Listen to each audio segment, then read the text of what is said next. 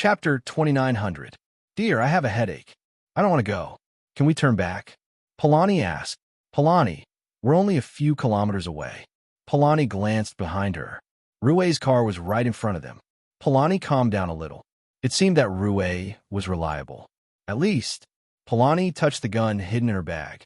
At least she didn't have to use it. Polani, do you remember the topic I discussed with you 2 days ago? Polani was a little distracted. What did you say? Do you remember the topic we discussed 2 days ago? What topic? Well, we discussed it that day. About God. You firmly believe that God does not exist. Is there a problem? No, but I think you will soon be able to determine whether God exists or not. Polani was shocked. Was he implying that she would soon be going to see God? Damn it, is he no longer hiding it now? Polani's heart skipped a beat again. Deco, can I ask you a question? Of course, we are husband and wife. You can ask me any questions. Have you ever thought of killing me? Balarinsa Deco looked at Polani in confusion and could not help but laugh.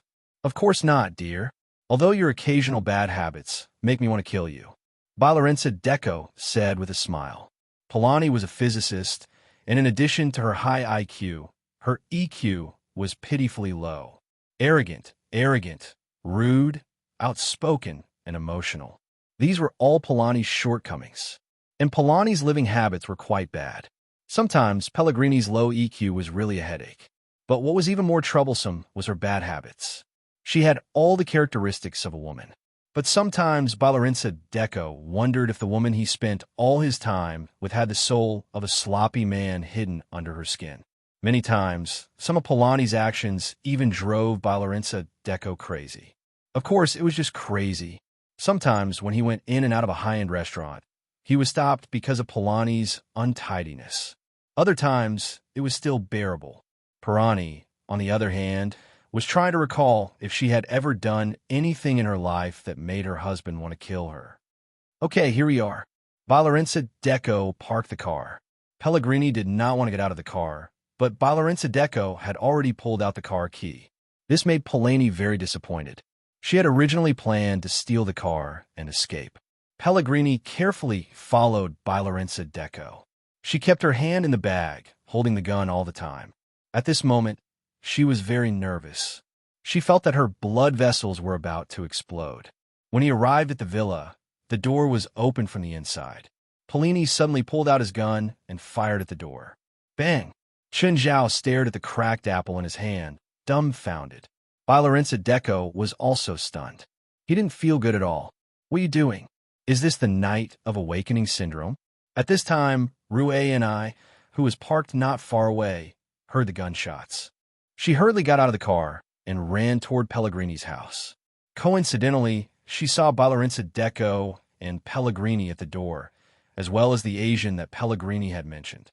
Chen Zhao looked at Balarinsa Deco in confusion. Then he looked at Polani. You're right. I only picked an apple in your backyard, and you're going to treat me like this? Don't come over. Pellegrini yelled. Pellegrini, what are you doing? Put the gun down. What? Are you still trying to trick me? Pellegrini yelled hysterically. Chen Zhao was even more confused. What was going on? He was here to exorcise, not to watch a couple's farce. Pellegrini, calm down. Put the gun down. Rue and I also ran over to stop Pellegrini. Did you invite a friend? Chen Zhao asked Balarinsa Deco. Ruini, why are you here? Balarinsa Deco was also confused at this moment. He felt that he might have missed some news. Rue and I, you came just in time. See, I was right. This Asian is the killer I was talking about. Chen Zhao felt that his IQ was lacking. Anyway, he didn't understand what was going on with this couple. Also, why had he become a killer? Chen Zhao looked at Balarinsa Deco blankly. Mr. Deco, I need an explanation. Why did I become a killer? Balarinsa Deco was very tired. I want to know too. His wife only had low EQ. She shouldn't be lacking IQ too, right? Pellegrini put the gun down. Worried that something would happen, Balarinsa Deco reached out to press Pellegrini's gun down. But just then, the agitated Pellegrini fired. Bang! Balarinsa Deco looked at his chest and then slowly collapsed to the ground. Deco. Pellegrini still loved her husband. Seeing that she had shot and injured Balarinsa Deco, She hurriedly put down the gun and helped her husband up. Chen Zhao also squatted down and patted Deco's face. "Are you okay?" Balarinsa Deco didn't lose consciousness. "I don't feel good. Do you know healing spells?" "No, but I'm a doctor and university professor. Let me take a look at your injury." Chen Zhao's magic seeped into Deco's body. "Not bad. It didn't hurt the main artery or the heart. Bear with it. I'll help you take out the bullet." Whoosh! Suddenly, Pellegrini and Rouet's vision blurred. Then they saw Chen Zhao's bloody fingers holding a bullet. Rouet and I whistled. Are all medical professors at this level now? Seeing the bullet, Pellegrini heaved a sigh of relief. But then, her gaze landed on the gun that had been put down. Instinctively, she reached for her gun, but Chen Zhao was faster. "Ms. Pellegrini, guns are dangerous. Please don't joke like this." Chen Zhao looked at the two women before him. "Carry your husband in first, and then explain clearly why you shot me. Was it because I plucked your apple? You're letting a frightened lady carry her husband in? You're not a gentleman." "Sorry, I'm holding a gun right now. It's not convenient." Chen Zhao smiled at Rouet and I. In the living room, Chen Zhao stuffed the gun into Rouet's hands. "I hope you won't shoot me." "That depends on what you do," Rouet and I said. "Go find some gauze and scissors. Preferably alcohol or alcohol." Chapter 2901. You're really not here to kill me? Pellegrini still had some doubts about Chen Zhao. Chen Zhao stopped treating Balarinsa Deco and looked up at Pellegrini. Now, he really wanted to kill this woman with an abnormal brain circuit. "Do you know what's going on with her?" Chen Zhao asked. Rouet and I glanced at Pellegrini. Pellegrini immediately tensed up. If this Asian was really here to kill her, if Rouet and I said it, he might just kill them. Pellegrini's gaze landed on the gun in Rouet's hand. No, Rouet and I seemed to really trust him. Pellegrini climbed up the wall and snatched the gun from Rouet and I. Chen Zhao and Rouet and I were both dumbfounded. What was going on? Rouet and I sighed. Pellegrini suspects that her husband has an affair and wants to kill her for another woman. This time, her husband brought her here and she suspects that he's going to do something to her. Your appearance makes her think that you're a killer. Chen Zhao didn't know what expression he should have. Anyway, it wasn't very pleasant. He touched his cheek and asked, "Do I look like a killer?" You're definitely a killer. I feel a dangerous aura from you." Rouet and I rolled our eyes. Dangerous aura? I think you're the most dangerous person here. Rouet and I really wanted to drag Pellegrini to see a psychiatrist. But now that Pellegrini had a gun, Rouet and I decided not to agitate her. "I'm not wrong. You're definitely a killer. Deco told you to come early to prepare and kill me as soon as I arrive. I had a gun in my hand just now. Why do you think I didn't shoot you if I wanted to kill you? Maybe because Deco was shot and you had to save him first. If he died, you wouldn't get the reward." Chen Zhao was dumbfounded by this forceful reasoning. "You're still the best. Even 100 mouths can't compare to you."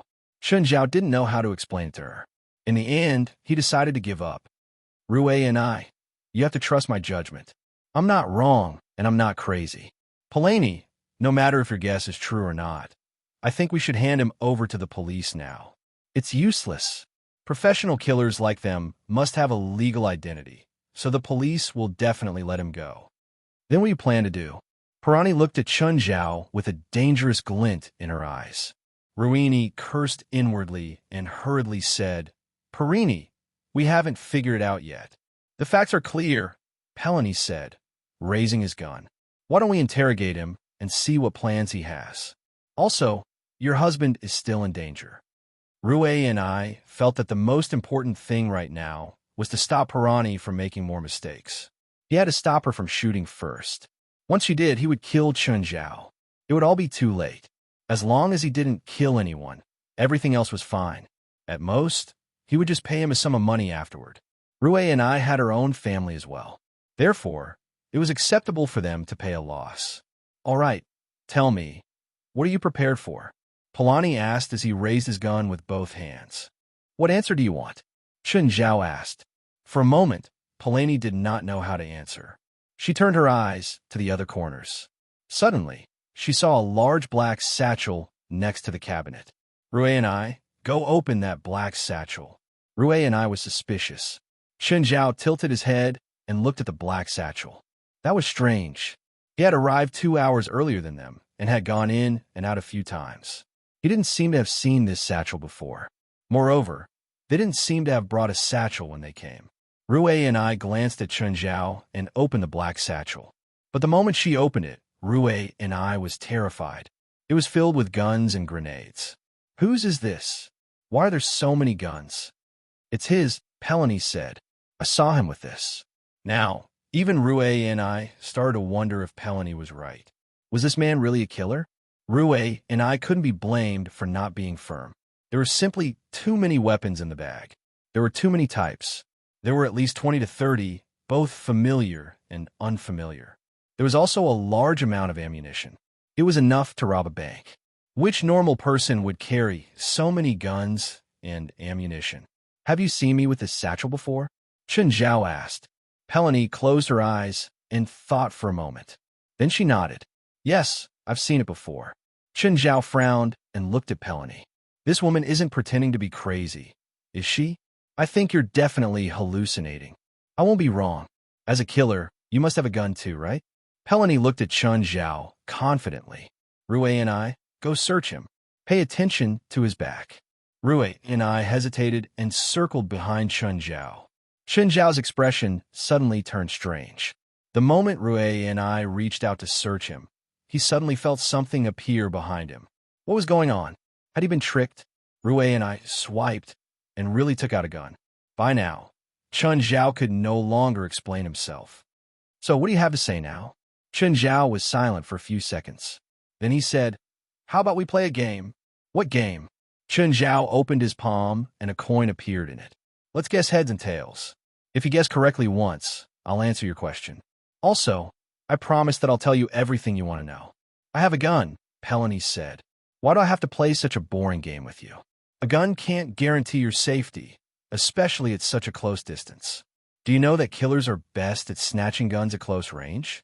Also, do you think you have bullets in your gun? Chun Zhao opened his other hand. There were 6 bullets in it. Don't try to trick me. My gun magazine is filled with more than 6 bullets. In fact, he'd stolen the 6 bullets from Pelony's gun. Chun Zhao had purposely kept a few bullets. However, Chun Zhao sensed that Pelony's gun magazine was really filled with bullets. Chun Zhao was really dumbfounded. What kind of ability was this? It was so strange. How is it? You have nothing to say now? I suggest you be more honest. Huh? Impressive.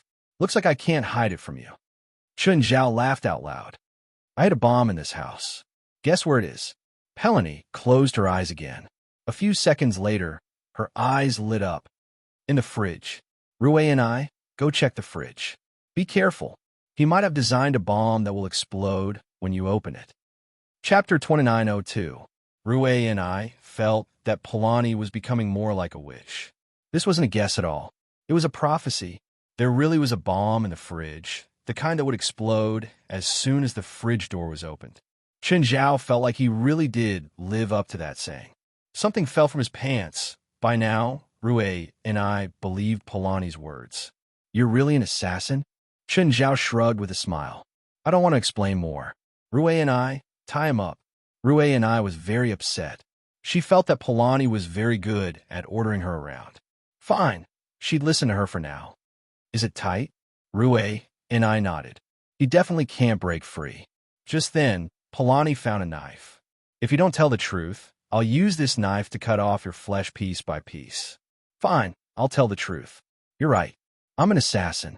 I took his money to kill you. Then why didn't you shoot before? Haven't you already found a good reason for me? Why do you still have to ask? No, I think you have another goal. Fine, I think you're pretty, so I want to satisfy myself before carrying out the mission. Are you satisfied with this answer? Rue's face turned red in anger. She gritted her teeth and glared at Chun Zhao. Pelony stared at Chun Zhao coldly. Suddenly, she raised the knife and stabbed it into the center of Chun Zhao's thigh. Chun Zhao's legs tightened in fear. Fuck, that scared me to death. Even if he was invulnerable, this sudden stab was still quite frightening. This was definitely the first time Chun Zhao had lost his composure. But Pelony didn't really stab it. She was just scaring Chun Zhao. Seeing Chun Zhao's pale face, Pelony felt a sense of satisfaction. I've already said so much. Why don't you satisfy me once and play that coin-guessing game? Why are you so obsessed with this game? Rue and I asked. Chen Zhao glanced at Rue and then at Polani. Do you believe in God? Why do you and Deco like to ask this question? A person who doesn't believe in God has God's power. What a strange world. Polani and Rue and I did not understand Chen Zhao's strange words. Chen Zhao wasn't sure about Polani's abilities either. Her ability was similar to that in Aladdin's magic lamp. As long as she made a wish, she could make it come true. Of course, she couldn't distort other people's thoughts, but she could create things out of thin air. Chen Zhao wasn't sure if she really had this ability, or was it a similar ability? The gun from before and the black satchel. They had all appeared out of thin air. This kind of ability was like the Taoist saying of the law. Can you say something? Say what? Just say that I want to defeat you. What? You said that I would defeat you. I want to defeat you? I told you what's wrong. Chen Zhao was silent for 3 seconds and then shook his head. I don't think so. Did you think so just now? What are you thinking about? Defeat me. Polini frowned. What are you trying to say? Or what do you want to do? I just want to entertain myself. Aren't you going to satisfy this small request of mine? I've already thought about it. You just don't know. Really? Chen Zhao was a bit disappointed. It seemed that Polini wasn't really strong enough to say the law. Chen Zhao didn't really know what kind of ability it was. Hey, what exactly do you want to do to me? Kill me? If that's the case, you better hurry up. The two women seemed to have almost forgotten about him. I haven't thought about what to do with you, Polini said. But that doesn't mean you're safe.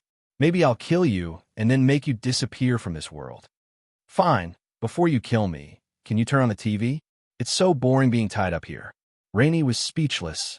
Can you give us some nervousness or fear? It felt like they were the passive ones. It made them lose face. You think I don't dare to kill you? You better give your husband Zhao some anti-inflammatory medicine. He seems to have symptoms of infection. I don't care.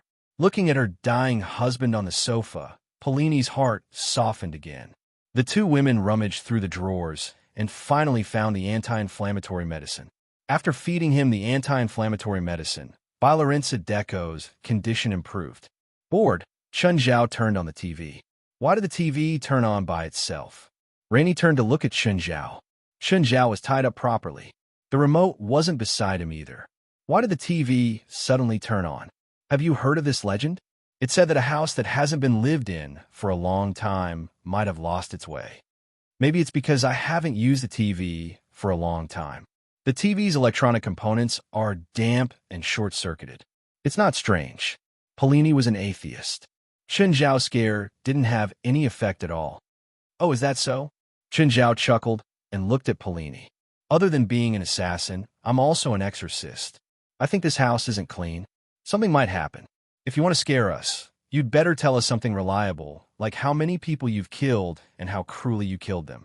If you're trying to say that there are ghosts in this house, I'm afraid you're just wasting your breath, Polini said expressionlessly. She scoffed at Chen Zhao's words. She didn't believe him at all. The moon is so beautiful tonight. Chen Zhao suddenly turned his head and looked outside. It'll be more convenient if I kill you and throw your body away. This time, it was Polini's turn to scare Chen Zhao. It's about to start. Start what? Rainey was very nervous. She could vaguely smell something unusual. Chen Zhao didn't answer Rainey. Instead, he said, You shouldn't have come. You have nothing to do with this. Did you make other preparations? Polani tightened her grip on her gun. Or do you have other accomplices? Accomplices? Not really. As assassins, they're competitors. You're saying that Deco found other assassins? He didn't find anyone, Chen Zhao said, smiling. They just came to me. Suddenly, a pair of pitch-black hands appeared from behind the wall and grabbed Rue and I in front of her.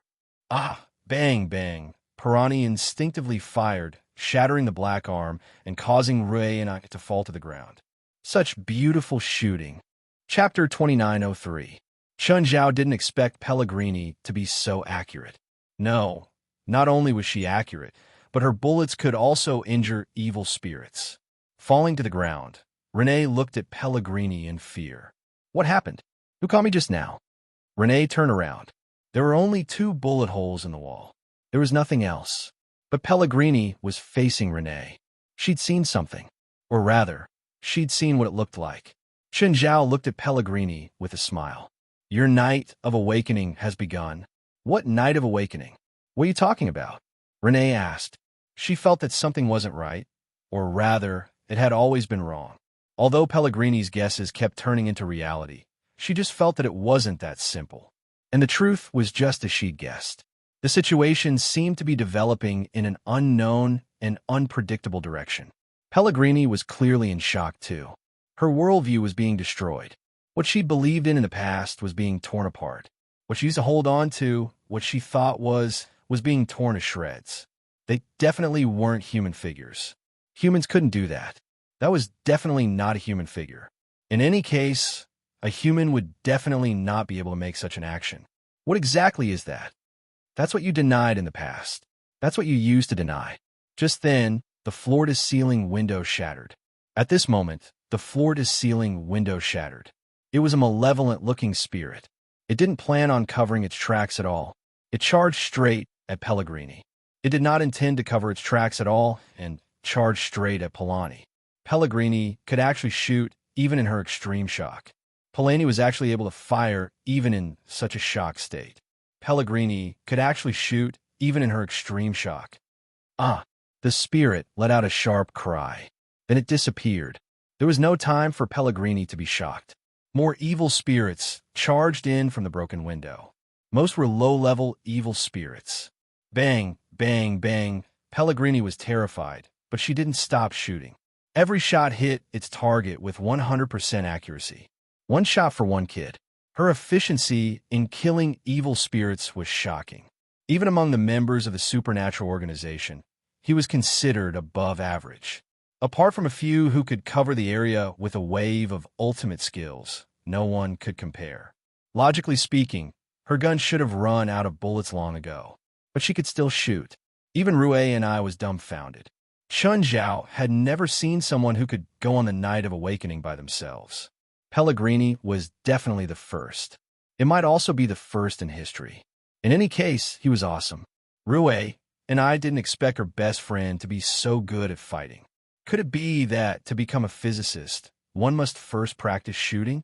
Polani, do you have an endless supply of bullets in your gun? The gunshots stopped abruptly, and Pirani froze for a moment. Yeah, why? Why were they able to shoot continuously? Pirani pulled out a clip. No bullets. I'm out of bullets. Chen Zhao watched from the side. She doubted herself. When she doubted herself, her ability disappeared. In other words, when she felt that it was true, it would happen. However, once he doubted himself, he would not be able to manifest his ability. However, this ability could not be used on humans. At the same time, this ability could not change the minds of others. Like she thought her husband was going to kill her. In fact, Lorenzo Deco had no such intention. The concrete manifestation of her ability should be to create objects, not to change reality. Aren't you going to use my weapons? Chen Zhao asked. But you better be careful. My weapons are very powerful. Pirani's eyes brightened. She went up and picked up the black satchel. She loaded it skillfully and then looked at Chen Zhao. Isn't this a normal weapon? How powerful can it be? Use your imagination and try it yourself. Won't you know? Just then, a huge, evil spirit charged in. It was even bigger and fiercer than the previous ones. Pirani raised her gun and fired at the evil spirit. Boom! Half the room was gone. The evil spirit disappeared along with half of its body. Pirani was also sent flying by the impact. When she stood up again, she looked very weak. Pirani turned to Chen Zhao with a blank expression. Is it a gun? It's a cannon, okay? Chen Zhao looked at Pirani with interest. Just as she guessed, these guns were not Chen Zhao's. So Chen Zhao had no idea how powerful they were. But Chen Zhao had misled Pirani with words to make her believe in the power of these guns. When she believed that these guns were more powerful than normal guns, these guns really became terrifyingly destructive. But now that half of the room was gone, their field of vision was even wider. They saw a whirlpool above their heads. A huge whirlpool formed by evil spirits. Evil spirits filled the sky and danced around the whirlpool. It was as if the gates of hell had opened. The stronger evil spirits were also waiting for a chance to devour the weaker spirits. Chen Zhao couldn't help but whistle. So many. There were really so many. All the evil spirits in L.A. had probably been attracted here. They're all here for you. Welcome them. Chen Zhao chuckled at the shocking scene before him. Pirani's face was drained of blood. The scene was too shocking. Chen Zhao was also surprised. Before seeing it with his own eyes, he'd only sensed that there were many evil spirits outside through his senses. Because the auras of these evil spirits were mixed together, even Chen Zhao didn't know how many there were. But after seeing it with his own eyes, Chen Zhao finally confirmed many things. Pellegrini was also frightened. When despair flooded her, she realized that she couldn't do anything. The weakness she felt right now made her feel very powerless. After she'd fired that shot, she realized that it was hard for her to even breathe. Pirani turned to Chen Zhao. Powerless, unwilling, and angry, she said, "Tell me, what's going on? Why do I have to face these things?" As you can see, these are all your customers. Their requirements are simple: your magic, your flesh, and your soul. Just then, a group of evil spirits separated from the whirlpool. They turned into a whistling black cloud and surged toward Pirani. There might be hundreds of evil spirits separated from the whirlpool. This was only 1% of the total, maybe even less. Pirani raised her gun again. With a boom, a ball of fire exploded in the middle of the black cloud. A large number of evil spirits were annihilated by this attack. But this wave of attacks didn't end. The evil spirits that didn't die were crazily devouring the scattered soul fragments. At this time, although their numbers had decreased, they had become stronger individually. They were even more scattered. Pirani didn't know what to do. Chapter 2904. The second shot made her even weaker. She could already feel that after she used this weapon, she would feel powerless. Chen Zhao also felt it. It seemed that she could materialize some things. But it wasn't limitless. For example, from Chen Zhao's words, she believed that the gun was powerful. For example, through Chen Zhao's words, she believed that the gun was powerful. But there was a condition. She needed to consume her magic power. This meant that if she had enough magic power, she could even materialize a world. In other words, if she had enough magic power, she could even materialize a world. Of course, to materialize an entire world, she had to have enough magic power. All the spiritualists in the world combined wouldn't be enough. But this was still enough to show how powerful she was. Theoretically, there was no limit to her power.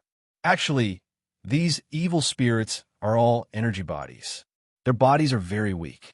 I have a glove in my bag, a black glove. After you put it on, you can directly touch these evil spirits and tear them apart with your hands. Pirani immediately rummaged through her bag and found a pair of black gloves. Without hesitation, she put them on immediately. Just then, the evil spirits swooped down. They look fierce, but most of them can't actually cause physical damage to you. Find a chance and punch them. Pirani swung her fist and smashed an evil spirit in front of her. Pooh! The evil spirit was dumbfounded. Just then, it saw a black hand grab it. Rip off their heads. Pirani grabbed the evil spirit's head and pulled lightly. The evil spirit's head was torn off. Rue and I was dumbfounded. She could do that? Chen Zhao nodded in satisfaction. Pirani didn't need his guidance anymore. She already knew how to fight according to Chen Zhao's instructions. Pellegrini had an absolute advantage in low-level battles. Pirani could kill one with a punch, but the evil spirits kept increasing. She gradually couldn't keep up. Whoosh! Pirani's arm was scratched. Ah, it hurts! Pirani yelled. Didn't you say they can't cause physical damage? It looks like a physical injury, but it's actually an illusion in your brain. As long as you believe that they're not hurting you, the illusion will be destroyed. Chen Zhao wanted to see if Polani's ability could be used on him. Polani suddenly realized that it did not hurt that much anymore. He loosened his grip on the wound, and it disappeared. I feel very tired. Polani's body swayed. Her face was pale, her breathing ragged, and her arms were no longer strong. Chen Zhao looked at Pirani. It seemed that she had used up too much magic power and couldn't recover fast enough. This was also the problem faced by most spiritualists. Most spiritualists would run out of mana after casting a few spells. Of course, it was mostly because he didn't know how to control his mana. Chen Zhao had been through this before, so he was worth Polanyi's current situation. Forget it, I'll do it next. Renee and Pelony looked up at Chen Zhao. The rope binding Chen Zhao suddenly turned into ashes. Chen Zhao stood up. You? Both Rainy and Prani stared at him in shock. Do you really think that this thing could tie me up? Both of them looked slightly embarrassed. Weren't you afraid that I would really shoot? Huh. Chen Zhao chuckled and looked up at the sky. Then Chen Zhao snapped his fingers. First, the evil spirit closest to Chen Zhao suddenly ignited into a ball of fire. In just a few seconds, it exploded into a ball of sparks. The sparks touched the other evil spirits. The other evil spirits exploded right after. The sky was filled with tens of thousands of evil spirits, like fireworks. They kept spreading and exploding. Even the most beautiful spell wasn't even 1% of this. Some evil spirits had their own elements, so they were especially beautiful when they exploded. Renee's mouth gaped. Pelony's eyes were filled with splendor. In just a few minutes, after a chain of explosions, the sky full of evil spirits had disappeared. The vortex formed by the evil spirits also dissipated. Only soul fragments fell from the sky like stars. It was the most beautiful scene in the world. Rue and I looked at him. You're not a killer, right? I told you that I'm an amateur exorcist. Not long ago, I received a request from a good husband. His wife might awaken her magic power, and this kind of awakening is extremely dangerous, so he asked me to protect his wife. Because their house is in the downtown area, it's not convenient for them to perform the Night of Awakening, so they moved to a remote forest villa. That's all I know and my purpose. As for whether this good husband plans to kill his wife and elope with her lover after her awakening, I don't know. Rue and I speechlessly looked at Pellegrini. Pellegrini's face alternated between red and white. Then why did you admit it just now? I've always been a very honest person, especially when someone points a gun at me. I'll be very scared, and I can only obediently say things that go against my heart. Rue and I and Polanyi were speechless again. Chen Zhao cooperated. But you said you were very afraid. Let's be reasonable. If you were even a little bit scared just now, I would have killed myself on the spot. Chen Zhao glanced at the wall. The clock on the wall. Half of the house had been destroyed by Pellegrini, but the other half was still undamaged. Mr. Deco told me to try not to damage his house. Luckily, I didn't do it. No, it's your weapon. It's not my fault. Pellegrini stared at Chen Zhao, gritting her teeth. Chen Zhao shook his head.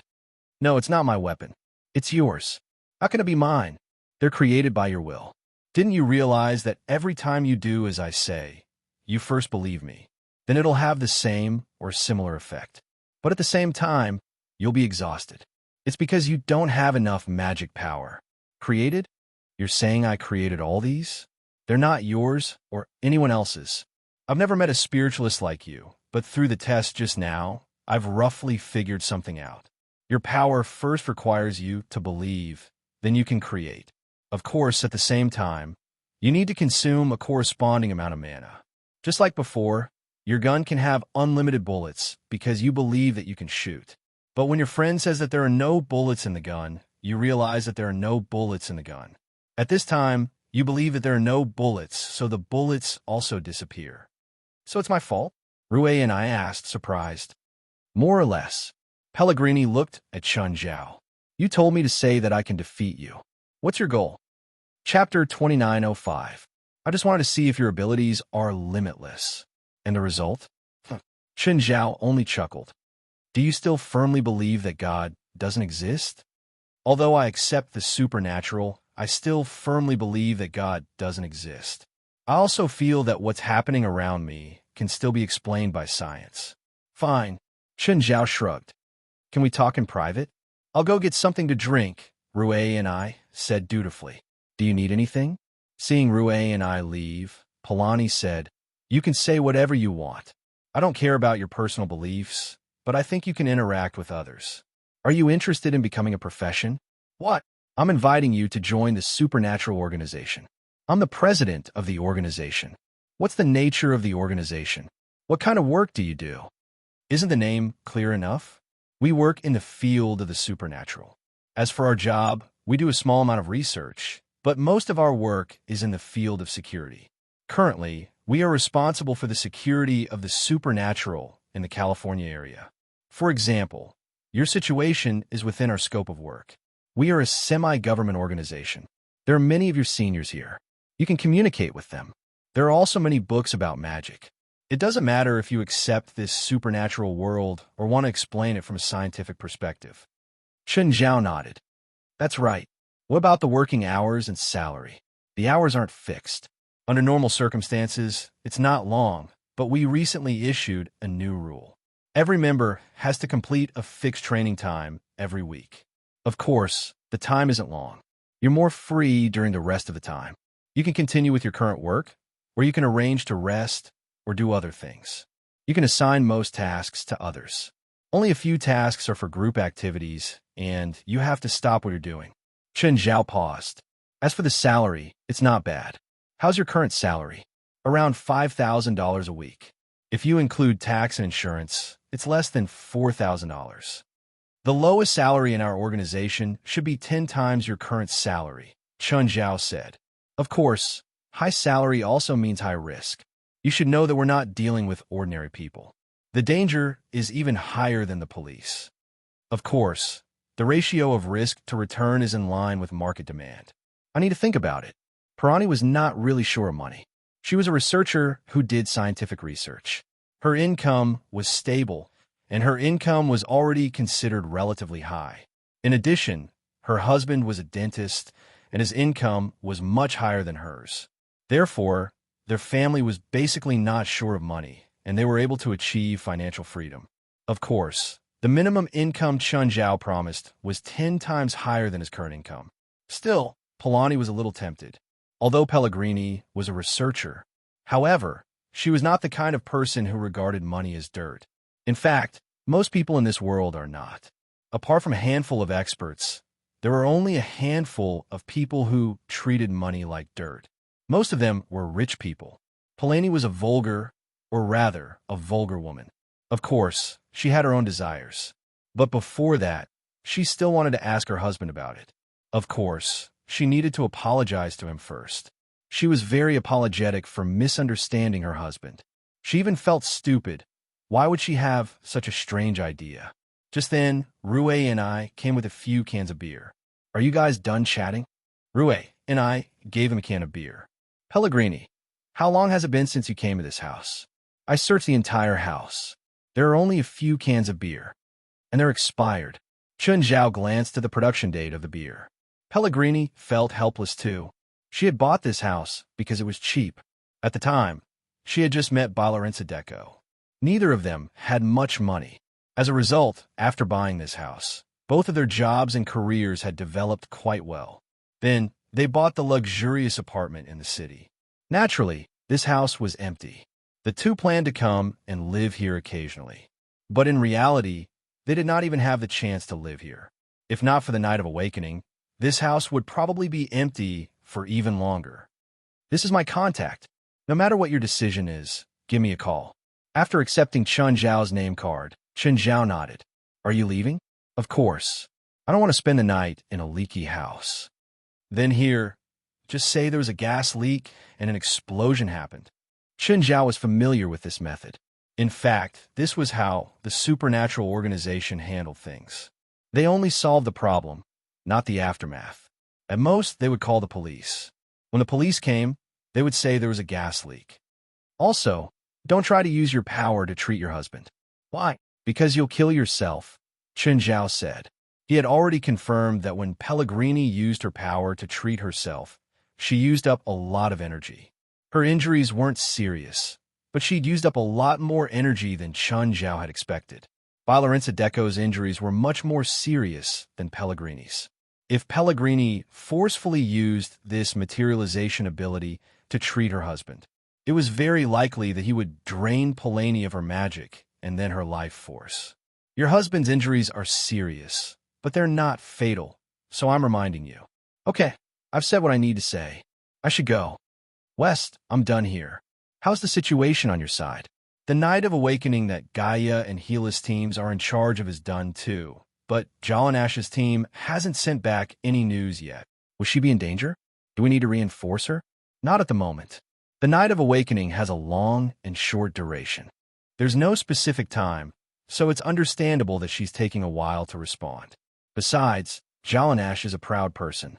If we go and help her, she'll be angry. Okay, then that's it for now. Contact me if anything happens. Chun Zhao did not insist on interfering. Nine Heavens, Divine Emperor. Chapter 2906.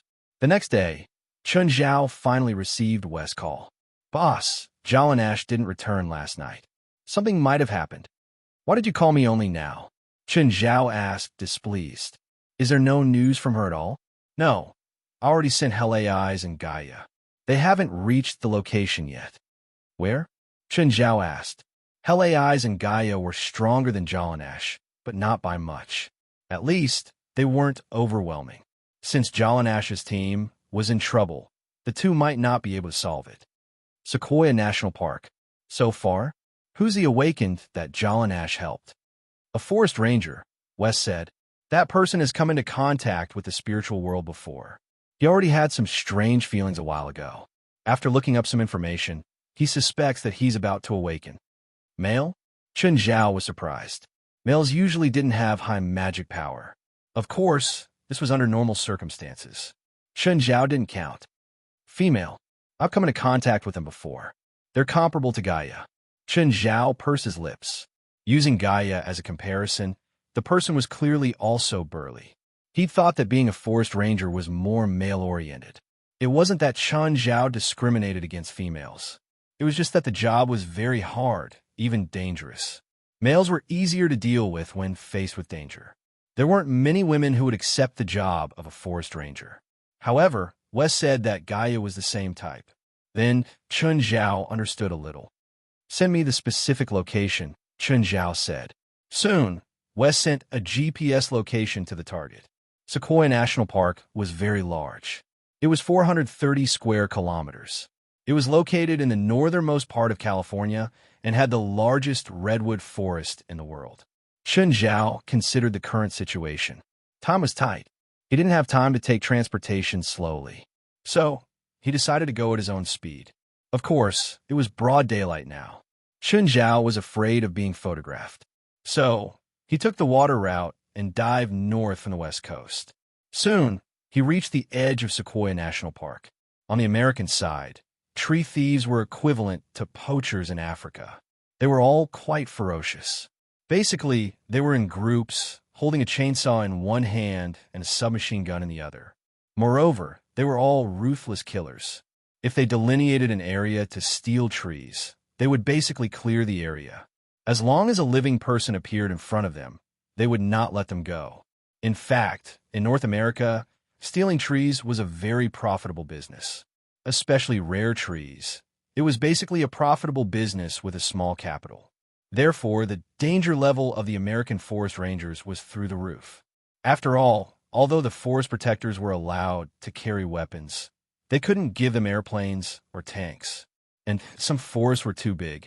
Therefore, a forest ranger team would patrol a very large area, and most of the time, they would patrol separately. Their job was not to confront the tree thieves. Basically, if they found any traces, they would immediately call for reinforcements. If he was alone and encountered a tree-stealing team, he would definitely be killed. That was basically evaporating from the face of the earth. This was not a joke. With the ruthless methods of the tree-stealing gang, burying people alive was a common practice. Putting it through the woodcrusher was a common occurrence. When he arrived at Sequoia National Park, he realized that the density of the spiritual chi here was a bit too high. It wasn't just excessive, it was simply a sensitive word. Based on the current situation, the concentration of heaven and earth spirit chi in ordinary areas was about 1% to 3% higher than before the spirit chi tide. The concentration of heaven and earth spiritual chi here was at least 200% higher than in other areas. If there were different degrees of enhancement according to the influence of the heaven and earth aura on the night of awakening. Here, With the 200% concentration of heaven and earth aura, the difficulty of the Night of Awakening would increase to an unprecedented level. Just then his phone rang. "President, we heard from Mr. West that you're coming too. We're here now. The situation doesn't seem right. Jalanash and the hunters are gone. I've arrived at Sequoia National Park. Are you on the GPS? Yes, this is where we are now. I'll be right there." Helis had just ended the call with Chun Zhao. Suddenly, there was a sonic boom. Then Chun Zhao appeared before them. Both Helis and Gaia rubbed their ears. Helis glanced at Chun Zhao, complaining. "President, I think the association needs to make a rule. Every time you're near other members, you can't maintain a speed above the speed of sound." Even though they had extraordinary bodies, it was still difficult for them to accept the roar brought by the sonic boom. It felt like 100 pieces of sandpaper rubbing against their ears. Chun Zhao pursed his lips. His normal speed was already over 100 times Mach, so he couldn't control it at all. Therefore, he had to hit the brakes every time. In other words, when he reached his destination, he had to form a high-density air wall in front of him and then slam into it to forcefully stop his body. This also resulted in a loud and sharp sound every time he reached his destination. Chun Zhao looked around. This was a small house in the forest. Judging from the structure, it should have been renovated in recent years. It also seemed to be inhabited. This used to be the hunter's residence, but she's gone now. Jalanash is also gone. Can't you contact her through the communicator? I can, but the signal is jammed. Even if I get through, I can't hear what they're saying. Then how do we find them? This place is more than 400 square kilometers. It's like looking for a needle in a haystack for us to find a few people here. Even if Chun Zhao spread out his small world and covered it with his senses, it was still difficult to reach every corner of this place. Jalanash and her team probably won't go very far. After all, this place is remote enough. Even the most high-level Night of Awakening is remote enough, so they won't go deep into the forest. "Okay, I'll try nearby," Chun Zhao said. Dark magma surged out from under his feet and started flowing in all directions. Every corner and every darkness was covered by the dark magma. Of course, the dark magma in this mode wasn't lethal. In this environment, Chun Zhao realized that his magic was recovering rapidly. In fact, this recovery was meaningless to him, because Chun Zhao already had a recovery speed that far exceeded his consumption. If Chun Zhao's consumption was 1, his normal recovery speed was 2. Now it was 4. This change was useless to Chun Zhao, but for low-level spiritualists, it was very important. Many big moves that they didn't dare to use in the past were no longer dangerous to them now. The spiritual tide actually didn't affect people at the top of the pyramid like Chun Zhao. Instead, it affected low-level spiritualists. It would also create more spiritualists. The increase in the bottom structure meant that more people could climb to the top of the pyramid. Chapter 2907. Suddenly, Chun Zhao's dark lava sent a message. For kilometers ahead, there was a huge sinkhole. "Find a hole. Go check it out." Just as Helis and Gaia were about to speak, they saw Chun Zhao fly away. Their voices couldn't keep up with Chun Zhao's speed. Gaia looked at Chun Zhao's disappearing figure. Then she glanced at Helis beside her. "Then I'll go too." The next moment, a wave of heat surged from her side. Helis quickly retreated. She saw Gaia turn into a dragon over 25 meters long and fly away. "Fuck," Helis cursed. She could fly too, but not for long. She was also very slow. She was just a bit faster than a normal person running. Most importantly, she couldn't fight while flying. If she flew, she would be a moving target. This made Helis very sad. Of course, she still decided to fly in the direction Chun Zhao and Gaia had gone. After all, this was a forest, not a battlefield. It took her more than 10 minutes to travel a few kilometers. Finally, she saw a hole with a diameter of 100 meters before her. What was the diameter of this hole? It was about the size of a field. Judging from the traces, this sinkhole should have collapsed recently. However, the size of the hole was a bit ridiculous. It was so ridiculous that she couldn't see through it. "Where's the president?" When Helis reached the hole, she saw Gaia beside it. but she didn't return to her human form. Aren't you going to return to your human form? Maybe we'll have to fight later. Here, my dragon form consumes magic power at the same rate as my mana recovery. So, theoretically, I can maintain this form forever, Gaia answered with her dragon's bloody mouth. Okay. Helis also felt that her mana recovery speed had increased. However, most of her spells were the type that drained her immediately, so she wasn't as strategic as Gaia. Chen already went down. Why didn't you follow? Release your senses. Feel it yourself. Helis' perception range wasn't small either, although it wasn't as sensitive as Chun Zhao's small world. But it still had a range of close to 50 meters. Of course, although his perception range was 50 meters, it was only perception. He was unable to clearly sense all the movements in this area, like the small heaven and earth. Hera's sensed that this place was filled with chaotic heaven and earth spiritual energy.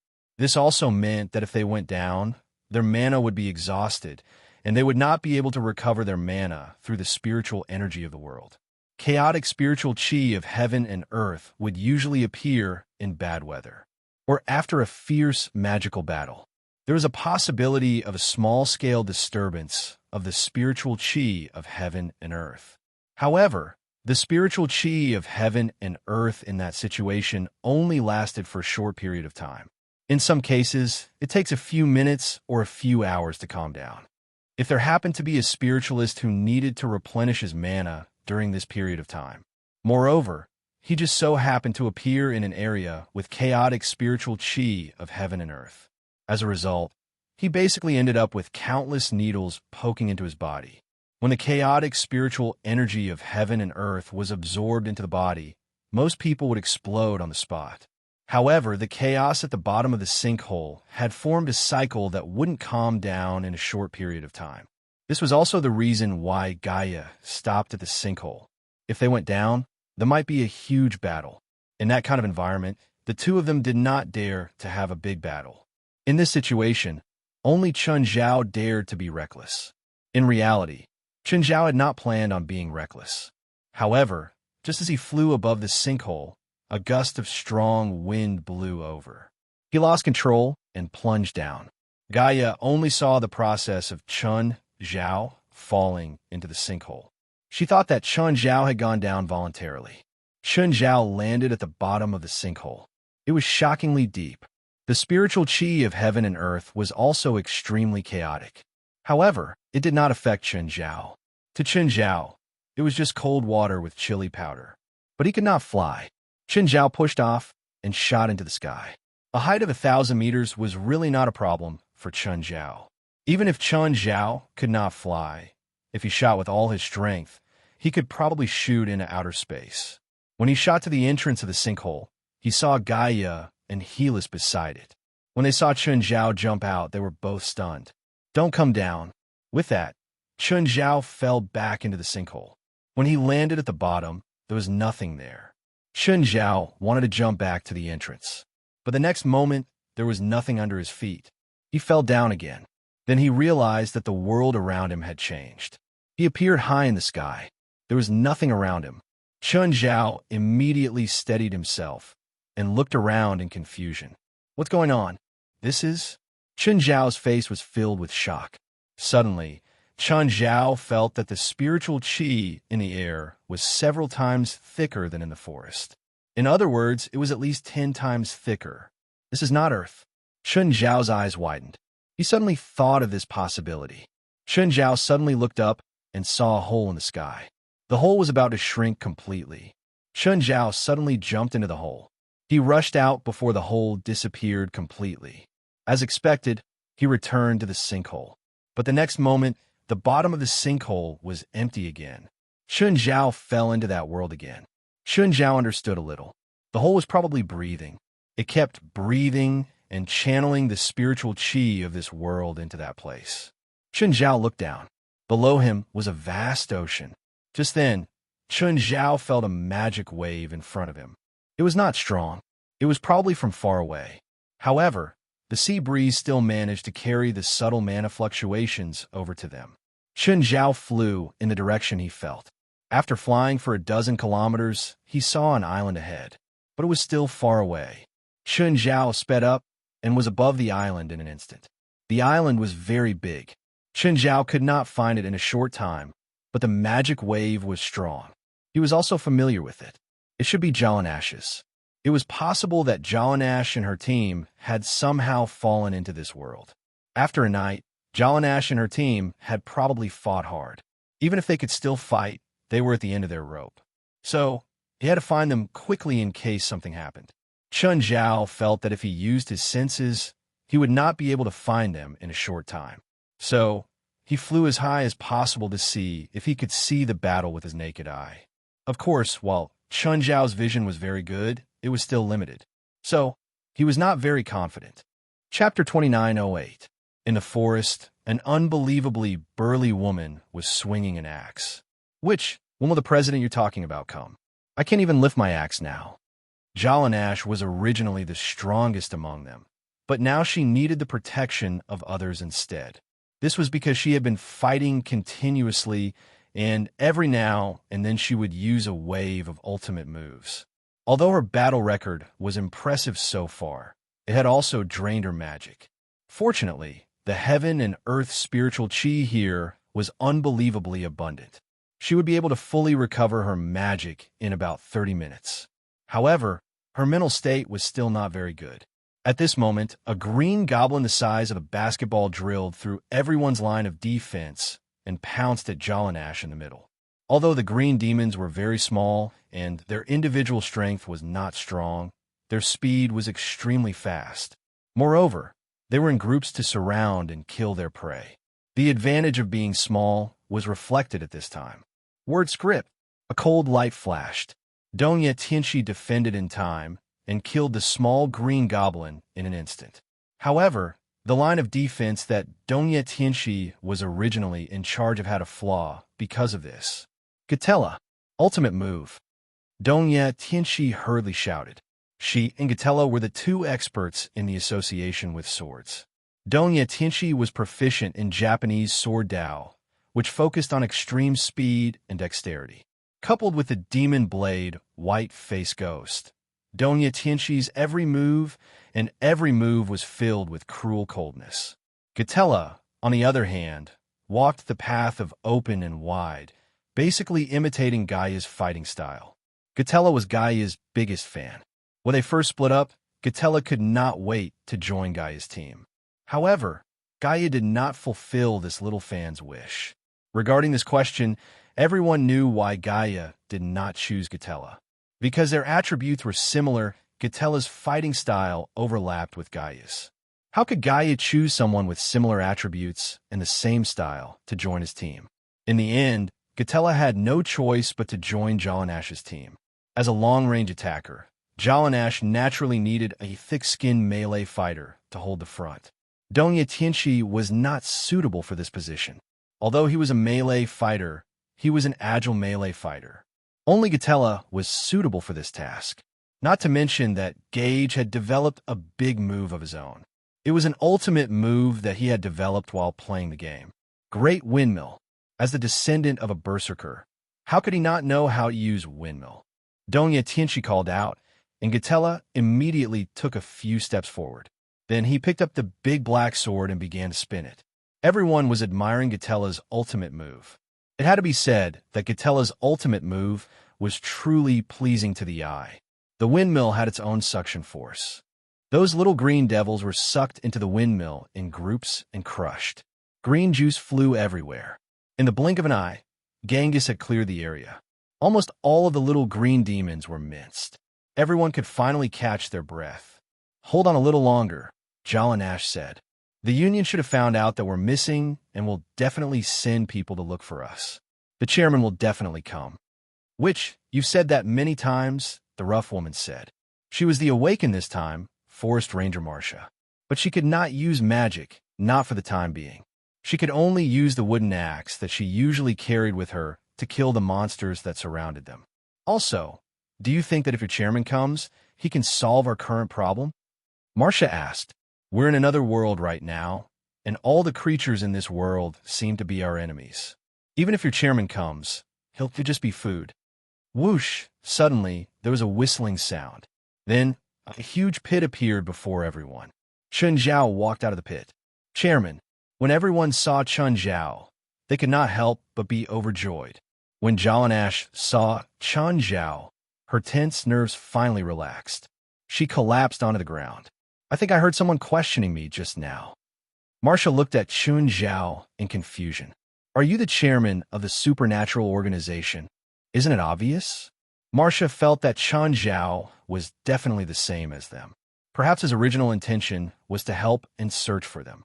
But now, he seemed to have fallen into this world too. Tell me what's going on.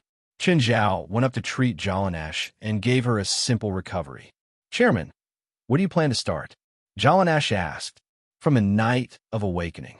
Aren't you doing the night of awakening? Why are you here? Chun Zhao asked, confused. It was just the night of awakening. No matter how strong it was, Chun Zhao had experienced it before. His two daughters were the record holders of the night of awakening. But even that level of awakening didn't come to another world. Could this person's night of awakening be able to shatter the void? We originally planned to find an open area to carry out the night of awakening because there were too many obstacles in the woods. It would be easy for those evil spirits to attack us.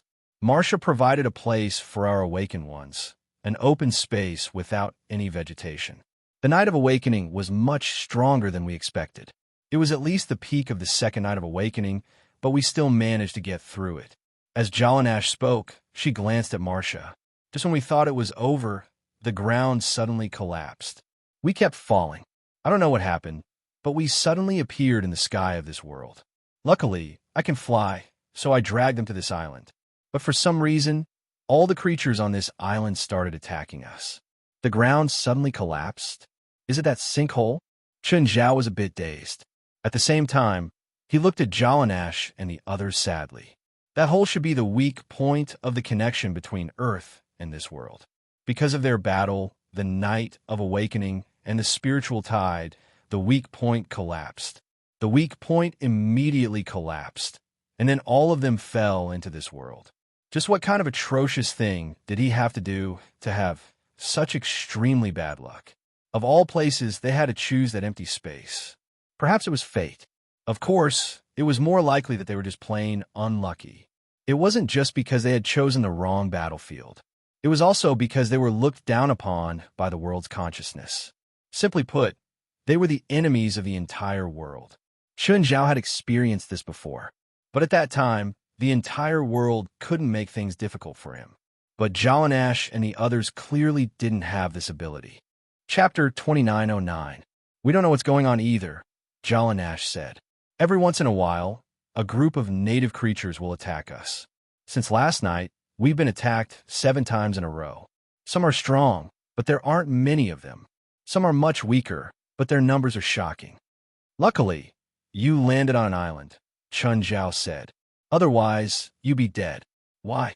Because you're the enemies of this world, Chun Zhao replied.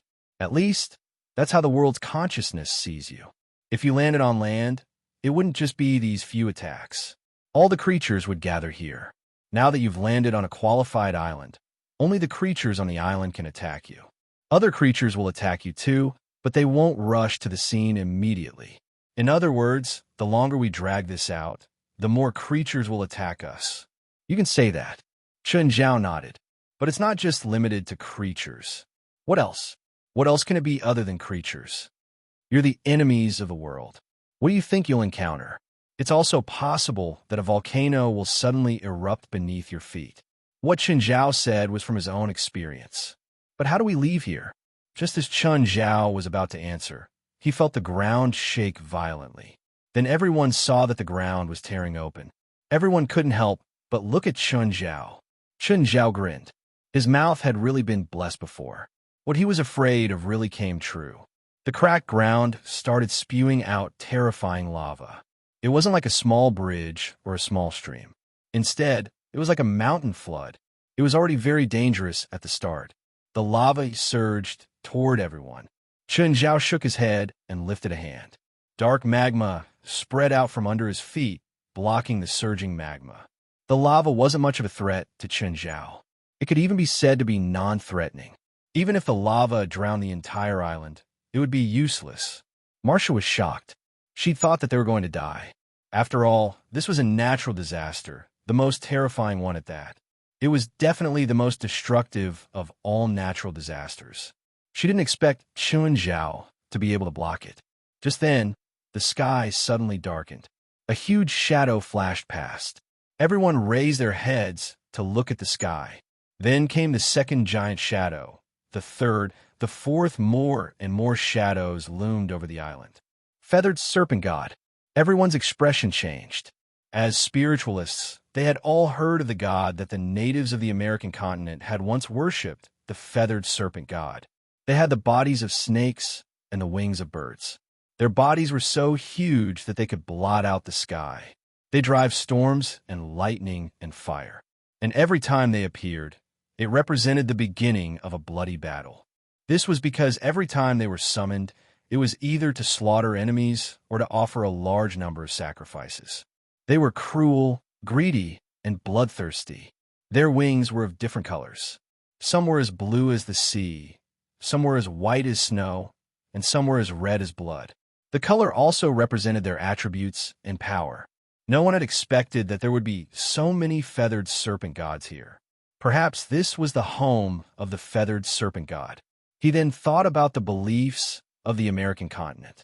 The existence of that weak point was understandable. It was because they were too close to Earth, so much so that they could be easily summoned. But it wasn't a good sign to see them here. Their bodies and wings were simply too huge. Each feathered serpent god was like an ancient giant beast. The smallest was 100 meters long, while the largest was more than 1,000 meters. So troublesome, Chun Zhao cursed in his heart. He'd originally planned to leave with Jalanash and the others. He didn't plan on doing anything big, but the appearance of the feathered serpent god made Chun Zhao give up on this plan. These feathered serpent gods weren't ordinary creatures. More accurately, they represented the will of the world. Now, the will of the world wanted to kill them with all its might.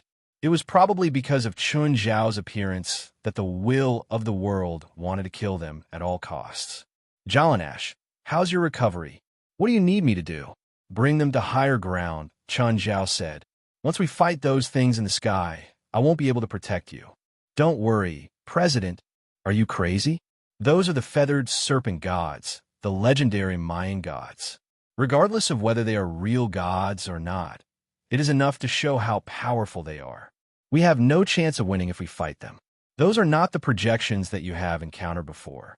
These are the real feathered serpent gods, Masuria shouted. Also, didn't you see the number? Chun Zhao glanced at her. What else? Negotiate with them? Or hide in the forest and pray that they won't see us? Marcia didn't know what to do either, but she felt that fighting the feathered serpent gods was definitely the wrong choice. Just then, the sky was completely covered by a shadow. An incomparably huge feathered serpent god covered the sun. Huge, unbelievably huge. Its body was almost 1/3 the size of an island. Did you see that? That posture is perfect. Marcia was so shocked that she started spouting nonsense. Red and blue wings, a snake crown on its head, and even a horn. It seemed to be the king of the feathered serpent gods. All the feathered serpent gods surrounded it, welcoming the arrival of their king. Even Jalanash and the others were shocked by the beast's posture. That's the greatest enemy I've ever faced. Chun Zhao was astonished. Our warehouse can't seem to fit all of them, Donya Tianchi exclaimed. By the way, if the president beats a feathered serpent god half to death and we kill it, will that count as killing a god? Stop joking. Let's escape first. At least we won't be a burden to the president. Jalanash was the captain, after all. She naturally had to act like one. In the past, no matter what kind of enemy it was, she would definitely charge forward first. But ever since she became the captain, her first responsibility wasn't to complete the mission or defeat the enemy. Instead, it was to ensure the safety of her teammates. Marcia really admired these people. Even in the face of disaster, they could still use jokes to resolve the desperate atmosphere. Marcia didn't have any hope that Chun Zhao could defeat the feathered serpent gods. Not to mention this huge wave, Even a single one would be quite difficult to deal with. Chapter 29:10. Marcia looked back at Chun Zhao. Chun Zhao was still standing there. Not long after Jalanash ran away, magma suddenly surged in from all directions like a dam had collapsed. Marcia looked and saw that Chun Zhao was still standing there. The magma was about to reach him. He still didn't move. Jalanash, your president is still there. Is he crazy? Ignore him, Jalanash said with certainty. Marcia looked back again and saw that Chun Zhao had already started soaking his feet. The magma had already reached his thighs. Marcia still asked hesitantly, "Are you sure it's okay for him to do that?" "No problem. You didn't even look back at your president." "Fine. Looks like you've given up on him." As soon as Marcia finished speaking, Chun Zhao shot into the sky. At the same time, he shot into the sky with a huge amount of magma. The magma turned into a red pillar and pierced through a serpent god in the sky. The serpent god was almost 1,000 meters long. It had white wings and could control the power of storms. But it didn't even have time to understand what was going on. The scorching magma dragged it to the ground. Its huge body crashed into the ground. Marcia stopped running.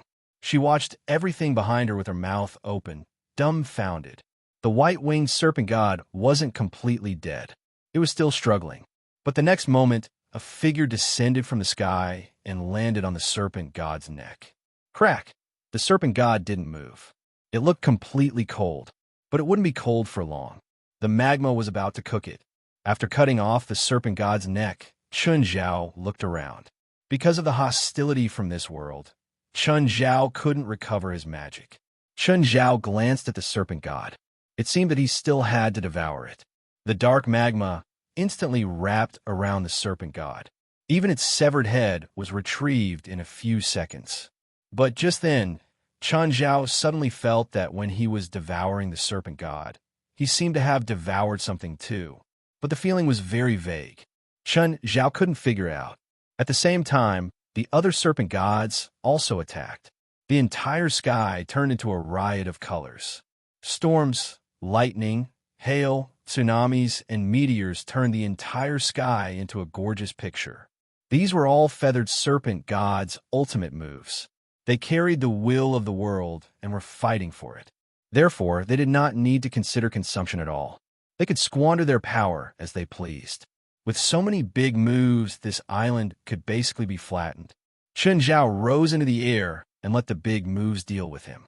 Of course, big moves like tsunamis and earthquakes were basically used for jokes. The area of effect was not bad, and it was a strategic level ultimate move. But using it for a duel was just thinking too much. Was he hoping to kill the other party with a jolt?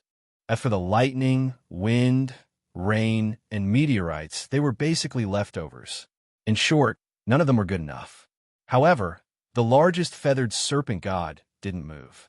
It still spread its wings and looked down at Chun Zhao. Chun Zhao's eyes glinted fiercely. "I hate this kind of condescending look the most. I'll kill you." Chun Zhao's voice wasn't loud, but Quetzalcoatl still heard it. Of course, it wasn't listening. It was sensing Chun Zhao's intentions. At their level, it basically played with the flow of consciousness. Quetzalcoatl spread its wings to the maximum. Instantly, its aura increased by more than 10 times. A fireball appeared above its head. It was a very ordinary fireball. Apart from being big, there was nothing special about it. How big was it exactly? It was about 100 times bigger than Quetzalcoatl. It was only dozens of times bigger than the island. It wasn't special at all. Chun Zhao was dumbfounded. Did this guy summon the sun? How was he supposed to fight it? Chun Zhao's main element was fire. He probably wasn't afraid of this. But if this thing exploded, it could probably sink an entire continent. Go! Chun Zhao didn't retreat. Instead, he charged into the huge fireball. Chun Zhao couldn't absorb the spiritual qi of the world, but that didn't mean he couldn't absorb the fire qi. After charging into the fireball, Chun Zhao's clothes were already burned to ashes. Suck. Suck as much as you can. Chun Zhao didn't care if he would explode. Theoretically, his inner world was endless. As expected, under Chun Zhao's crazy absorption, the fireball gradually shrank. Seeing this, the Quetzalcoatl realized that its ultimate move had weakened. It immediately activated its power, and the fireball expanded to its limit again. Chun Zhao devoured the fire qi like crazy. His body became heavier and heavier. Such a huge amount of fire qi was much bigger than when he was under Chogo Peak. No, it was much bigger. Although the inner world was endless, there was a limit to the body that carried the inner world. But Chun Zhao immediately activated the second tier of the primordial regression technique. Instantly, the pressure decreased. Chun Zhao looked inside his inner world.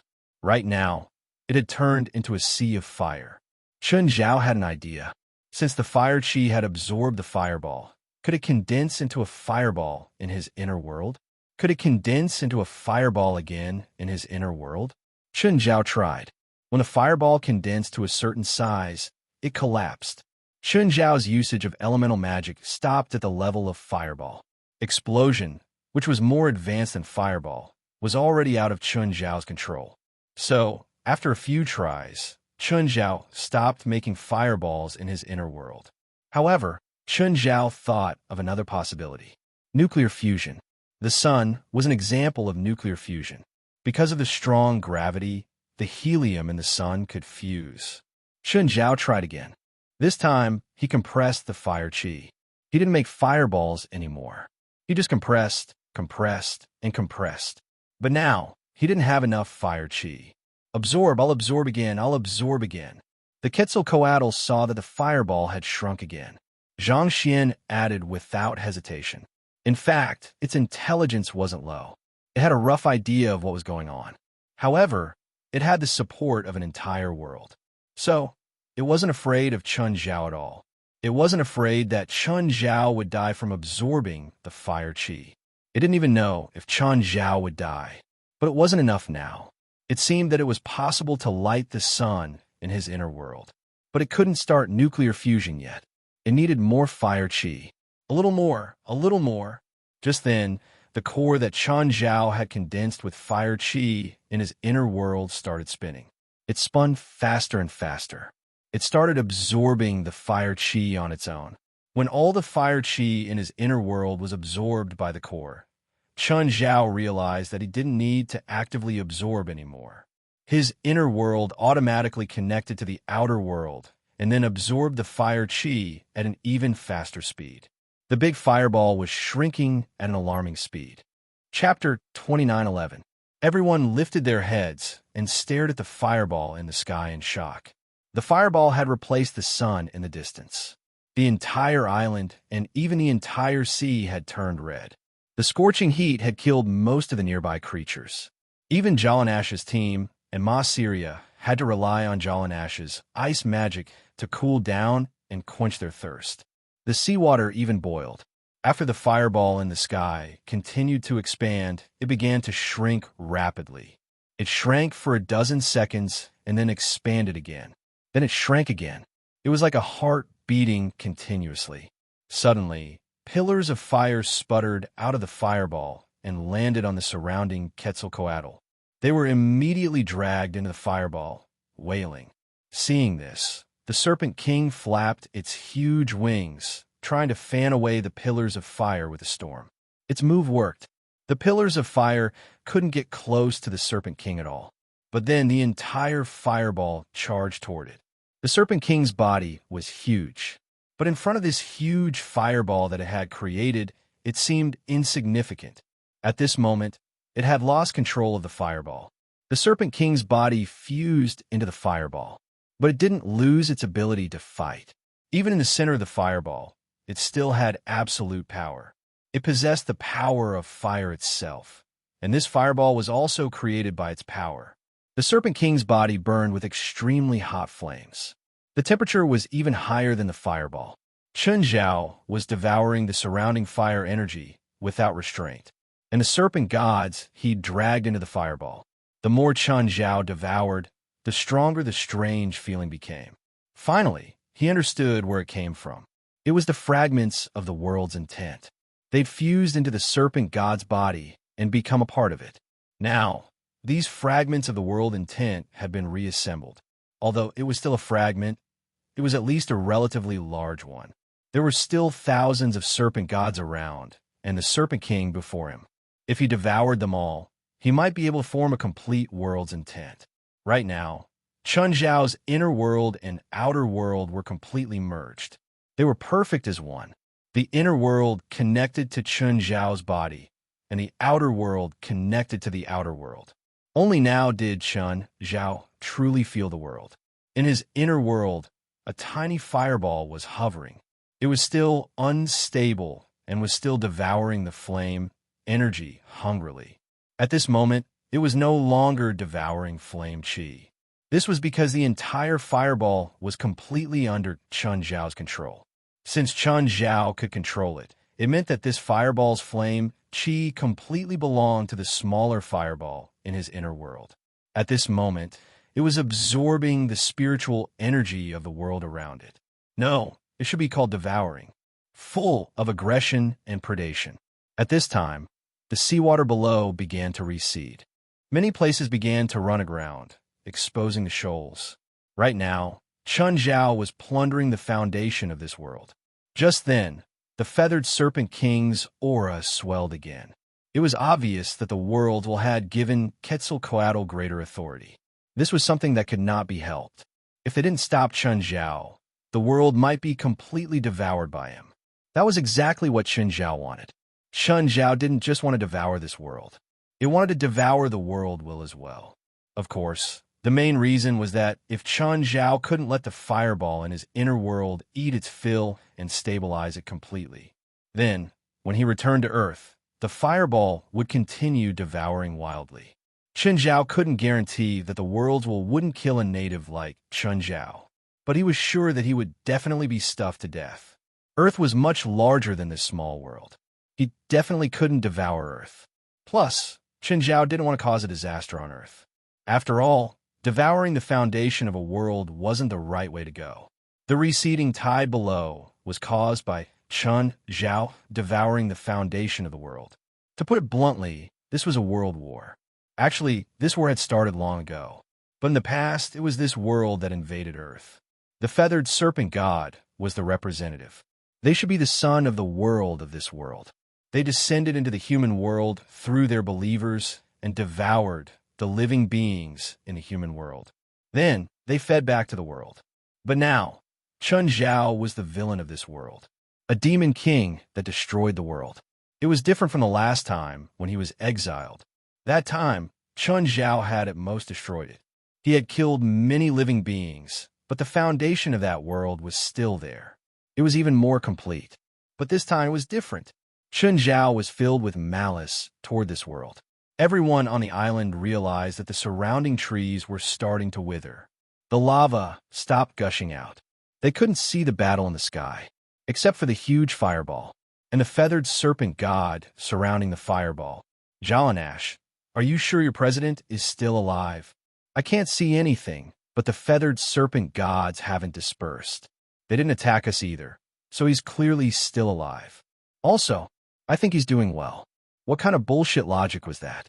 Marcia couldn't even complain, but she could only hope for that now. Otherwise, everyone would die together. Suddenly, something flew out of the fireball. It was huge. It was extremely huge. It was white and burning with flames. Boom! The thing landed before everyone. Everyone saw that it was a feathered serpent god without any flesh or blood. Only a skeleton was left, but the skeleton was burning with flames. He was dead through and through. It was really tragic. It had fought until only its skeleton was left. One by one, the skeleton of the feathered serpent god fell from the fireball. The fireball in the sky continued to pull in the lively Quetzalcoatl as it continued to spit out fireballs. 1, 2, 3. In just a few minutes, only a few kittens were left of the feathered serpent god in the sky. The other feathered serpent gods knew that things were bad and started fleeing. Oh no, Jinkiris said, slapping his thigh. Did the president eat the biggest feathered serpent god too? That's a god. How many good swords can be made from their flesh? I need to soak in the blood of a god. Donya Tianchi's demon knife, white-faced ghost, also spoke. He was very satisfied with his current life, even though he couldn't control the knife wielders as easily as before.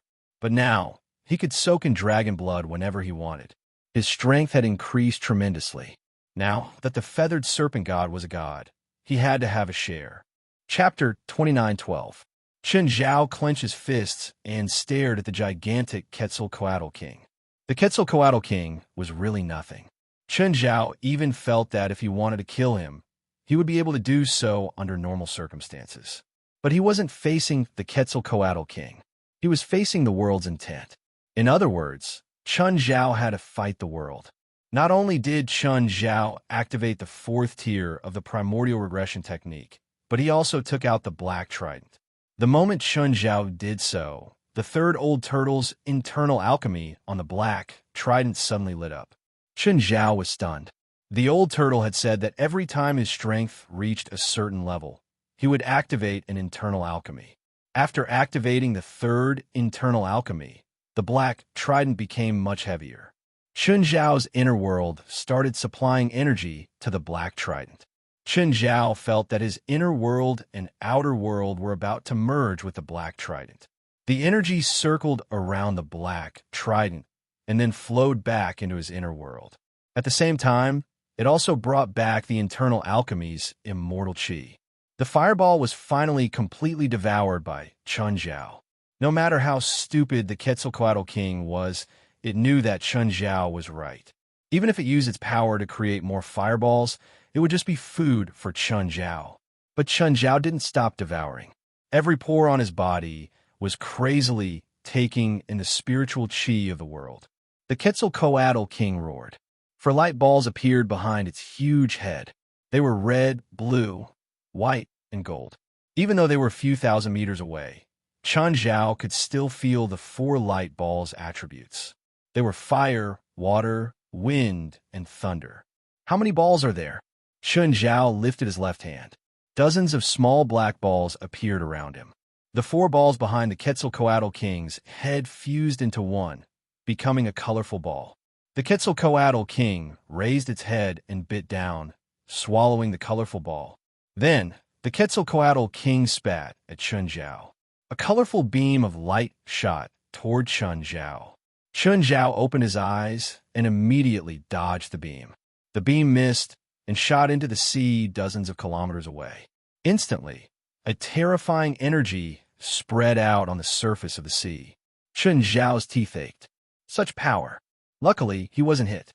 Otherwise, he would be in big trouble. Fuck. Chen Zhao also attacked. All the black balls shot towards feathered serpent god king. In the face of so many bullet-like small black balls, even a feathered serpent king could not withstand it. Each of the black balls could deal a certain amount of damage to the feathered serpent king. Of course, the damage was rather weak. To the feathered serpent king, it was like being pricked by a few needles. Chen Zhao threw a neutron star weighing 10 billion tons at the feathered serpent king. The feathered serpent king was no pushover. Sensing danger, it immediately released a huge amount of energy, and a colorful shield enveloped its entire body. However, the moment the neutron star lost control, the energy it released was still very shocking. The feathered serpent king's huge body was sent flying.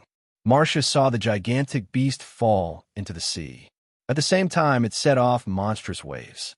She didn't see Chen Zhao because he was quite high up from the ground. Ordinary people couldn't see it with their naked eyes. Only Jalanash could sense Chen Zhao's aura in the sky. Chen Zhao and the feathered serpent king's aura were as obvious as two stars. It was basically impossible to hide. The feathered serpent king was sent flying into the sea, but it was not injured. When the feathered serpent king charged out of the sea again, it brought billions of tons of seawater into the sky. Chen Zhao did not choose to fight it head-on. Instead, he continued to fly higher. Since he was going to be the enemy of the world, he had to do something big. While Chen Zhao was rising, he was also increasing his own weight. Almost every second, the weight that Chen Zhao's small world could carry increased by tens of millions of tons. However, Chen Zhao was in battle. There was no time for him to use an ultimate move that needed half an hour to cast. Seeing Chen Zhao rise, the feathered serpent king thought that Chen Zhao was going to escape. It immediately chased after Chen Zhao. The feathered serpent was huge, but it was not slow at all. However, the distance between Chun Zhao and it was still increasing. But as time passed, Chun Zhao actually slowed down. He had no choice. After all, he was carrying billions of tons of air. It would be strange if he didn't slow down. Chun Zhao did not continue to rise, even though he still had power. But he felt that it was enough. Chun Zhao started to fall. Under the influence of gravity, the terrifying weight started falling straight down. The feathered serpent king was not stupid, but it was not very smart either. Seeing Chun Zhao fall, it opened its mouth to bite him. When it opened its mouth as wide as it could, it was just enough to envelop Chun Zhao and Chun Zhao's little world. However, the moment it entered its mouth, the feathered serpent king felt that something was wrong. Chun Zhao was carrying more than billions of tons. He gave the feathered serpent king an enema. The black trident in Chun Zhao's hand slashed down the feathered serpent king's internal cavity. Then he charged out of the feathered serpent king's body. The feathered serpent king's huge body was cut open, but Chun Zhao was still falling with an unstoppable momentum.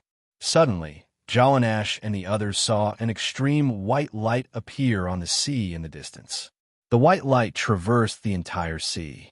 Everyone could not open their eyes from the blinding white light. The next moment, the ground began to shake. Then, the sky was covered by seawater. The waves were more than 10,000 meters high. Everyone's mouths were wide open, their faces full of shock. Even Jalanash was shocked beyond belief. Everyone felt that they were dead for sure. But just then, they realized that the place they were in suddenly lost all light. President, Jalanash realized that they were all wrapped up by the dark lava. Good, we made it. When Chun Zhao used his ultimate move, he had already predicted the consequences of the impact. Jalanash and the others were still on the island. If he used it, they would definitely not be able to escape. So, at the moment of impact, Chun Zhao used all his strength to rush to Jalanash, to help them withstand the impact. Jalanash and the others felt the ground shake. It lasted for more than 10 minutes before it gradually stopped. Then, Chun Zhao put away the dark lava. Everyone could see the light of day again. However, the scene that greeted their eyes made everyone unable to close their mouths. Looking over, the seawater had disappeared. What was exposed wasn't mud, but cracked and burning plains. There was a meteor crater several kilometers wide in the distance. Everyone was shocked. The island they'd been on was gone too. The entire island had been flattened. President, you did this? It seems more powerful than I imagined, Chun Zhao said, scratching his head. Chapter 29:13. Is it over? Jalanash asked. Chun Zhao gazed into the distance. Not yet. The Serpent King's huge body was split in half.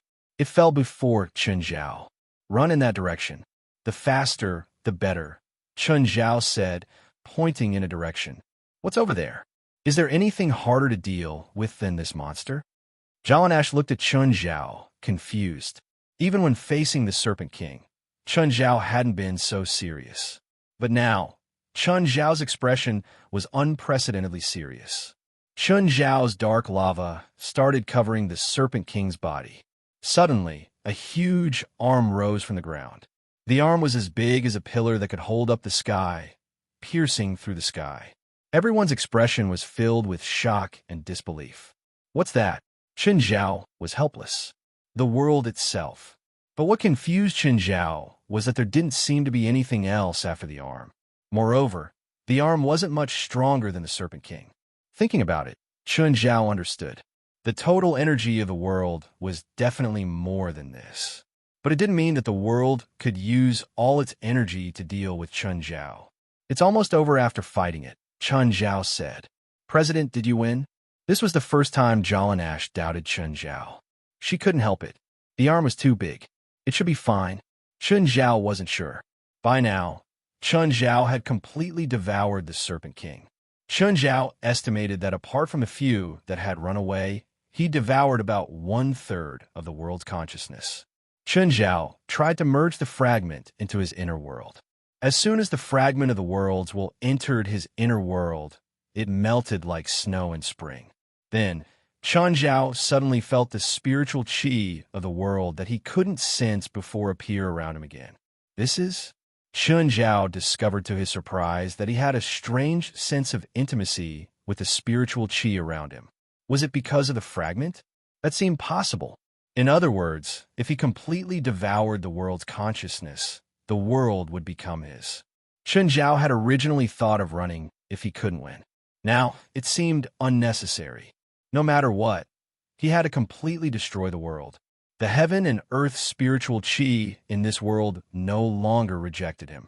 Moreover, the inner world was no longer filled with tyrannical and chaotic energy. Everything seemed to have returned to peace as order was born within the inner world. Chen Zhao's heart skipped a beat. To develop his inner world, he needed order. Chen Zhao suddenly understood many things. It happened in an instant. It could be said that he was enlightened or had an epiphany.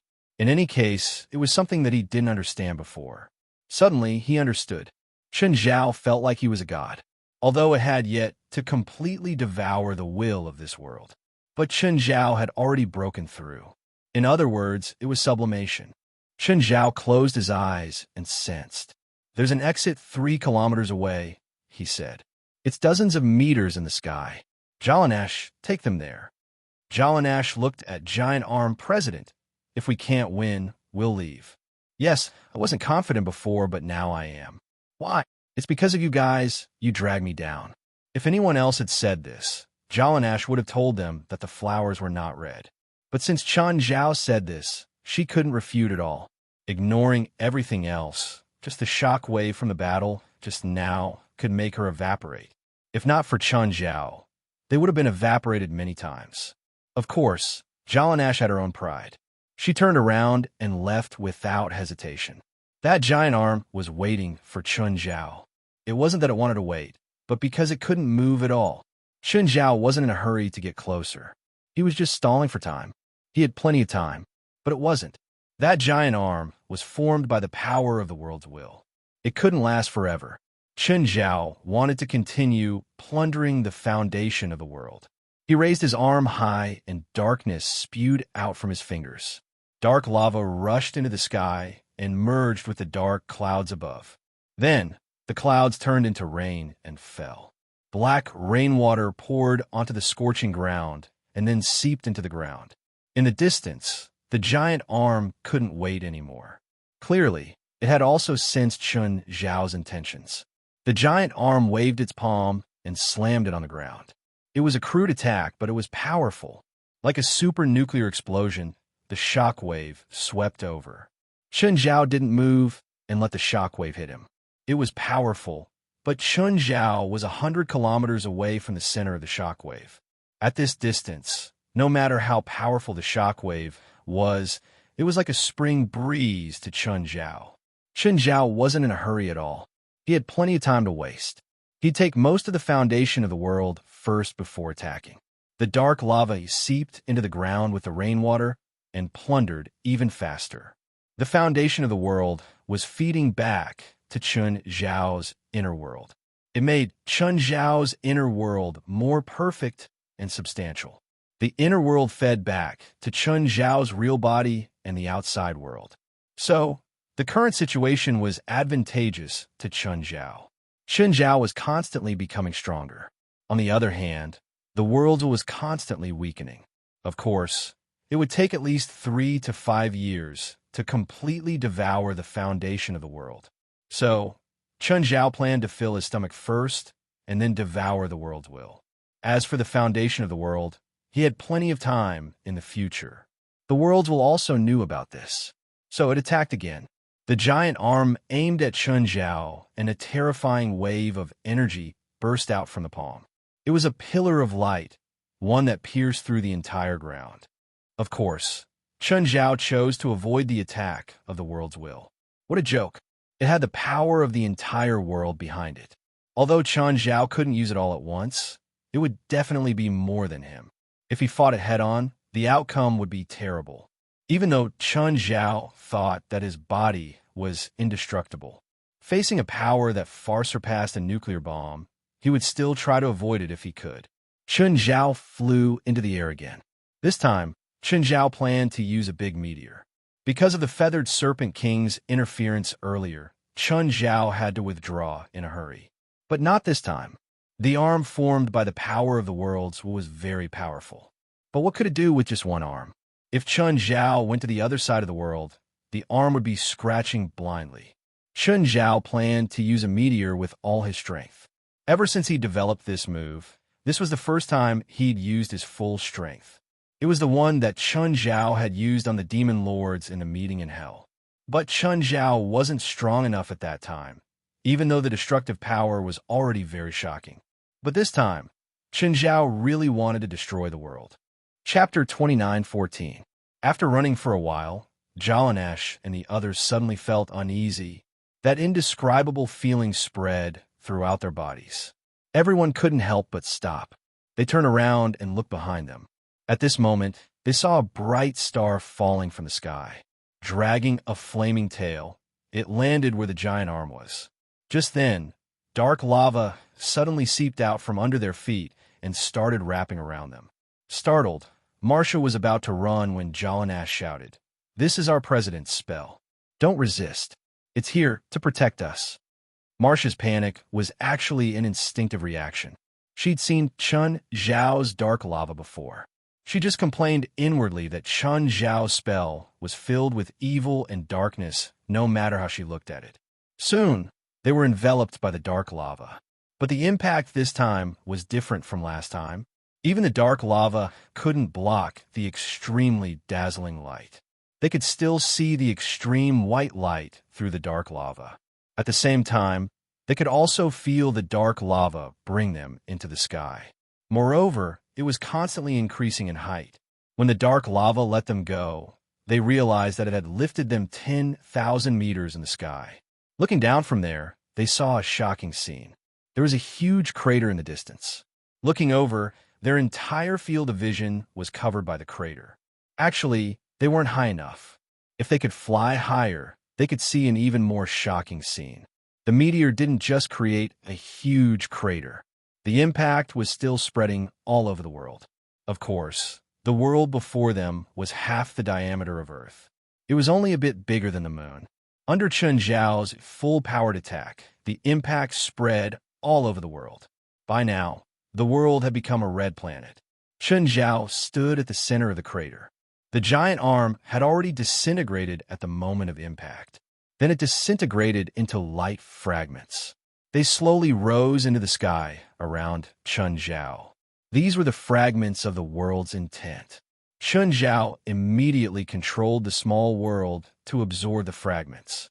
Larger and larger fragments of the world's intent fused into Chen Zhao's body. Gradually, he felt that his inner world was becoming more and more perfect. But when he absorbed enough fragments of the world's intent, Chen Zhao didn't feel any improvement. It seemed like the inner world needed enough fragments of the world's intent. Or rather, it should be called saturation. It did not have to be 100% world will. Chen Zhao was surprised. He had thought that he would need all the world intents. From the looks of it, the world will didn't necessarily want everything, but it would depend on its own needs. Chen Zhao also started to have a clear understanding of this world. This place was like Chen Zhao's outer world. Of course, it was the most basic kind of small world. He still couldn't have everything under his control like his own little world. He did not have the ability to be omniscient and omnipotent. There was still a huge gap between him and the legendary god of the JD Church. However, in this world, Chen Zhao was basically invincible. As long as his opponent wasn't a few levels higher than him, it was basically impossible to defeat him here. He could also feel that the foundation of the world was repairing itself. It wasn't completely destroyed by Chen Zhao's ultimate move. Chen Zhao's heart jumped. If that was the case, he could treat the world like a cow. Every time he came, he would absorb some of it and wait for it to repair itself. This was what a complete world should look like. It had perfect self-healing and circulation abilities. It was not like his inner world, which could only rely on absorption and devouring to grow. In other words, he had yet to truly transcend the enchanting realm. His inner world still needed to be perfected. It was still lacking, but he didn't know what it was missing. Chen Zhao glanced at the sky. Jalanash and the others had already descended under the protection of the dark lava. However, it did not fall to the ground. The ground was now filled with boiling lava and burning gas. Chun Zhao flew to where Jalanash and the others were. Let's go. We'll leave this place first. Jalanash and the others looked at the devastated land. In this battle, the seawater below had completely evaporated. One could imagine how tragic this battle was. It also made them realize how terrifying Chun Zhao was. If this had been played on Earth, it would have been impossible. It was estimated that the entire continental plate would sink. There was no need for too many people like Chun Zhao. Just two were enough to destroy the world. Actually, one was enough. The only difference was whether the world would be destroyed in one day or two. Of course, Chun Zhao didn't plan on destroying his home. Moreover, there was no second person like Chun Zhao in the world. Chun Zhao didn't dare to say that he was invincible. But in terms of destructive power, no one could compare to him. Even Old Zhang, Baifla, and 23rd Blood Mary together couldn't compare to 1/10 of Chun Zhao's power. Now, 23rd Blood Mary called herself the climate god. With her current divine body, she could probably create a superstorm. Apart from Chun Zhao, she had the greatest destructive power. When her divine body matured, she could probably create even greater disasters. As for Baifla and Zhang Tianyi, the two of them walked the path of pure magic. Even if it was a forbidden curse or a forbidden technique, it wouldn't be able to create a super calamity. Marcia had already stopped talking. She felt that her previous thoughts were too childish. Or rather, her knowledge was too shallow. Defeating the feathered serpent god was nothing. That was fucking destroying the world, okay? We can go back after passing through, Chun Zhao said, standing in front of the cave. President, why are you? You guys leave the area first, Chun Zhao said. Jalanash seemed to feel some worry from Chun Zhao. President, what's wrong? Nothing. Chun Zhao shook his head. I'll block the spiritual chi at the exit so that the spiritual chi at the other end won't be chaotic. You have 30 minutes to bring them out. Got it. Jalanash didn't ask more. She would probably just be asking for trouble. Anyway, anything that could trouble Chun Zhao wasn't something he could solve. Chun Zhao wasn't sure if he would be judged as an alien by Earth's consciousness after devouring this world's consciousness. That would be a huge joke. Just like in this world, before devouring the world's consciousness, Chun Zhao would always be the world's enemy. He would enjoy the VIP treatment of natural and man-made disasters. If he returned to Earth and became the world's enemy too, what should he do? Devour Earth's consciousness too? Chapter 29:15. 30 minutes later, Chun Zhao prepared himself mentally. Who cares? If I really become the enemy of the world, I'll just fight. Chun Zhao didn't want to face it head-on, but he really couldn't make the decision. Chun Zhao dove into the hole. In an instant, he charged into the sky pit. Chun Zhao's entire body tensed up. He was prepared to become the enemy of the entire world. Chun Zhao didn't feel any hostility. Instead, he felt an affinity from the world. It was different from the affinity in the Serpent God's world. The affinity in the Serpent God's world came from belonging. Because the entire world of the Serpent God's world was Chun Zhao's personal property. That was why he felt this affinity. But the affinity Chun Zhao felt was completely different. The next moment, Chun Zhao realized that the ground below him started shaking. The entire redwood forest was undulating. No way. It's giving me an affinity while trying to destroy me? Does the world's consciousness know how to sow discord? Chun Zhao was astonished. Chun Zhao could feel a destructive energy brewing under the redwood forest. The affinity between the world and the world didn't seem fake. Boom! A crack appeared in the ground, and a pillar of fire shot into the sky. What's going on? What's going on? Chun Zhao was still confused. Lava kept spewing out of the crack in the ground, shooting toward Chun Zhao. But could this thing hurt Chun Zhao? Was it a delivery boy? Lightning flashed in the rolling volcanic ash. In fact, volcanic ash was a very good conductor of thunderclouds. When most volcanoes erupted, the volcanic ash they spewed out would also become the largest thundercloud. Bolts of electricity followed the volcanic ash and hit Chun Zhao. Chun Zhao took a deep breath. The lightning didn't hurt him at all. Instead, He felt unprecedentedly comfortable. Just then, Chen Zhao sensed 3 familiar auras approaching him at an extremely fast speed. It was Zhang Tianyi, Bifla, and 23rd General. The 3 of them stopped when they reached the vicinity. Although Chen Zhao's body was hidden in the erupting lava, they could still feel his presence and location. Chen Zhao, what's with this lightning fire test? Zhang Tianyi asked telepathically. Lightning fire test? Chen Zhao was stunned. You said it's a heavenly test. Lightning fire tribulation? Chen Zhao was stunned. You said it's a heavenly tribulation? Nonsense, the power of cause and effect is so obvious. Didn't you feel it? Zhang Tianyi replied. Did you donate $10 billion to the Red Society? Why was it that the tribulation of lightning and fire was so powerful, but it didn't have any killing intent? Instead, it seems like I'm praising you. Chen Zhao also came to a realization. Yes, this lightning fire tribulation was indeed incomparably grand, but there was no killing intent. Instead, he was constantly giving him a feast. If this wasn't praise, then what was? Chen Zhao thought for a while and said, Wait until I pass the heavenly tribulation first. The volcano continued to erupt. However, after the eruption period, it wouldn't be as powerful as before.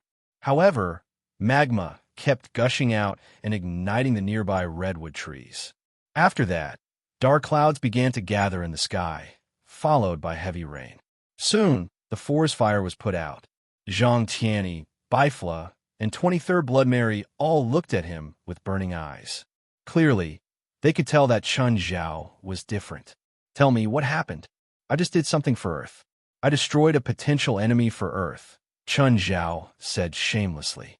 It's the world where the feathered serpent god lives in. The world probably rewarded me for that.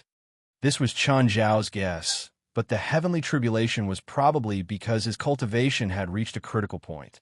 The heavenly tribulation wasn't to kill the other worldlings. Instead, it was to test and refine him.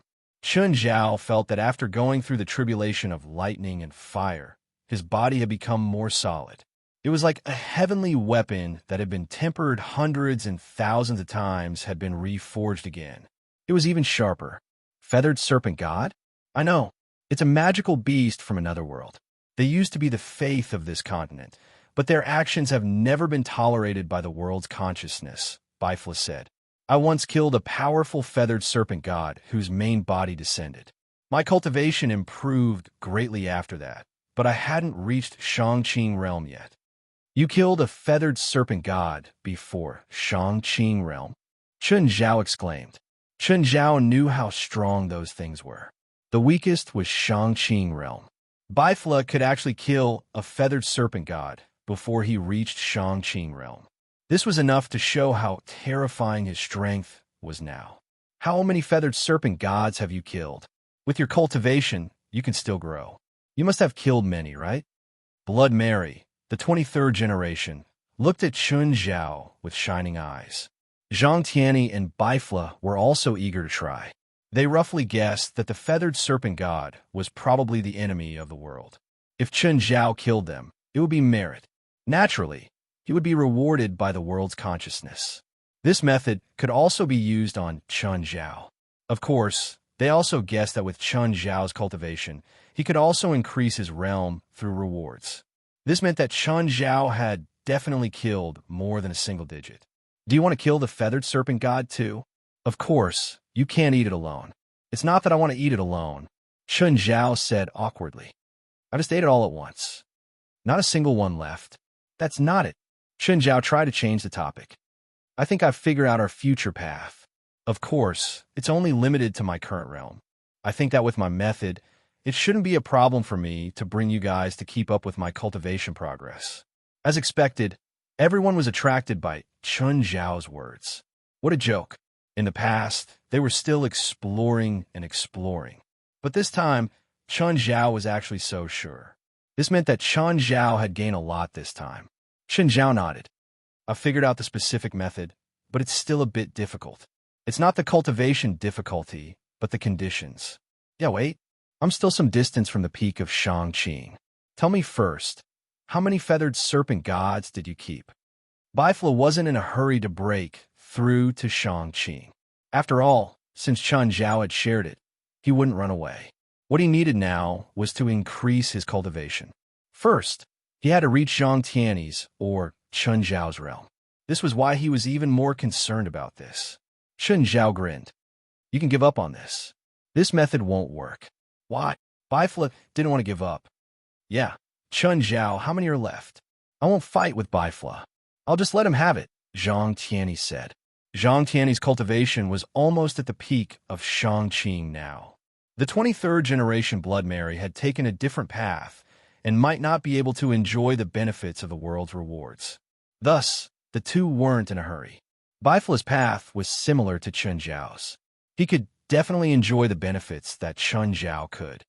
I destroyed that world, Chun Zhao said awkwardly. The number of Quetzalcoatlus left is probably in the single digits.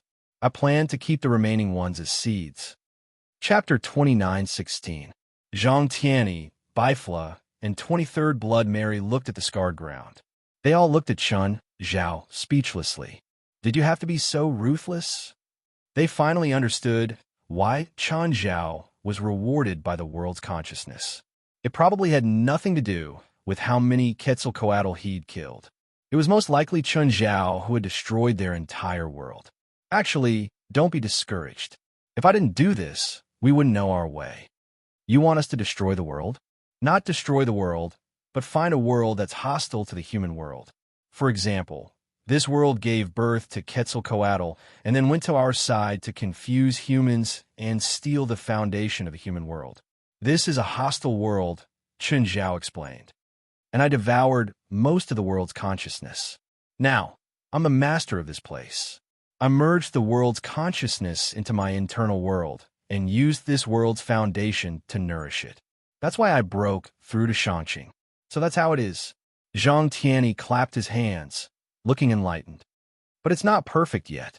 I feel like something's missing. It looks like I've broken through to Shang-Qing, but I'm still missing a small step, Chun Zhao said, confused. I feel like you're very different from before. Why haven't you broken through completely? I don't know.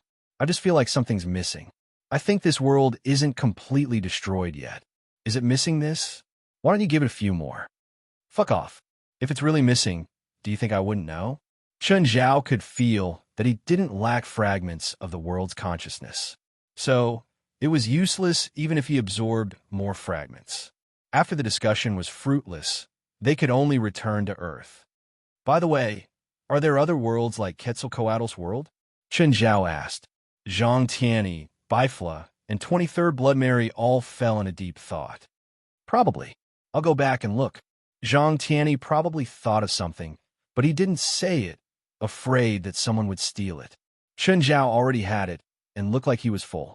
He didn't need to worry about whether Bifla would steal it. 23rd Blood Mary didn't walk the same path, so she could be excluded.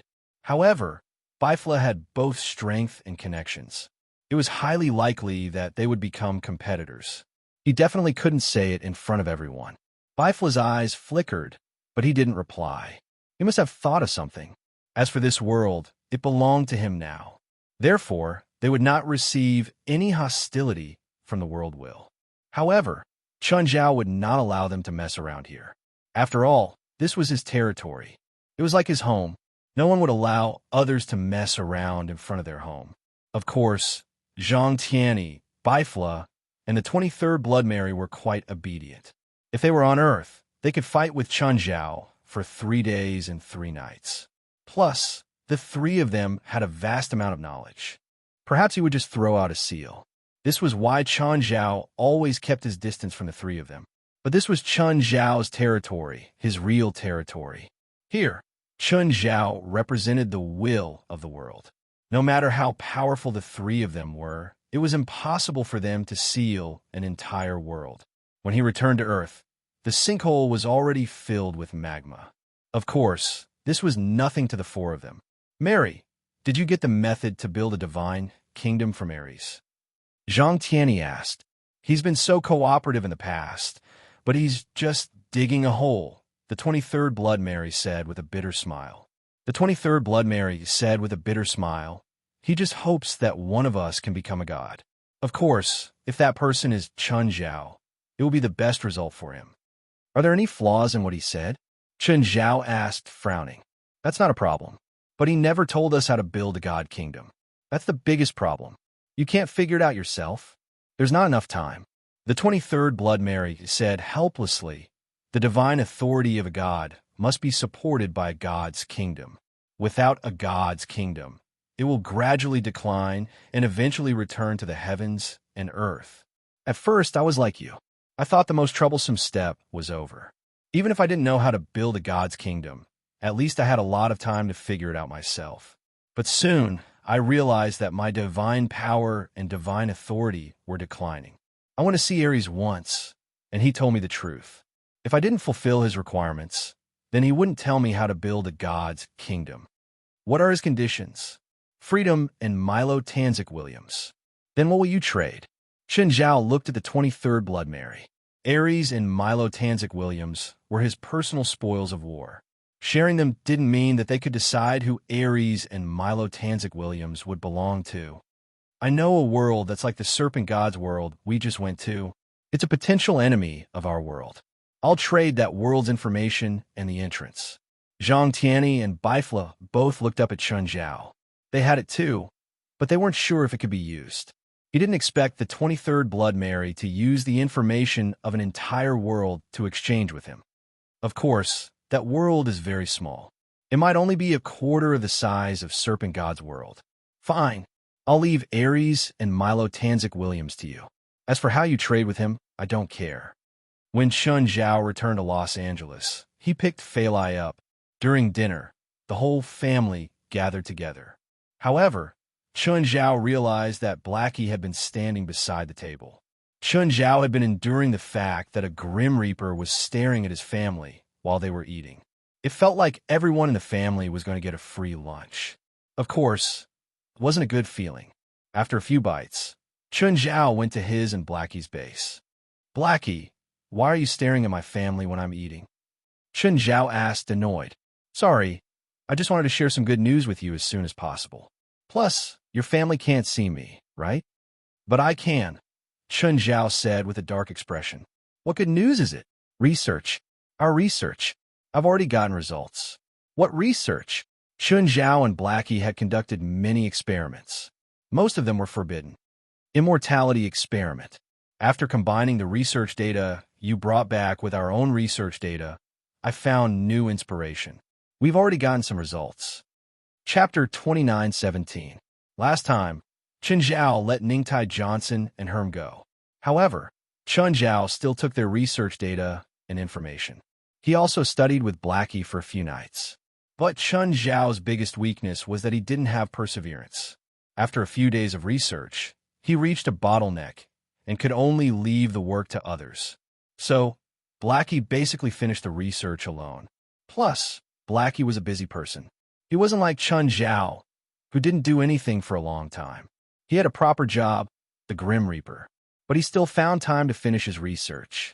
In the past 2 years, Chun Zhao and Blackie had researched some things. But these things couldn't see the light of day. If they were released outside, it would be a disaster. For example, a spell that Chun Zhao and Blackie had researched, Extreme Evil Spell.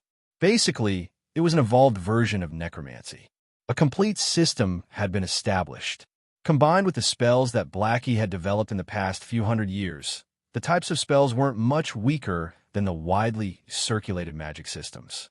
This extreme evil spell was created by combining Blackie's Soulbringer characteristics. But there was a huge flaw in this spell. There were too few people who could cultivate this spell well. More accurately, there wasn't a single person. Okay, this was reality, because only Blackie could use extreme evil spell. To put it simply, other than increasing Blackie's work efficiency, it had no use at all. Blackie had considered changing extreme evil spell and letting Chun Zhao cultivate it to see if he could do it. But Chun Zhao was half-hearted, so be it. He wasn't interested in extreme evil spell either. The next day, he turned his attention to something else. Blackie floated over to Chun Zhao.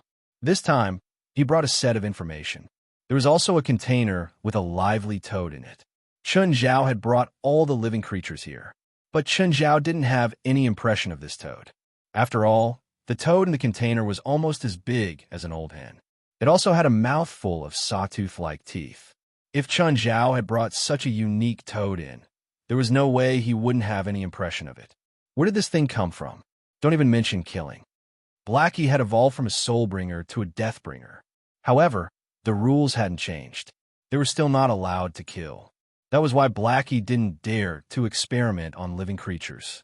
If he accidentally killed a living creature, however much of its lifespan was left, Old Black would have to pay for it. Moreover, Blackie's punishment was also rounded up. If the number wasn't a whole number, a year of his lifespan would be deducted. For example, a small animal with a lifespan of a dozen or so days. 1 year of his lifespan would also be deducted. This is the result of our research. This was originally a dead toad, but I've resurrected it. Resurrection.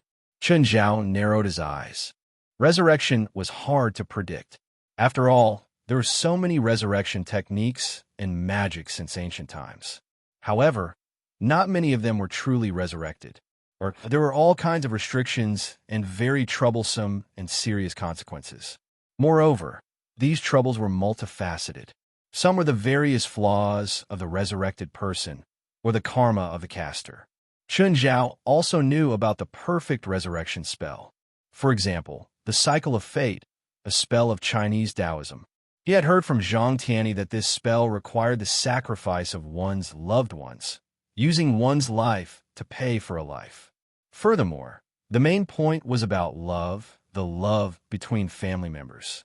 Without these two restraints, it couldn't be successful. Now, Blackie said that he'd successfully resurrected this toad. Chun Zhao didn't really believe it. Other than the mutation of the resurrected toad, everything else is perfect. The soul is complete, and the soul's strength has increased greatly. The cells in the body have recovered too. It's not a dead thing, but it's not an undead creature either. Mutation? It didn't look like this before. It was a 6-centimeter red-eyed toad, Blackie said.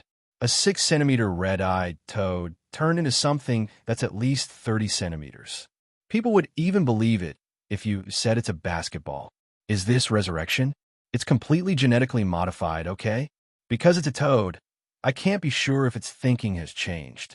Don't you know animal language? Try communicating with it. Chun Zhao rolled his eyes. I can't. My animal language can only communicate with creatures with more developed brains. Toads are definitely not in this category. What about other aspects? Immortality isn't as simple as resurrection. According to Chun Zhao's understanding, immortality means immortality and immortality. It has an extremely strong regenerative ability, and the strength of its body is even comparable to steel. It is not indestructible, but among the creatures of the same size, it should be the strongest. Even among the magical creatures, it can be ranked in the top. And the most successful thing about it is that its soul cannot be extracted as long as its body is not completely destroyed. How'd you do it? Chun Zhao asked curiously. The connection between a creature and its soul wasn't truly flawless. There were many ways to get the soul out without destroying the body. To Chun Zhao, this was the only good point of Blackie's test subject. If the body wasn't destroyed, the soul couldn't be extracted. This meant that soul-type attacks couldn't harm it. The body was the best shield against soul attacks. Of course, this was referring to normal soul attacks. At Chun Zhao's level, even soul attacks could shatter the body. Let me try. Blackie opened the container. The huge toad immediately attacked Chun Zhao. So not cute. Chun Zhao flicked a finger and flicked the toad away. Looks like I don't have to worry about its thoughts. Normal toads aren't this aggressive. Blackie nodded. Chun Zhao opened a hole in the toad's body. With a croak, the toad rolled a few times. Chun Zhao didn't use too much force. The toad seemed dispirited. However, it was obvious that its wounds were scabbing. Its recovery ability is indeed strong, but it seems to be using soul power. Its soul is weakening. Normally, this kind of recovery would use physical strength, magic power, or life force. Now that you're using its soul power, I don't think this change is an advantage. Currently, the mainstream recovery method in the spiritual world was to use physical strength, magic power, and life force. Physical strength was the worst, followed by magic power. Different spells could speed up recovery, but the effects were different. However, the most effective method was to use life force as the price. This was even more effective than the heart reliever pill. It was instant. Chapter 29:18. Chun Zhao tested Blackie's experiment. For a mutated creature that was modified from a toad, it was indeed a rare and precious achievement. But this thing was useless to Chun Zhao and Blackie. Blackie's success was only in terms of resurrection. It was still far from true immortality. This was understandable. Chun Zhao, who was a dabbler in metaphysics, and Blackie, who was neither human nor ghost, could easily defeat them. If they were able to spend a few years to research a true undying, then their predecessors would have probably been fed until they grew up. They wouldn't even be able to get close. If Chun Zhao could spend a few years to study the basics of metaphysics, he would be able to get a better understanding of it. Then he could spend a few hundred years studying it with Blackie. He might even be close to success in one aspect of immortality. The word immortality itself was too big. It was like omniscience and omnipotence. In this world, or in all the legends of the gods, who could really be omniscient and omnipotent? He was the coolest guy Chun Zhao knew. He was a handsome guy. He was probably far from being omniscient and omnipotent. Even immortality probably couldn't do it, let alone omnipotence. So Chun Zhao didn't believe Blackie at all when he said his research was successful. Of course, maybe Herm and Ningtai Johnson's research had misled Blackie. After all, with their cultivation, realm, and even their horizons weren't high. Maybe they thought immortality was because most cultivators couldn't kill them and had a long life. Blackie, are you free in the next few days? I'm not sure, Blackie answered. I have a few missions in the next 3 days. Blackie's job wasn't given in advance. He could sense when someone was about to die within his range of activity. This mission wasn't given by someone. He could sense it himself. This ability was innate to soulbringers. It was as if they knew their duties from birth. Moreover, this sense wasn't certain. At most, it could be felt in 3 days. If it was slow, he might only sense it a few minutes before death. But it didn't mean that Blackie had to collect all the souls he sensed. Blackie could also choose some souls and give up some. Giving up didn't mean that the person wouldn't die. Some wandering ghosts were formed because the soulbringers in the area where the dead were located did not take their souls away. Generally speaking, Blackie only needed to complete a certain amount. Haven't you completed the quota for this quarter? It's done, Blackie said. If you need it, I can spare some time. I just destroyed a world today, Chun Zhao said, and I shattered that world's will. Blackie looked at him in shock. When I first met you, you were just slightly stronger than a normal person. But now, you can tell me so casually that you destroyed a world. I want to know if that world has its own soul, Chun Zhao said. The standard of a living being was its physical body, consciousness, and soul. Chun Zhao wanted to confirm if a world had its own soul. That was why Chun Zhao wanted Blackie's help. If there really was a world soul in that feathered serpent god world, only Blackie had the highest chance of finding it. Sure, Blackie agreed without hesitation. But I can't guarantee that I'll definitely find it. Chun Zhao could understand. After all, the thing they were looking for this time was too special. They weren't even sure if it really existed. Portia had completely accepted her identity as a witch now. So, she was no longer surprised by the things in Chun Zhao's house. The underlings didn't need to avoid Portia's eyes and ears anymore. As long as there were no outsiders, the underlings would go back and forth in the house to work. Portia's initial fear had also turned into complete acceptance. Of course, at the beginning, she still had some hope that she could defeat Chun Zhao one day. Then, Riva told Portia, the dragon head that was said to be a Hollywood handicraft in the yard was actually real. And it was the head that Chun Zhao had personally chopped off. After knowing the truth, Portia didn't mention defeating Chun Zhao again. She was worried that if she angered Chun Zhao, her head might become a decoration in his house. Anyway, according to Riva, not many of Chun Zhao's enemies were still alive. Then, Portia became completely obedient. Chun Zhao came up from the basement and saw Riva trimming the plants. Portia, on the other hand, was searching up and down the cabinets in the living room. Portia, what are you doing? Suddenly hearing Chun Zhao's voice, Portia jumped in fright. Nothing. Portia looked like she was too frightened. She looked at Chun Zhao helplessly. Boss, she's looking for magic books, Riva said, glancing at Portia in the living room. Portia looked at Riva, a little annoyed. Why do you have to be so sneaky? If you need them, I'll help you find a few. Boss, aren't magic books very precious? Won't I be hunted down if I touch magic books that don't belong to me? As a newcomer to the spiritual world, Portia didn't know the rules very well. A lot of things were just her personal conjectures or the plots she had seen in movies and dramas. Compared to the real situation, there were obviously many discrepancies. If you have money, you can have everything, including magic books. Really? Portia was overjoyed. But if you want magic books, you have to pay. Portia's face darkened. Damn capitalists, she cursed silently. You fucking ask for money. Right now, she had everything except money. But now, she had a new understanding of Chun Zhao's family. She felt that everything here could be a magic tool. She guessed that the water on the counter was a magic potion. Just then, Navika Lena came. Boss, Northern Gravity has urged us many times. We hope to sign the contract as soon as possible. They'd already negotiated last time, but the contract still hadn't been signed. According to Chun Zhao and Navika Lena's plan, they would say that Chun Zhao was on a business trip and hadn't returned yet. Of course, Navika Lena would continue to create the illusion that Chun Zhao was watching an air show in another city.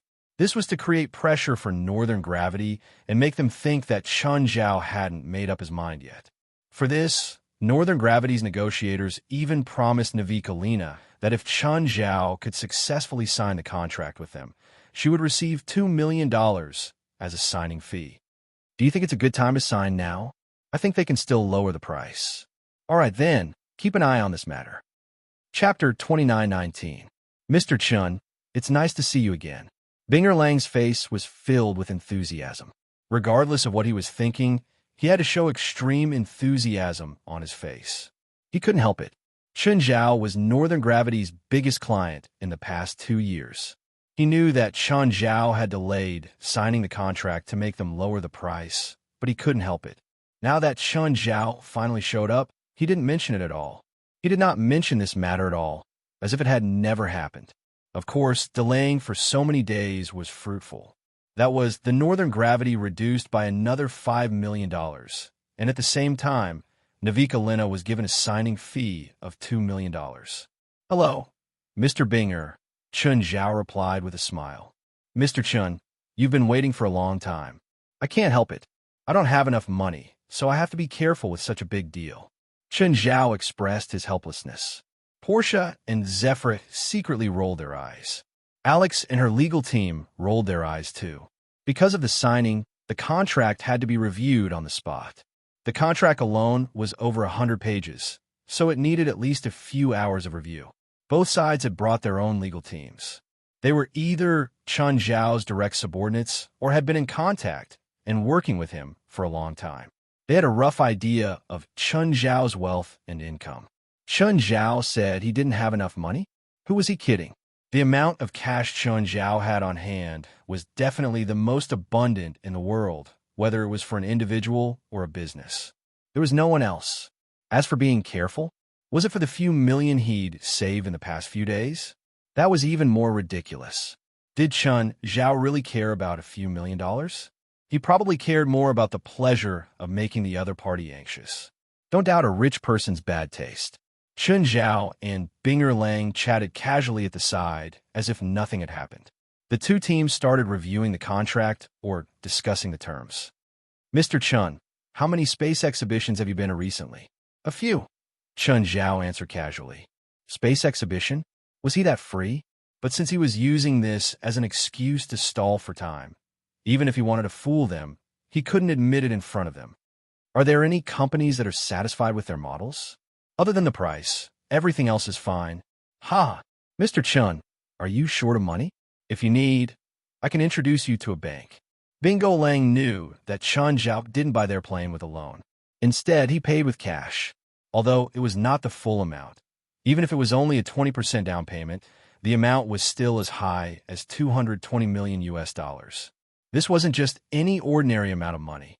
After all, a company that was worth tens of billions of USD would only require a down payment of a few hundred million USD.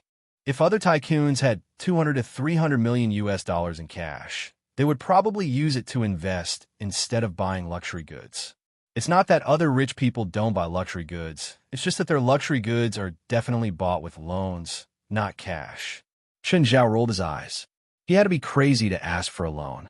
Of course, in the eyes of others, he was the one who was out of his mind.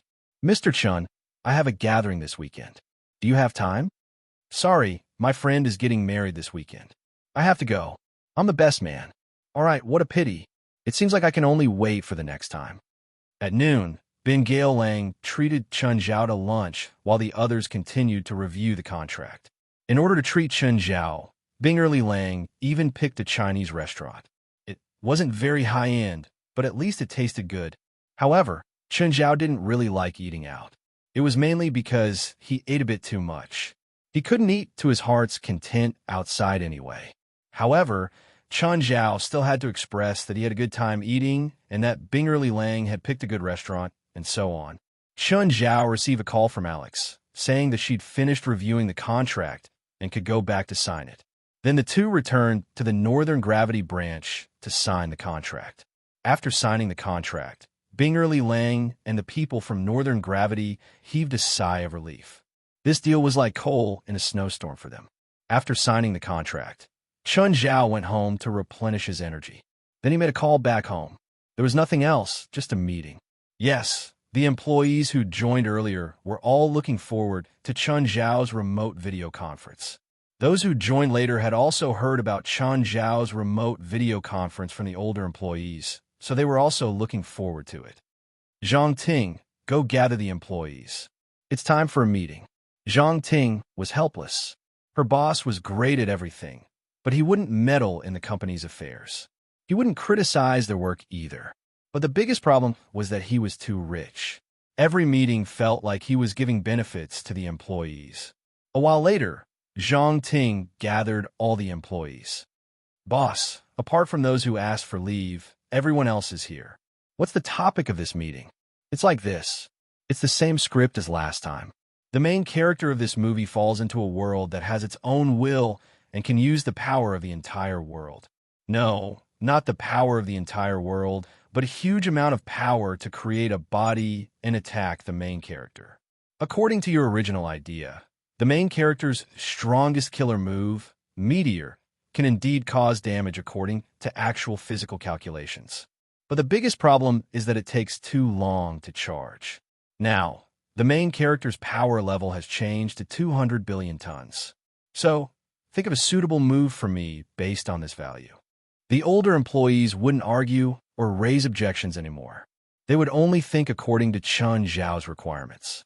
Only the new employees were dumbfounded. Boss, 200 billion tons should be enough to create a black hole, right? Zhang Ting asked. No, far from enough. Chen Zhao shook his head. What was he thinking? Creating a black hole with 200 billion tons? If he had the power to lift the Earth one day and compressed it to the size of a coin, then he could create a black hole.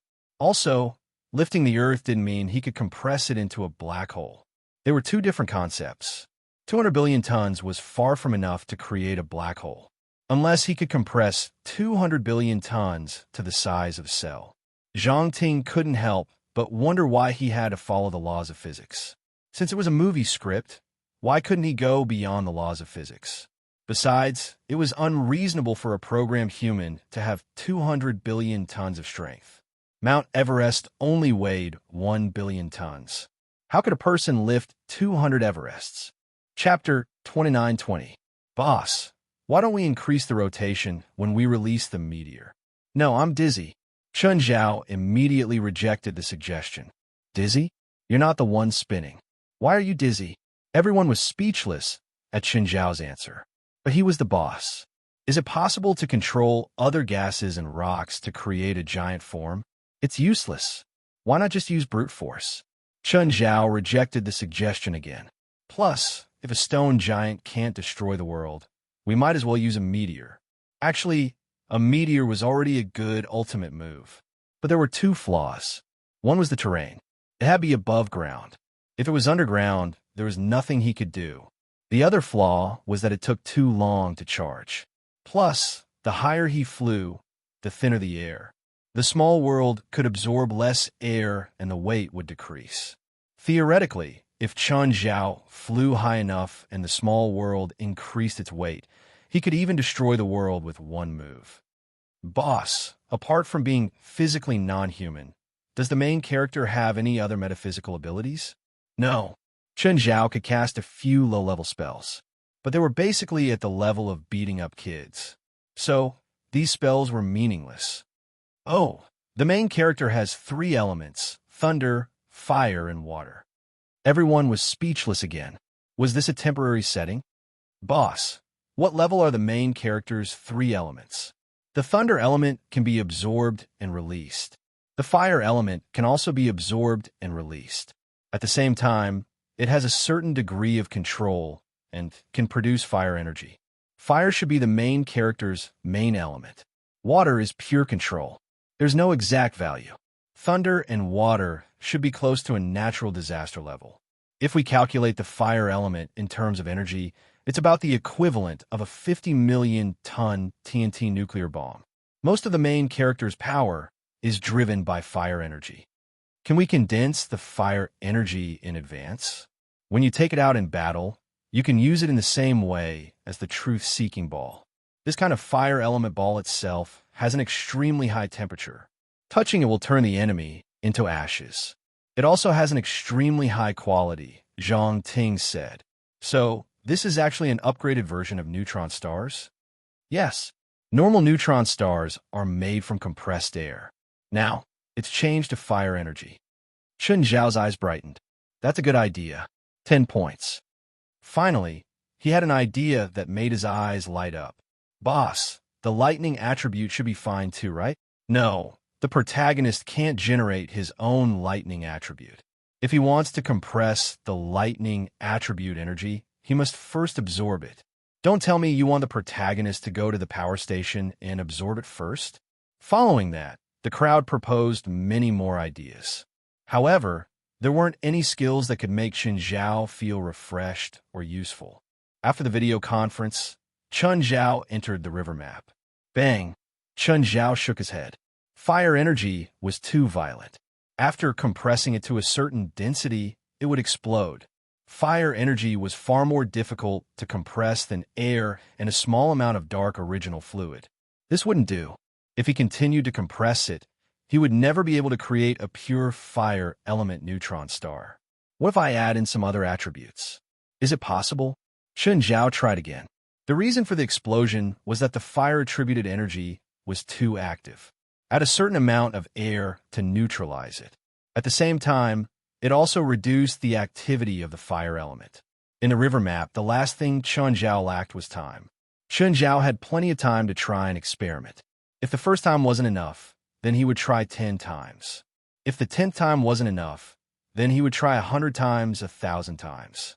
Failure after failure. Explosion after explosion. Chun Zhao kept changing the ratio.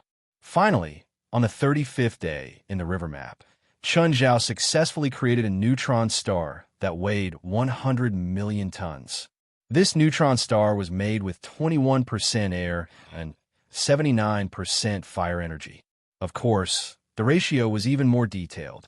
Chun Zhao looked at the dark red ball in his hand. It was different from the black neutron star made purely from air. The neutron star was dark red in color. Because of its high density, the surface temperature of the dark red neutron star was extremely high. It was even higher than pure fire energy. Chun Zhao flew into the sky and picked a 1,000-meter-tall mountain peak. The dark red neutron star shot out from his hand. The moment it hit the peak, it entered the belly of Doomsday Mountain and quickly went out of the range of Chun Zhao's small world. Based on the trajectory of the dark red neutron star, it should be in the center of the mountain. 0.01 seconds later, the dark red neutron star finally released its terrifying energy. Boom! The light of destruction flashed. The sky and earth shook. The mountain collapsed, and the ground cracked. The mountain didn't explode. Instead, it evaporated. There were almost no intact pieces of the entire mountain. The nearby mountains couldn't escape their fate either. They immediately sank. The power even made Chun Zhao's heart palpitate. This single destructive power was the best of all of Chun Zhao's previous moves. A huge pit was left in the ground. Only a pool of melted magma was left in the pit. This was hundreds of times more powerful than a normal neutron star. A normal neutron star was at most a little more powerful than a strategic missile. It definitely couldn't level a mountain, let alone evaporate it. But when Chun Zhao tried to create another dark red neutron star, he failed again. The ratio was too difficult to grasp. A tiny bit more or a tiny bit less would cause the dark red neutron star to fail. If this kind of failure happened in battle, the consequences would be unimaginable. Chun Zhao could only keep trying and practicing. He had a rough idea of the ratio now, but his proficiency was far from enough. The second dark red neutron star was 8 days after Chun Zhao created the first. If he faced a powerful enemy in the future, could he tell the enemy to wait 8 days and he would use a big move first? That was clearly impossible. Chun Zhao needed to practice and practice. If he took more than a second to create a dark red neutron star, it would be considered a failure. The third dark red neutron star was created on the second day. The fourth one came in the following hour. The fifth, sixth, seventh. Chun Zhao's success rate in creating dark red neutron stars increased, but his speed still didn't increase. Chun Zhao needed to carefully use more than 10 seconds to create one. 10 seconds clearly wasn't enough for battle. At least in high-level battles, 10 seconds was enough to die hundreds of times. So, Chun Zhao needed to continue practicing. He couldn't create a few hundred in an instant like a normal neutron star, but he had to be able to do it in a short time. And he had to have a 100% success rate. He had to create and release them as he pleased. This was strategically important. Chapter 29-21. 10 times, 100 times, 1,000 times, 10,000 times, cultivation was a never-ending path. When Chun Zhao felt that he was familiar enough with the dark red neutron star, Chun Zhao wanted to go further. Chun Zhao hoped that he could create hundreds or even thousands of neutron stars in an instant like a normal one.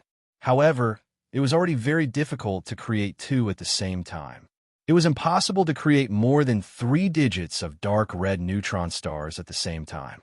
The amount of time Chun Zhao had spent creating 2 dark red neutron stars at the same time was more than all the times he had practiced before combined. It was too difficult. It was like fighting left and right in movies. He needed to do 2 things at the same time. As for creating normal neutron stars, he could create hundreds or thousands of them in an instant. These were 2 different things. Normal neutron stars didn't require any technique. One only needed to have enough strength. He could close his eyes and absorb and compress the surrounding air. However, dark red neutron stars required precise control of energy. On the 100th day, Chun Zhao gave up. He felt that there was no chance of success at all. After leaving the river map, only a few hours had passed outside. Portia and Zephyr were shocked by Chun Zhao's sudden appearance. "Boss, why did you suddenly appear like a ghost? When did you guys come back?" "After you signed, we tidied up the contract and went to the notary office to do the final justice. Then we came back." The 2 of them had been back for a while. However, they didn't see Chun Zhao and thought that he had gone out again. Who knew that Chun Zhao would suddenly appear? Just then, a car drove into the manor. Chun Zhao looked up at the surveillance camera. 3 people got out of the car. More accurately, 2.5. Zhang Tianyi, Bifla, and 23rd Blood Mary.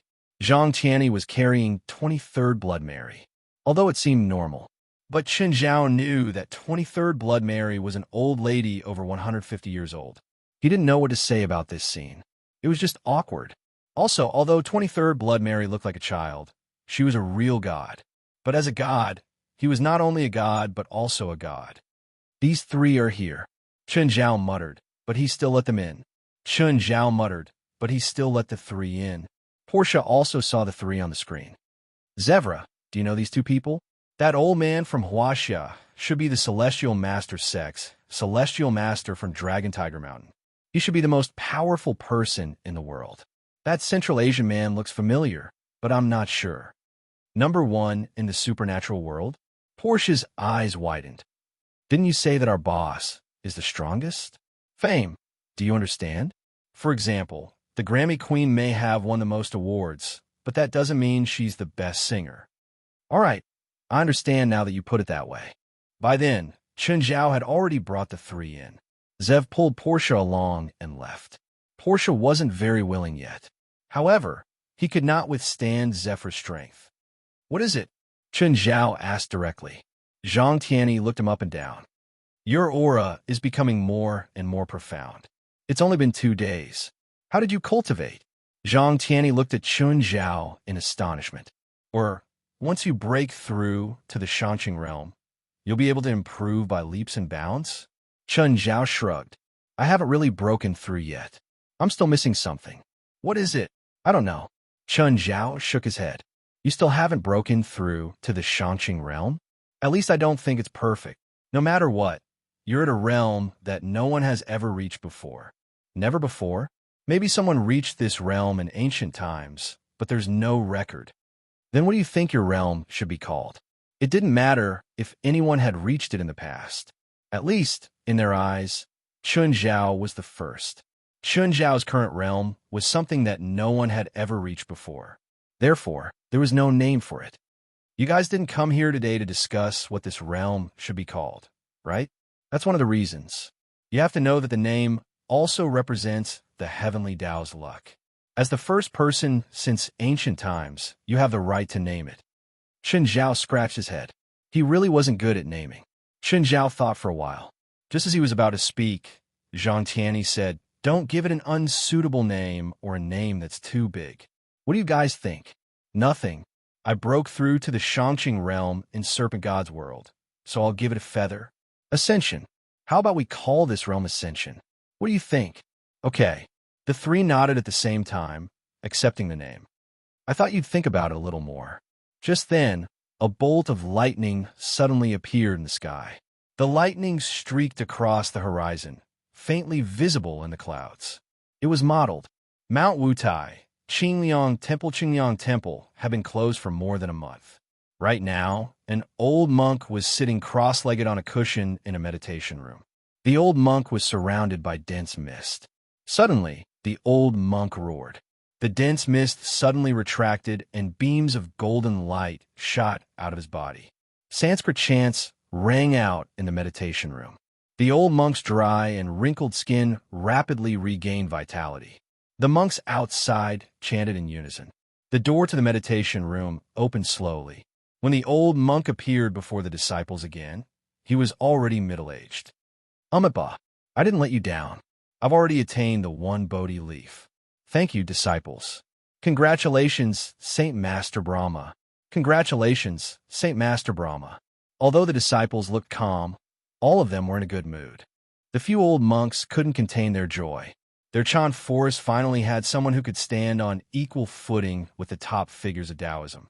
In the past few decades, after the older generation passed away, no one in Chan forest was able to attain the 1 Bodhi leaf. But Taoism continuously produced top figures. For example, Longhu Mountain's Celestial Master Sect, Mao Mountain's Celestial Master Abode, and Kunlun's Sacred Ground. On the other hand, although the Buddhist Zen sect was also one of the 2 major religions in Huaxia, they still didn't have anyone to show off. Old Monk Brahma had a smile on his face. Just as he was about to say a few encouraging words, a 5-colored bolt of lightning suddenly streaked across the sky. Old Monk Brahma's expression changed slightly. That 5-colored bolt of lightning contained the laws of heaven and earth. It was as if something had been imprinted into heaven and earth. Old Monk Brahma had attained the 1 Bodhi leaf. His senses were extraordinary, and he could vaguely sense something. This feeling was indescribable. It was like the clouds had just parted to reveal the moon. In the next moment, dark clouds covered the sky. Old Monk Brahma looked at the sky for a long time. It was hard to describe. He felt something, but he couldn't describe it. In short, it made him feel uncomfortable. Chapter 29-22. At the same time, perfected cultivator Qing Ping also looked up at the sky. He seemed to have sensed something. Perfected cultivator Qing Ping immediately left his cave abode. He pulled a disciple over and asked, "Who's the best at divination?" "Huh, Grandmaster. It's Uncle Master Ling." "Which Uncle Master Ling?" "Uncle Master Ling Yun. Call him here." Perfected cultivator Qing Ping didn't know which one was Ling Yun. She had long stopped caring about the sect's affairs. If not for the fact that someone broke into the sect and Zhang Ding was crippled, she would probably still be in seclusion. However, there was no sect master in the sect now. She could only temporarily manage the sect's affairs. Soon, a Taoist nun in her mid-20s came before perfected cultivator Qing Ping. Disciple Ling Yun greets Uncle Master. Which sect are you from?" Perfected cultivator Qing Ping asked. "I'm from the White Cloud sect. I heard from other disciples that you're the best at divination in the sect." "I wouldn't dare. There are countless talents in the sect, and there are many who are far better than me." "All right, there's no need to pretend in front of me." Perfected cultivator Qing Ping waved his hand. "What kind of divination are you proficient in?"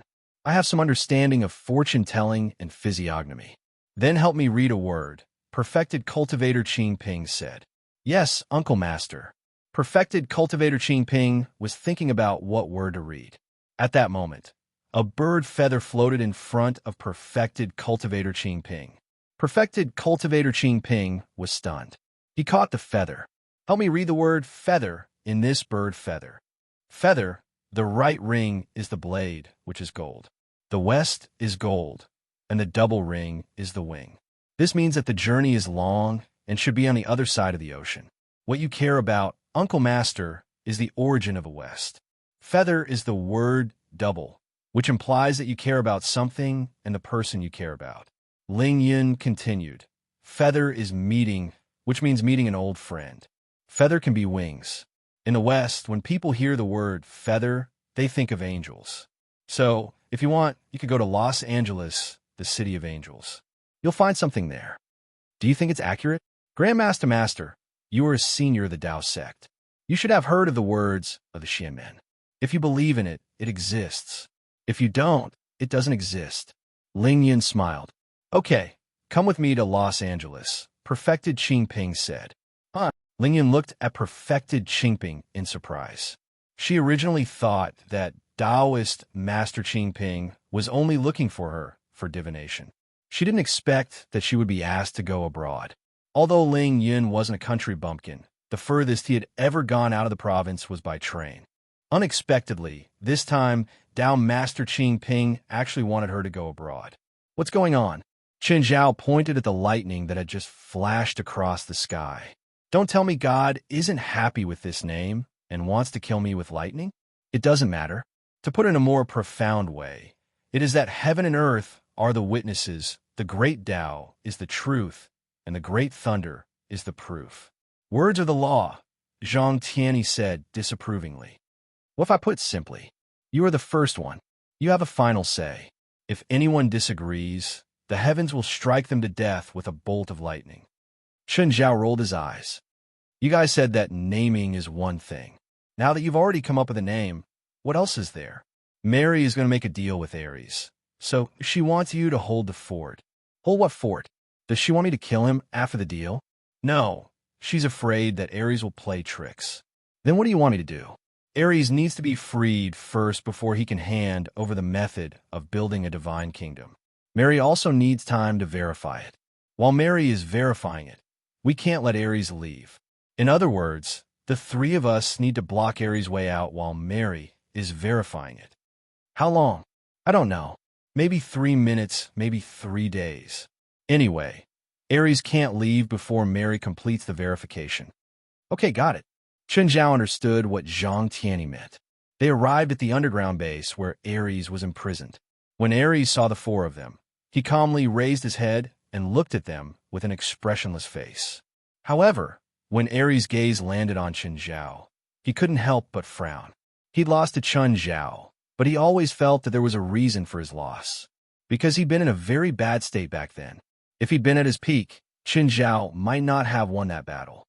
But right now, Chun Zhao gave him a very bad feeling. He felt uncomfortable for no reason. Ares, you belong to me now. Let's start the deal. 23rd Blood Mary said impatiently. She didn't want to waste time. She wanted the method to build the divine kingdom as soon as possible. Ares glanced at the other three. Are you sure you want me to give it to you now? The four couldn't help but purse their lips. This method of sowing discord was too low level. You don't have to care. I refuse. I only agreed to your teachings. I never said that I would give them the method to build a god kingdom, unless they are willing to pay the price as well. Making a deal with me is making a deal with all of us. 23rd Blood Mary said with an unfriendly expression.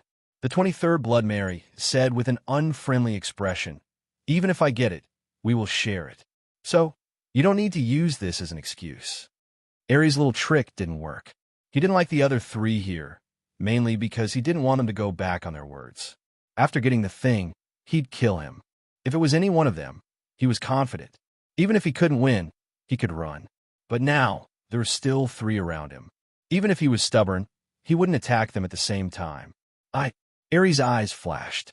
Just then, Chun Zhao said, "You better think carefully before you answer. If you refuse again, I can only treat it as a failed deal. I'll drain all your god's blood and feed all your organs to the dogs." "Don't scare me," Ares said. "As long as I still have the method, you won't kill me. But if I give it to you, you might kill me instead. You're not the only god in this world. The god of light in Norse mythology, Balder, is in Los Angeles right now. If we trade with him, we might get the method, so you don't have to." Ares immediately panicked. If the chips in his hands lost their value, he would definitely lose them. If the chips in his hands lost their value, he'd end up very badly. After all, the four people before him all want to cut him up and study him. "Fine, I agree to the deal," Ares said. "But I want to recover first before I give it to you." "He's stalling," Zhang Tianyi said. "Chun Zhao, go contact the god of light." Chun Zhao nodded and turned to leave. "Wait," Ares shouted hurriedly. Fine. We'll do as we agreed. Remove the seal on me first." Chapter 29-23.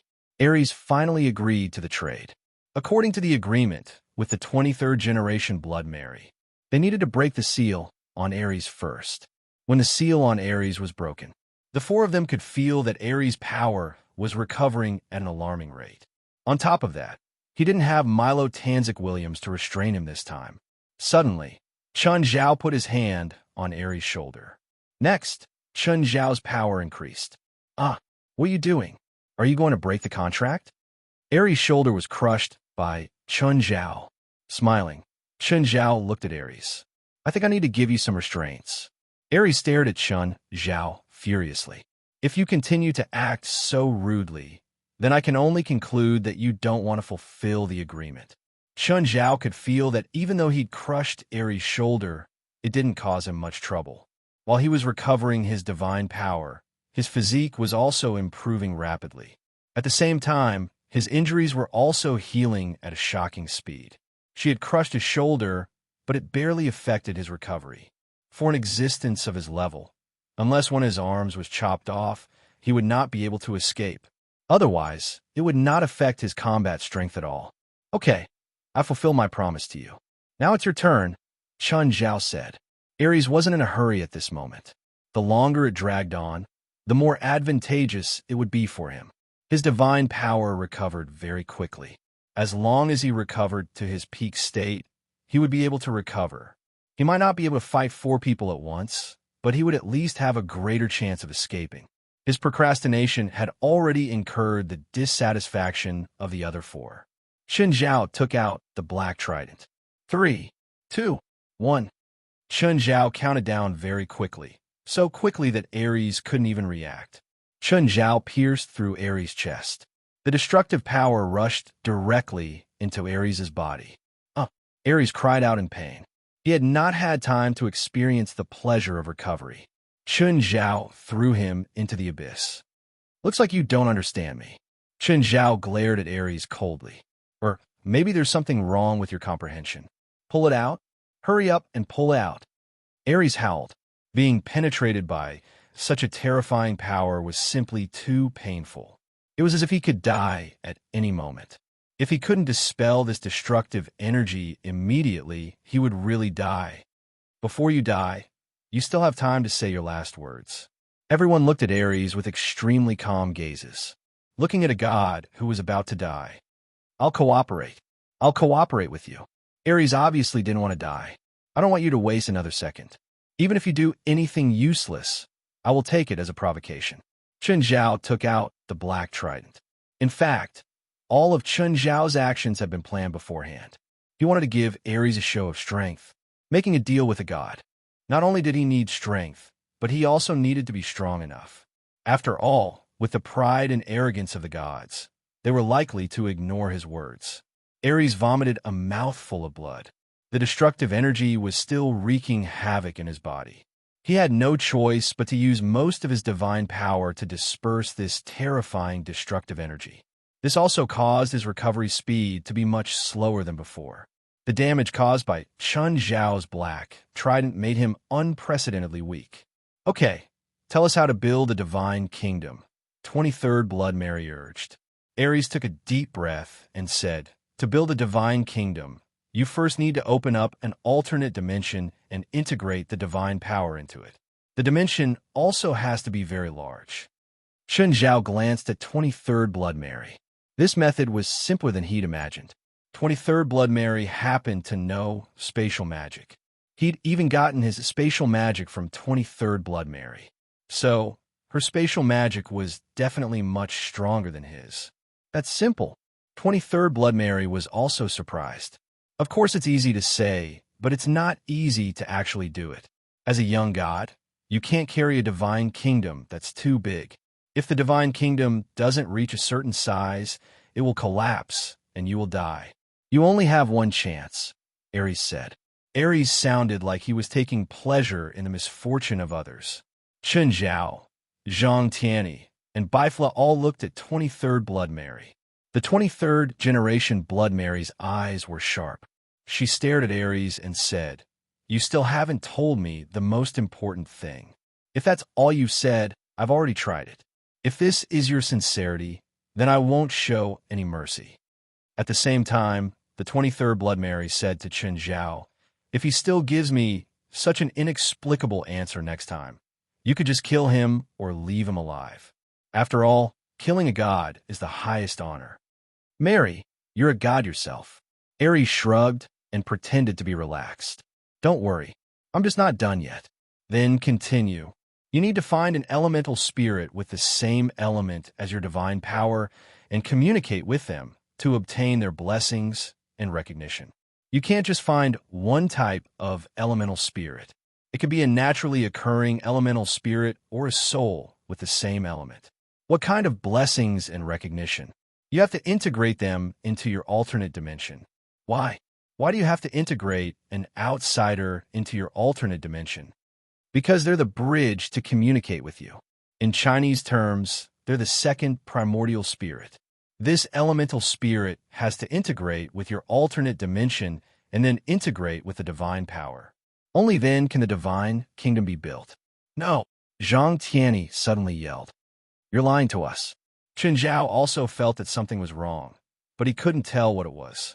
Cultivating a second primordial spirit isn't your method at all. It's even more ridiculous to let an outsider's will integrate with your closely connected divine kingdom. What if this outsider's will goes against Mary's after the integration? In the end, it'll just be a gift to someone else. No, you didn't understand what I meant, Ares explained hurriedly. First, you have to get the elemental spirit's recognition. This process must be voluntary. However, the four's expressions grew colder and colder.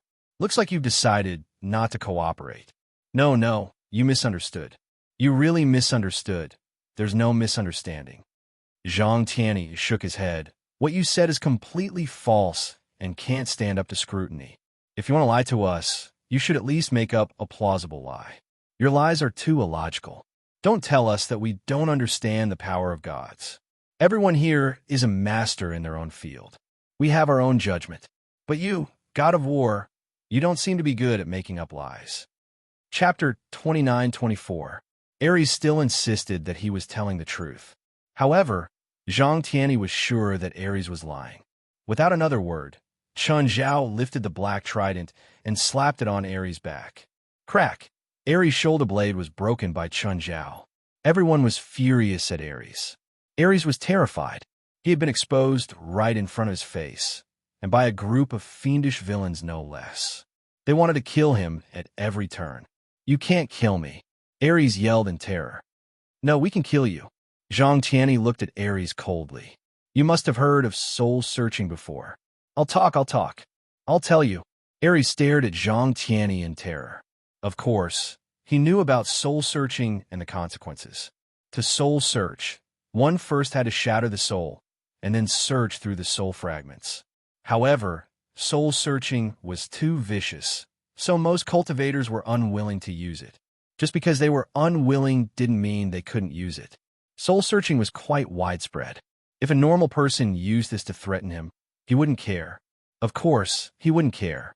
If a normal cultivator used soul-searching on him, with the strength of his soul, he might shatter the other person's soul first. But these people were different. Their souls weren't weaker than his. If they used soul-searching on him, especially when they were strong, he definitely wouldn't be able to stop them. It was impossible for him to resist the soul search of these four people. It was as if he would kill Ares at any moment.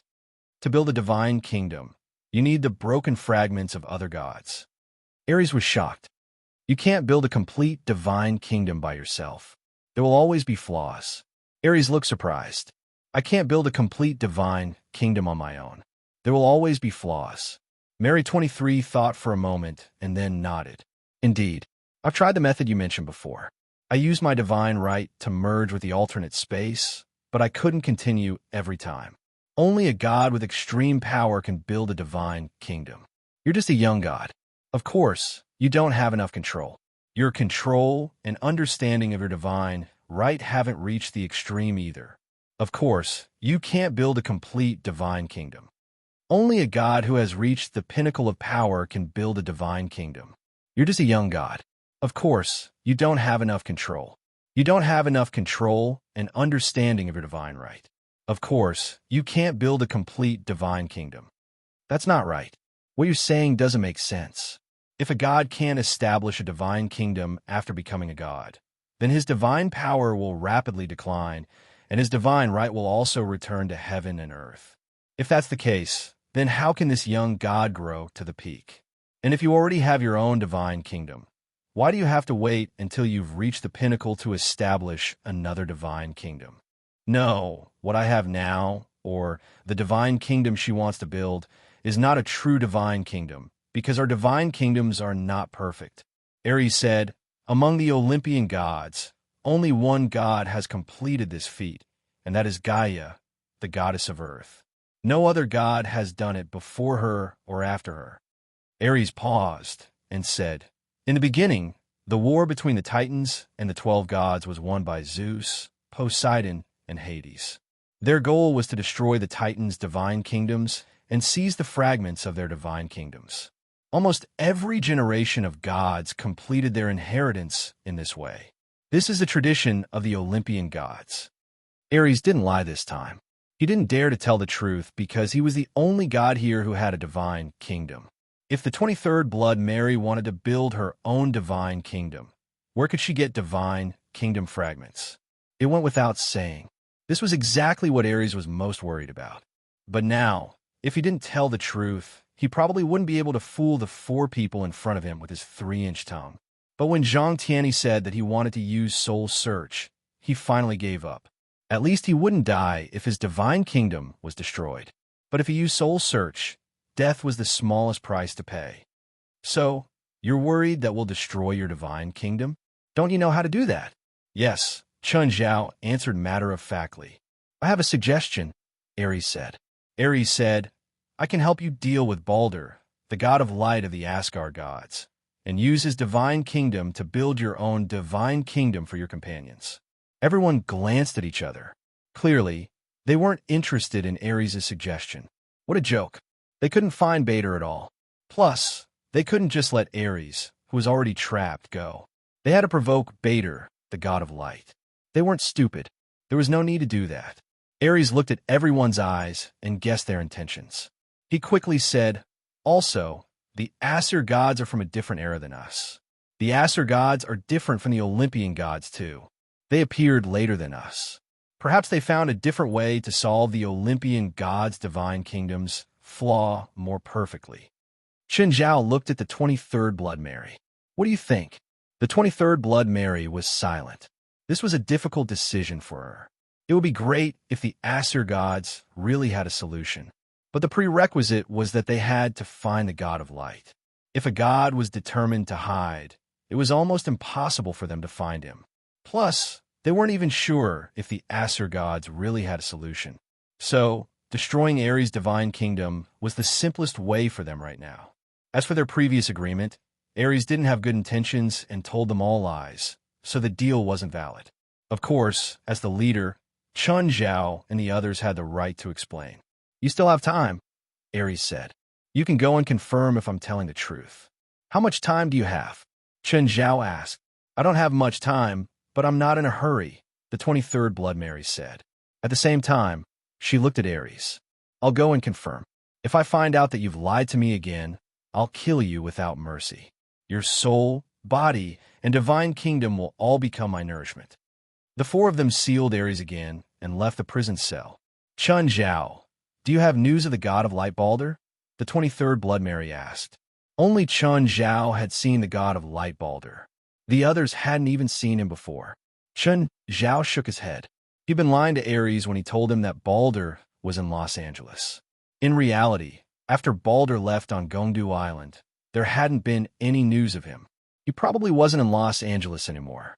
Plus, so what if Balder was really in Los Angeles? He probably wasn't weaker than anyone here.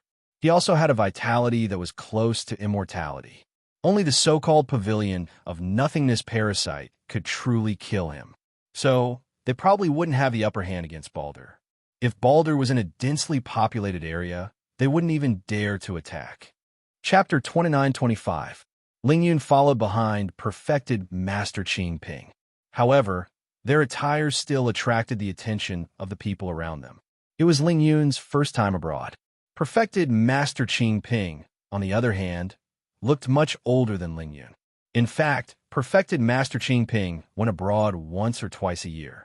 There were even a few outer disciples with blonde hair and blue eyes on Mao Mountain. It was not perfected Master Qing Ping's first time in North America. Therefore, perfected Master Qing Ping was far calmer than Ling Yun. They walked out of the airport calmly. A taxi stopped in front of the two of them.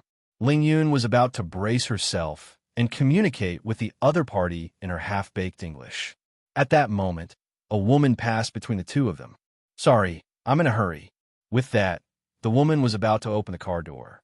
However, the woman couldn't open the door even after a long time. The woman was a little anxious. "Hey, why can't you open your door? Is it broken? Damn it. How is that possible?" "My door isn't broken," the driver said.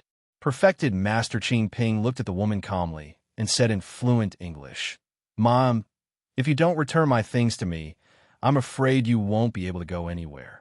Ling Yun was dumbfounded by his fluent English. In her eyes, this martial granduncle of hers was a stubborn old thing. She was the oldest and the most senior in the entire Mao Mountain. Of course, her cultivation level was also among the top. A woman of this level of old monsters would most likely spend most of her time cultivating or on the path of cultivation. However, she never dreamed that her Uncle Master would be so capable. "What? I don't understand what you're talking about." The woman was a little flustered and anxiously tried to open the door. Perfected Master Qing Ping's gaze was calm as he just stood there. But even just standing there, the woman already felt great pressure. Who was perfected Master Qing Ping? She was the only woman in the Huaxia supernatural world who had reached the Shanqing realm. No one had ever been able to steal something from her without her noticing. The woman was also stubborn and went straight into the car window. "Go to Hollywood," the woman said. "Uncle Master." Ling Yun had guessed that the woman was a thief after hearing perfected Master Qing Ping's words. So when she saw the woman escape, she immediately panicked. However, perfected Master Qing Ping didn't panic and watched the taxi drive away in front of her. "It's fine," perfected Master Qing Ping said nonchalantly. "Phew, Carrie heaved a long sigh of relief. Fortunately, the two Asian women did not pursue the matter. If they had yelled at the time, he would have been in big trouble. After the taxi left the airport, Carrie started to check her spoils of war. It was a leather bag that wasn't too big, but its style was quite retro. It was just that he didn't know what kind of animal it was. He wondered if this leather pouch was worth anything. Carrie reached into the bag and pulled out a transparent bottle. However, the bottle was half filled with black sand. What is this? Carrie was puzzled. Jolly Win touched it again. It was a metal plate that seemed to be made of bronze. He didn't know what it was used for. Was it an accessory? It felt too big. A copper bell the size of a fist, a stack of yellow paper, and a bottle of red liquid. Carrie began to search again and found another wooden box. Carrie felt that the box was older than the leather bag. Carrie shook the box. There was something inside. Just as Carrie was about to open the box, she found that it was stuck to a thin piece of yellow paper. Jolly Win tore the yellow paper. She opened the lid, but there was nothing inside. Fuck, there's nothing valuable. What a waste of my expectations, Carrie cursed. Miss, we've arrived at Hollywood. So fast. Fast? Miss, it's been 50 minutes. Are you still not satisfied? Do you want me to drive another round? Of course, it's charged. Okay, how much is it? $168. Here's $100. Keep the change. Miss, I said $100. No, Carrie said angrily. Either you keep the $100 or call the police now. $168 won't even be enough to file a case. Fuck, I'm unlucky. The driver had seen all sorts of people. He could guess who Carrie was just by looking at her. Therefore, she was already thanking her ancestors for giving him $100. The driver drove away, cursing. Listlessly, Carrie found a shop that took illegal goods.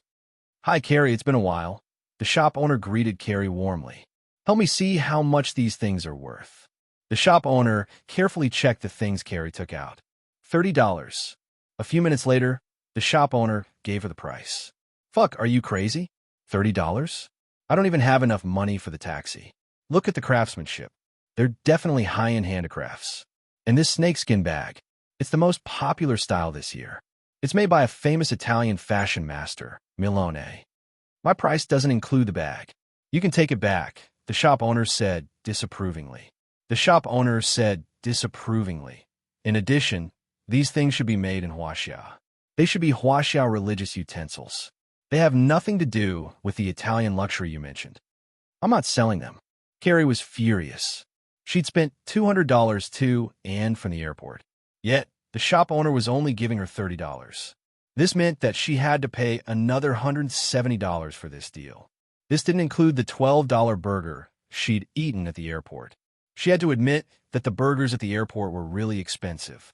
Burgers that cost $1 to $3 in other places were actually sold for $1 at the airport. Carrie directly swept the things on the table into the bag and angrily turned around to leave. Before she left, she even kicked the door frame. If you change your mind, remember to come back and find me. Oh, you have to pay for the damage to my door. The shop owner kindly shouted at Carrie outside. Carrie turned around and gave the shop owner the middle finger. After returning home, the first thing Carrie did was open the fridge. A strange smell wafted over. Apart from the beer, it seemed like everything in the fridge had gone bad. Fuck. Carrie held the beer gloomily and sat on the sofa. After a tiring day, she was both mentally and physically exhausted.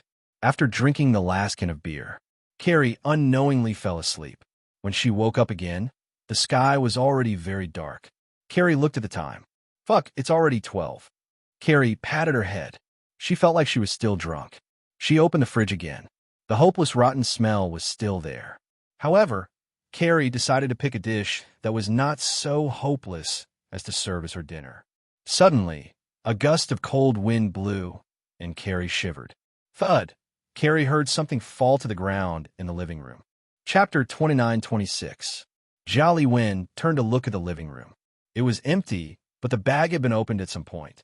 It seemed that the bottle containing the black sand had fallen onto the ground. Jolly Win stepped forward and picked up the bottle. However, at that moment, Jolly Win suddenly felt a powerful force sending her flying. Dong! Jolly Win's body slammed into the wall. Then, a terrifying face appeared before her. It was a creature covered in red, white, and black fur. It was a tall and intimidating body. Where is it? Where is it? Give it to me. The monster let out a deafening roar. Jia Liwen retreated in fear. She did not understand where the monster had come from. She did not even understand what it was saying. I don't understand what you are saying. Don't hurt me. Don't hurt me. I see. The monster calmed down a bit. Its sharp claws were pointed at Jia Liwen's forehead. Jia Liwen turned her head in fear. She thought that the monster was going to use its claws to cut her skin. However, the moment the monster's claws touched her forehead, Jia Liwen's mind was filled with countless pieces of knowledge. Where is it? The monster asked again. This time, Jia Liwen knew what the monster was talking about. What are you looking for? I don't have what you want. Or, if you want something, take it yourself. Please don't hurt me. If you want to eat me, please be gentle. Maybe you should cut my main artery first. Where's the main artery? It's here. To prevent herself from being swallowed alive, Jia Liwen told the monster the location of the main artery. I don't eat people, the monster said, but I have killed people with my teeth. Where are you? Wu Quan. What are you looking for? As long as I have it, it will belong to you. 100 beast steel. What is it? Jia Liwen clearly did not know what 100 beast steel was. Tell me where it is. Wu Quan suddenly moved closer to Jia Liwen's face. Jia Liwen watched as the huge monster approached her. She was so frightened that she retreated to the corner and curled up. I don't know. I don't know what 100 beast steel is. Wu Quan bared its fangs. Its breath was scorching hot. I really don't know. I can feel it here. Wu said, I can feel it. It's very close. Very close. Maybe it's in your body. I have nothing on me. Suddenly, the window shattered without any warning. A black figure roared as it charged towards Yuan Wu and Carrie without any superfluous words. Yu Wu opened its bloody mouth and spurted out a column of fire. Bang! The black shadow was hit by the pillar of fire and smashed a hole in the wooden wall of Carrie's house. Then, a monster about the same size as Wu crawled out of the hole. This monster was pure black, and its body was steaming with an unsettling black aura. As soon as this monster appeared, it displayed an uncomfortable posture. It was filled with an aggressive and bloodthirsty desire. Roar! The two monsters roared at each other. However, the black aura on the black monster's body suddenly erupted, bringing with it a terrifying pressure. Yuan Wu's huge body was pushed back a few steps. Then, the black monster pounced at Yuan Wu. Yuan Shiwu was immediately thrown to the ground. The black monster looked even fiercer than Yuan Shiwu. The two huge beasts rolled and wrestled with each other. Yuan Wu could not get up. The black monster bit into Yuan Shiwu's neck. Yuan Wu immediately spat out flames, but the flames did not do much damage to the black monster. Yuan Wu's resistance grew weaker and weaker. Just then, Yuan Wu saw a sign on the ground. Hurry, use that thing to smash it, Yuan Wu roared. Carrie, who had been curled up in the corner, did not understand what Yuan Wu was shouting. Use what to smash it with. That sign. Mao Mountain Town's evil token. Hurry. Yuan Wu roared again. What is it? That thing on the ground in front of you. Under Huo Wu's guidance, Carrie was finally able to identify the sign. Carrie gathered her courage and went to pick up the sign. The moment the black monster saw the sign in Carrie's hand, it immediately turned into a wave of black aura and escaped through the broken window. When Yuan Wu stood up again, he was in quite a sorry state. He shook his fur. Carrie held the sign in her hand. Don't come over. I'll smash you with this. Carrie saw that the black monster had run away in fear as soon as she got the sign. She immediately regained some courage. But facing Yuan Wu, she was still filled with nervousness and fear. This sign is used to suppress evil. I'm a divine beast. It doesn't work on me. Is that so? Jia Liwen looked at the token in her hand, seemingly eager to give it a try. Also, you're not the Mao Mountain sect leader. What makes you think you can use the power of the sign? Can this sign kill that monster? If you know how to use it, Yuan Wu said. What's going on? What's with that monster? Isn't it with you? It's Yu, a demon, and I'm a divine beast, Yuan Wu. We're natural opposites like black and white. How can we be together? Then what does it want? The Monument of Beasts. It has the same goal as me. Do you really not know where it is? I don't know, but I can feel that the Monument of Beasts is on you. Carrie searched all over, but did not find anything. I don't have it. How is that possible? I can smell it. The Monument of Beasts is on you. I really don't have it. Xiaowu came close and sniffed at Carrie. Suddenly, Yuan Wu's expression changed drastically. How is that possible? How can you fuse with the Monument of Beasts? What do you mean by the Monument of Beasts? Carrie was still very confused about the Monument of Beasts that Yuan Wu mentioned. It's a divine artifact used to suppress all beasts. Yuan Wu said, I'm a divine beast born from the Monument of Beasts. It's my duty to protect the Monument of Beasts. Now that I've appeared from the Monument of Beasts, it means that the beasts suppressed by the Monument of Beasts have all been freed. What does the Monument of Beasts look like? This was still the question that bothered Carrie the most. She had never seen the Monument of Beasts before, but Yuan Wu kept saying that it was on her. In short, she felt that she was in big trouble, very big trouble. Yuan Wu could not tell her what the Monument of Beasts looked like, because the Monument of Beasts was ever-changing and had no fixed form. Where did you get the evil order of Mao Mountain Town? Yuan Wu asked. Huh? You mean this thing? Carrie asked. Zhu Qian Divine Emperor. Chapter 29-27. Of course, the Maoshan Town Evil Order can also be called the Divine Order of Lini, Yuwu said. Well, would you believe me if I said I picked it up? Yuwu chuckled at Jelly in a very human way, letting her figure out for herself. Picked it up. The Maoshan Town Evil Order was one of the treasures of the Maoshan Town sect. How could she have picked it up? Yuwu was a divine beast, so he was born with a lot of knowledge. Furthermore, he was born from the Monument of Beasts. The process of nurturing was performed by the cultivators of the Maoshan sect. As such, he was considered the guardian divine beast of the Maoshan sect. He knew the Maoshan sect very well. No one knew how many spells the Maoshan sect had, but there was no way he would just throw the Maoshan Town Evil Order on the street. Fine, I'll tell you I stole it. Stole it? You? Who did you steal it from? You did not believe it at all.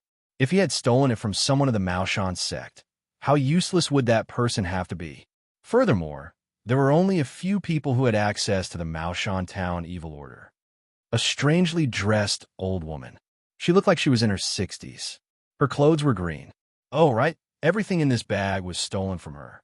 Yuwu's pupils contracted when he saw the bag on the table. There was a very obvious mark on the bag. This kind of mark was quite common in the spiritual world. Some cultivators who followed the tradition would mark the artifacts they carried with them with their own marks. Seeing the mark represented the person, Yuwu recognized that the owner of the mark was none other than Qingping Zhenren. Yuwu could not have been more familiar with Qingping Zhenren. After all, he was born from Qingping Zhenren's spell. Qingping Zhenren was like half his mother. However, the Monument of Beast had been passed around a few times among the disciples of Qingping Zhenren. At first, Yuwu suspected that Jelly had stolen it from one of Qingping Zhenren's disciples. Yuwu lost his cool when he saw the mark on the bag. How could someone like Jelly steal the bag from Qingping Zhenren? Not even the best thief in the world could have done it. If she had taken it by force, a standard, fully armed group with strategic weapons might have been able to do it. Either Carrie was lying or Carrie was lying. Otherwise, Taoist Master Qing Ping had intentionally stuffed something into her bosom. There was no third possibility. However, when he thought about how Carrie had actually obtained a recognition of the 100B steel, he couldn't help but sigh. The 100B steel was currently in Jia Liwen's body. Perhaps Taoist Master Qing Ping had intentionally allowed Carrie to obtain these items. But now all the demonic beasts in the 100B steel had escaped. Mao was also very weak. Thus, Xiao could only stay by Jialuan's side. Sanwu came to the bag and reached out with its paw. The first thing he saw was the piece of yellow paper that Carrie had torn from a box. However, Carrie crumpled the paper into a ball. I tore it off a box. In an instant, Hu Wu was enraged. Roar, you damned woman. It was you who let the demonic beast escape. Carrie was scared out of her wits. Are you crazy? You fool. Idiot. You broke the seal. What are you talking about? I don't understand. That box is the 100B steel. and this talisman is the seal of the 100 beasts. You broke the seal. Nonsense. How could the seal be opened so easily?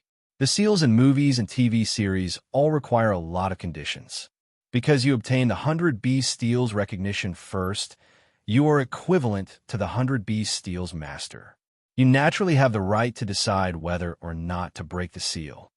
Hu felt very stifled, because he didn't even have the right to vent. Carrie was now the master of the 100 Beast Steel. This also meant that Carrie would be his temporary master. Hu didn't really care about changing masters. In any case, the 100 Beast Steel often changed masters anyway. He had also worked for Taoist Master Qing Ping's disciples and grand disciples. It was just that his current master was Carrie, who was completely useless in his eyes. This was not as wonderful as it seemed. The master's ability determined how much strength he could exert. Especially now, because he had lost contact with the 100 Beast Steel, his condition was already very poor. What is this? Carrie picked up the bottle of black sand and asked, "Don't tell me there's some devil sealed inside." This is black mica gold, used to cast spells. It has a very strong restraining effect against evil beings. What about these? The same yellow paper as the seal. Talisman paper, used to draw talismans. It's a common casting medium for Taoists. Hu said. At this time, Hu took out a few more things from the bag. A Taoist scripture and a few casting tools. Hu faintly felt that these things were used to train new people. Could it be that Taoist Master Qing Ping wanted to take her as a disciple? Perhaps the demons that escaped from the 100 Beast Steel were also a test for her. Since you released those demon beasts, then you must be responsible for capturing them. What? You want me to deal with those monsters? Like the one just now? Carrie was about to go crazy. Perhaps she had already gone crazy, and everything she was seeing was an illusion created by her imagination. No, that was a black Yuga, not something you can deal with. Black Yuga was a demon beast, but it was Wu's twin brother. Wu represented good, while Black Yuga represented evil. Wu was connected to the 100 Beast Steel and guarded the demon beasts in it. And Black Yuga was one of the demon beasts in the 100 Beast Steel. And it was also responsible for devouring the demon energy of the demon beasts in the 100 Beast Steel.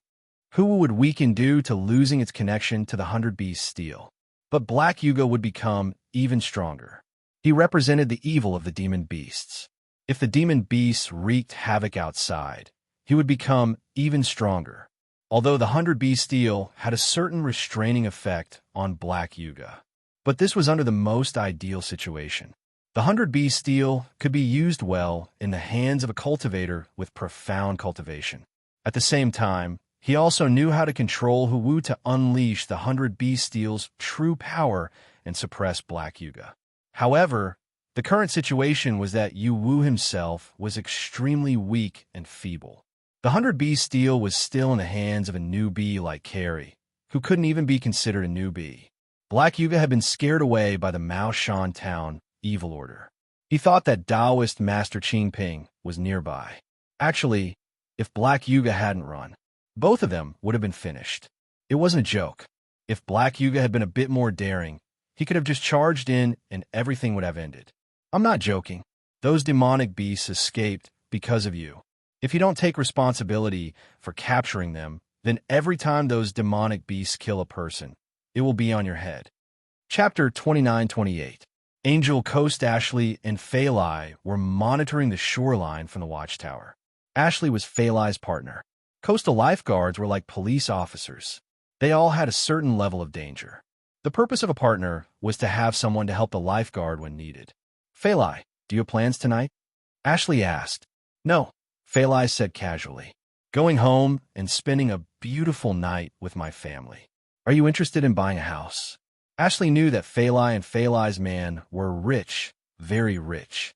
She had only been employed for less than a year and had never been to Chunjiao and Fei Lai's house. However, her colleagues would occasionally mention Fei Lai when they chatted.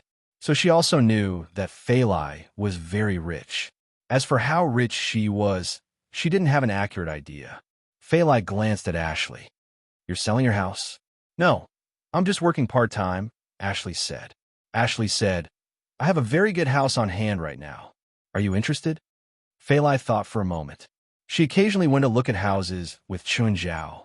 However, most of the time, they used investment as a prerequisite. First, they needed a house with a good market.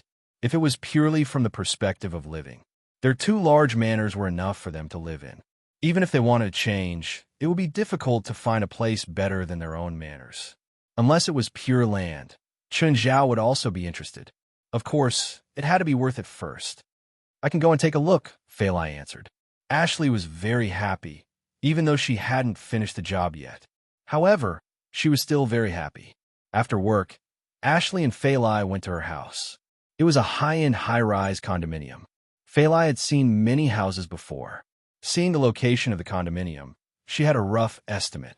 Feilai followed Ashley into the condominium. It was a laminated structure with a total area of around 450 square meters.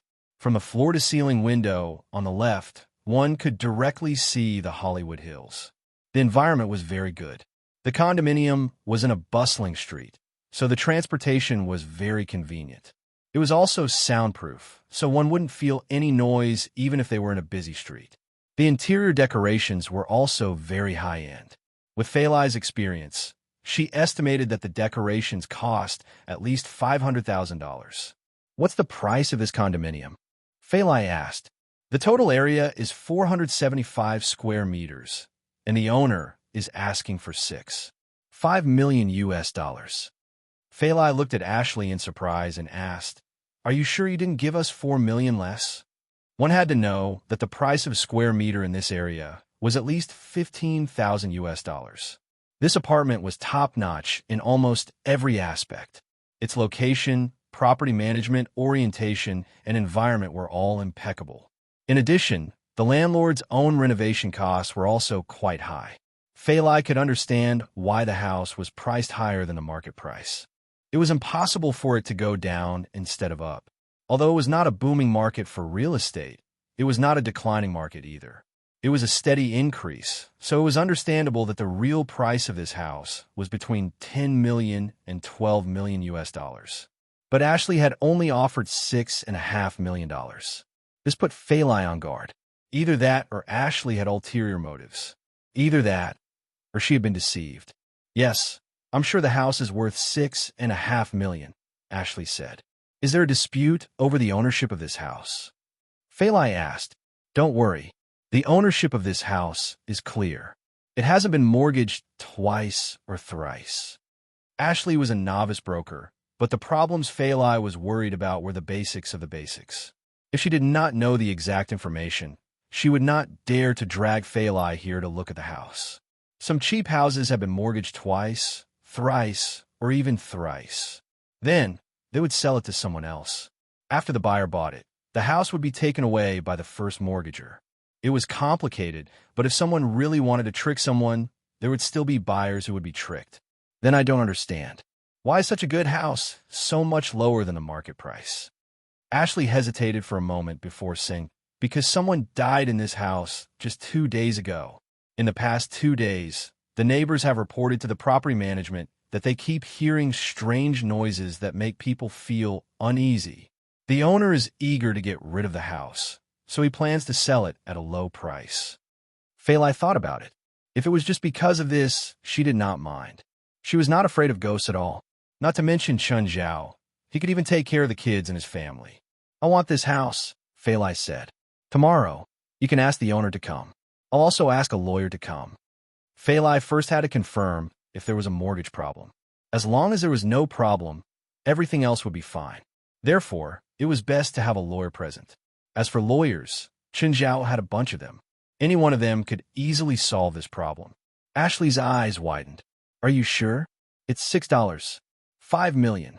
Won't you reconsider?" "It's $6.5 million, not $65 million, Feilai said disapprovingly.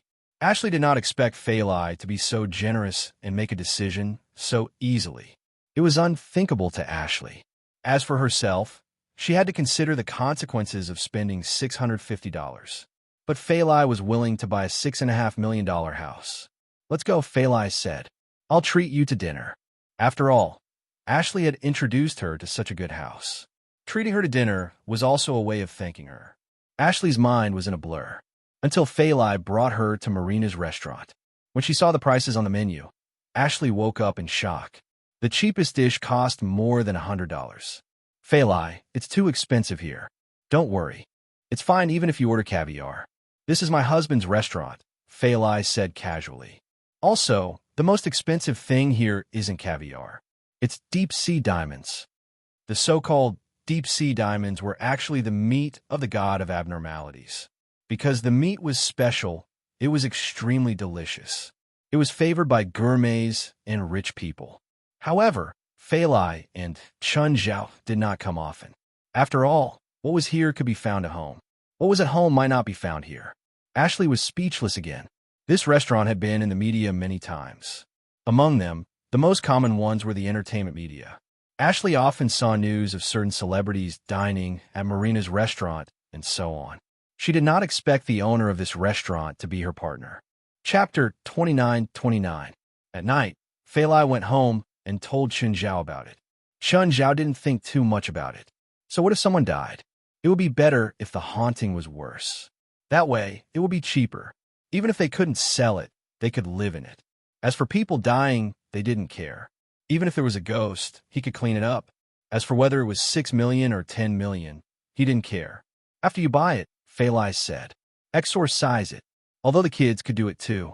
But Faylai couldn't ask them to exorcise her, could she? Chun Zhao was more used to it. Okay, I'll go when I'm free.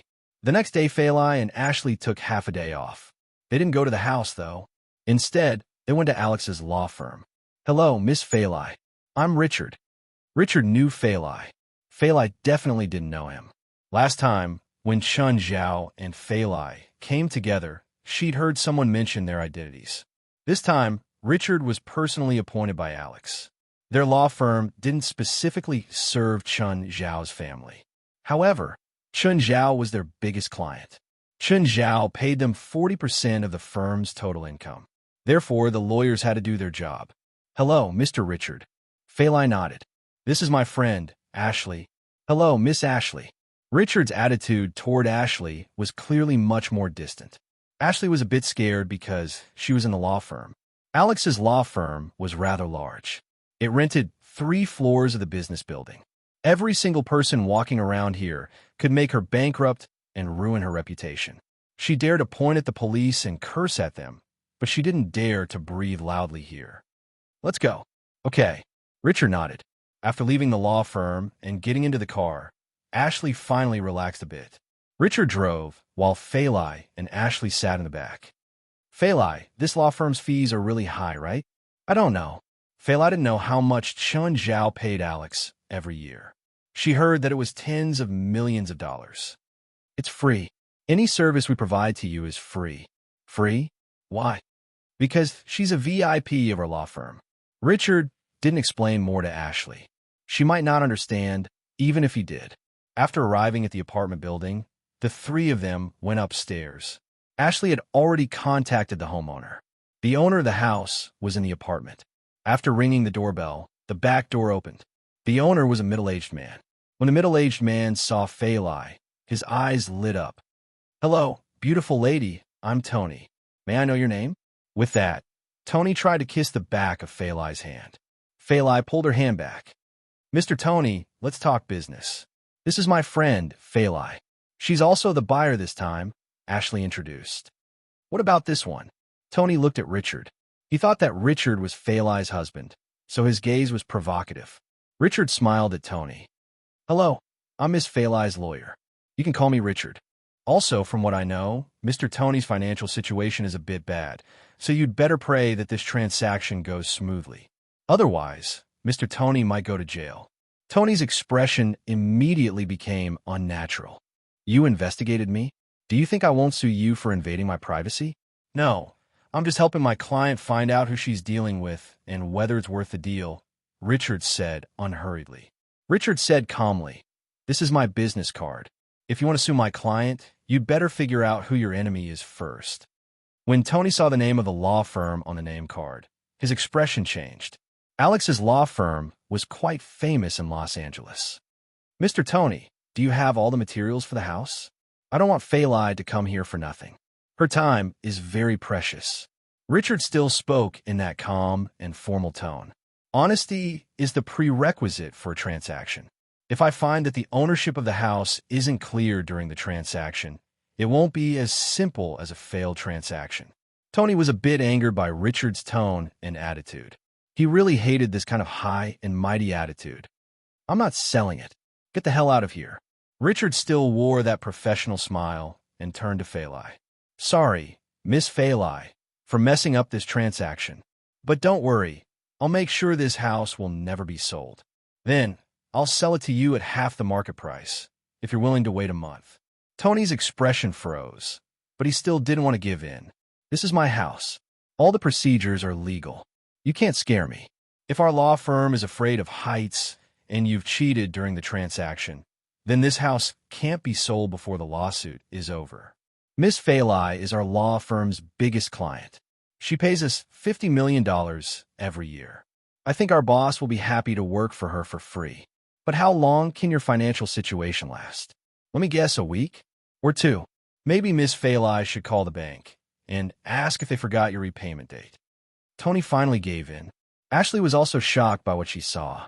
With just a few words, Richard had scared Tony to the point of breaking down. I'm sorry, Miss Phalai, Mr. Richard. I apologize for what I said just now. Tony was really afraid that Richard would fulfill his promise. No, it wasn't a promise. It was a threat. When he heard that Phalai paid the law firm $50 million every year, he was even more shocked. What a joke. Just what kind of background did this woman have? $50 million was definitely the service of a tycoon. His entire wealth wasn't even enough to pay her a year's legal fees.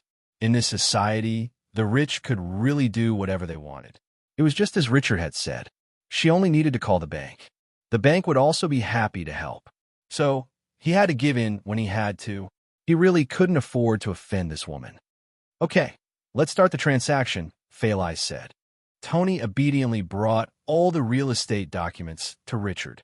Even if he originally had some small thoughts, at this moment, all of them were gone. In front of a true expert like Richard, his tricks were nothing more than a child's play. He might very well shoot himself in the foot. Chapter 29:30. Miss Phalai, nice working with you. Tony reached out to shake Phalai's hand, but Phalai didn't. Richard stepped forward and said, Mr. Tony, this place belongs to Miss Phalai now. Please. Tony could only turn around and leave with a smile. When he turned around, he muttered a few vicious curses. Pooh!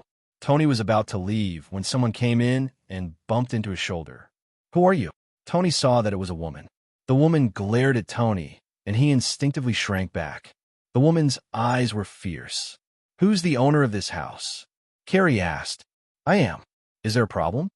Phalai said, stepping forward. There's something unclean in this house. I'm here to help you get rid of it.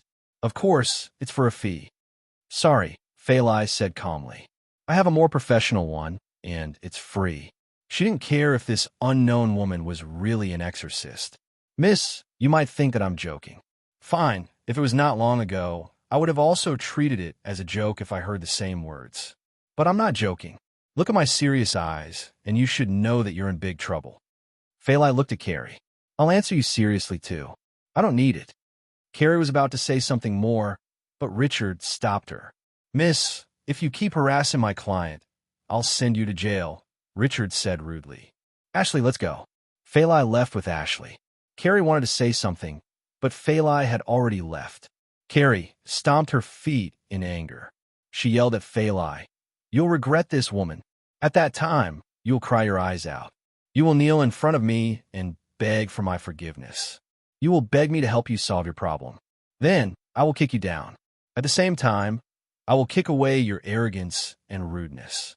I will continue until you use a large sum of money to beg for my forgiveness. But Phalai had already entered the elevator. She probably didn't hear the rest of her words. Fuck, Huo, is that woman the spiritualist you mentioned? No, she's a normal person. Huo appeared silently beside Carrie. Ordinary people are still so arrogant. Carrie spat on the ground and said unhappily, When trouble comes, I want her to give me this apartment. Otherwise, I won't help her solve the problem. I can see that your luck hasn't fluctuated much recently, which means that your plan will fail. Fuck, I don't want to hear your voice, Carrie said with dissatisfaction. Besides, are you sure you won't be caught by the surveillance cameras if you appear beside me so openly? I am in incorporeal form. Unless it is someone of the same kind or someone with a spiritual connection with me, no one else can see me. Not even cultivators can see me, Ma Wu said. Not even the surveillance cameras can capture me. Yuan Shiwu was not unfamiliar with surveillance. In fact, he was quite familiar with modern technological products.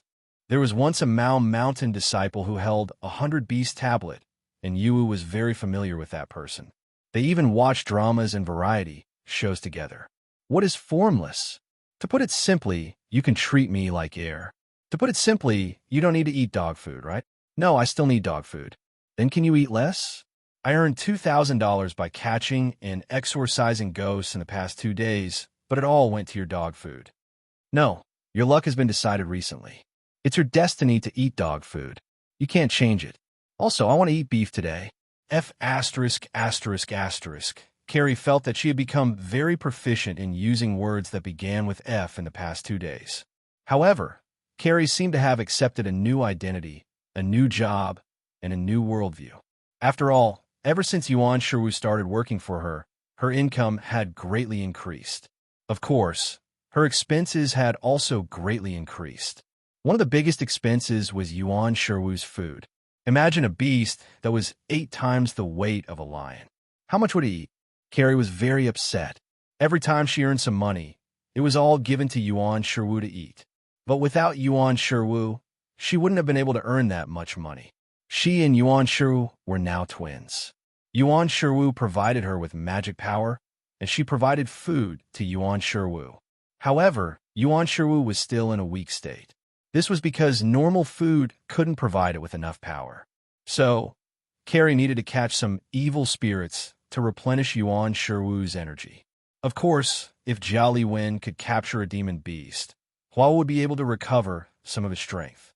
Moreover, he would be able to return more magic power to Jiao Liwen. However, Carrie could only deal with a few evil spirits at most. If she had to deal with a demon beast, even the weakest one, she could teach her a lesson in a minute. So, she had no choice but to temporarily find those evil spirits to practice with and give Yuan Shiwu some nutrition.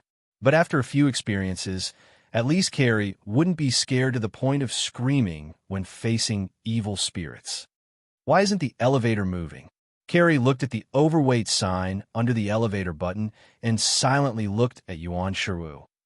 What are you looking at me for? I'm formless. I can't have weight. Then do you think I'm 1,200 kilograms? Not me. Yuan Shiwu turned his head and said. Carrie kicked Yuan Shiwu's butt, and Yuan Shiwu was kicked out of the elevator. Ding! The elevator moved. Yuan Shiwu silently watched as the elevator door closed. However, when he was a certain distance away from Carrie, he turned into a puff of smoke and returned to Carrie's office. Although Yuan Shiwu was formless, he actually had actual weight.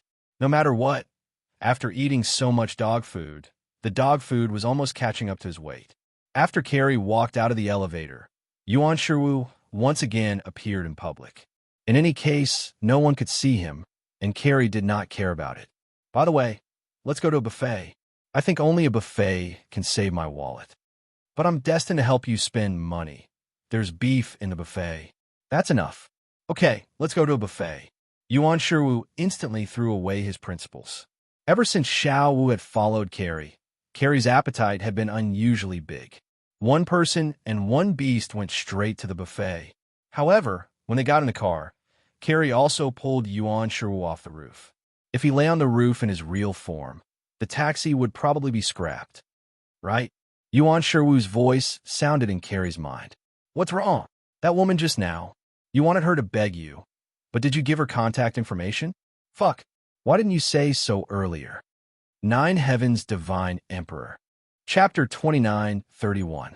Miss, these are for a fee. The waitress reminded Carrie warmly. The high-end drinks were all paid. Carrie's hand froze in midair. She retracted her hand, annoyed. How can that person take it? Carrie pointed at a table not far away. An Asian man's table had a few bottles of high-end drinks on it. He brought it himself. Also, he's the owner of this place.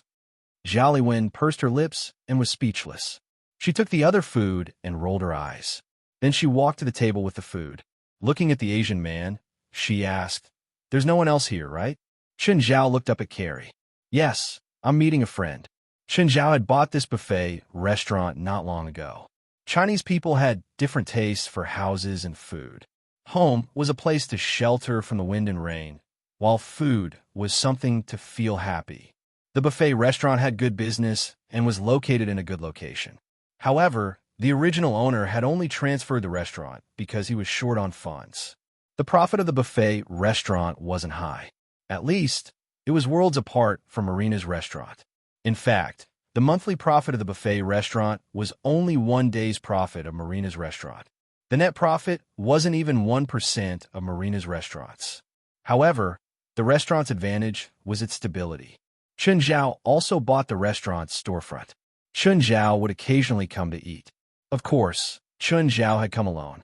Right now, Chen Zhao's mouth was full. Even the beauty before him didn't make him stop chewing. "You're just going to let a girl stand there with so much food? There's an empty seat," Chen Zhao answered straightforwardly. Carrie took a deep breath and calmed her anger at this unromantic man in front of her. Still calm, she said, "Sir, I think you'll have trouble soon." Chen Zhao looked up again. "What kind of trouble? Do you believe in souls?" Carrie asked. "Yes." Chen Zhao nodded. "I saw something behind you, something bad." "Oh? What kind?" In the most popular words, it's the opposite of God, the crazy and fallen dead.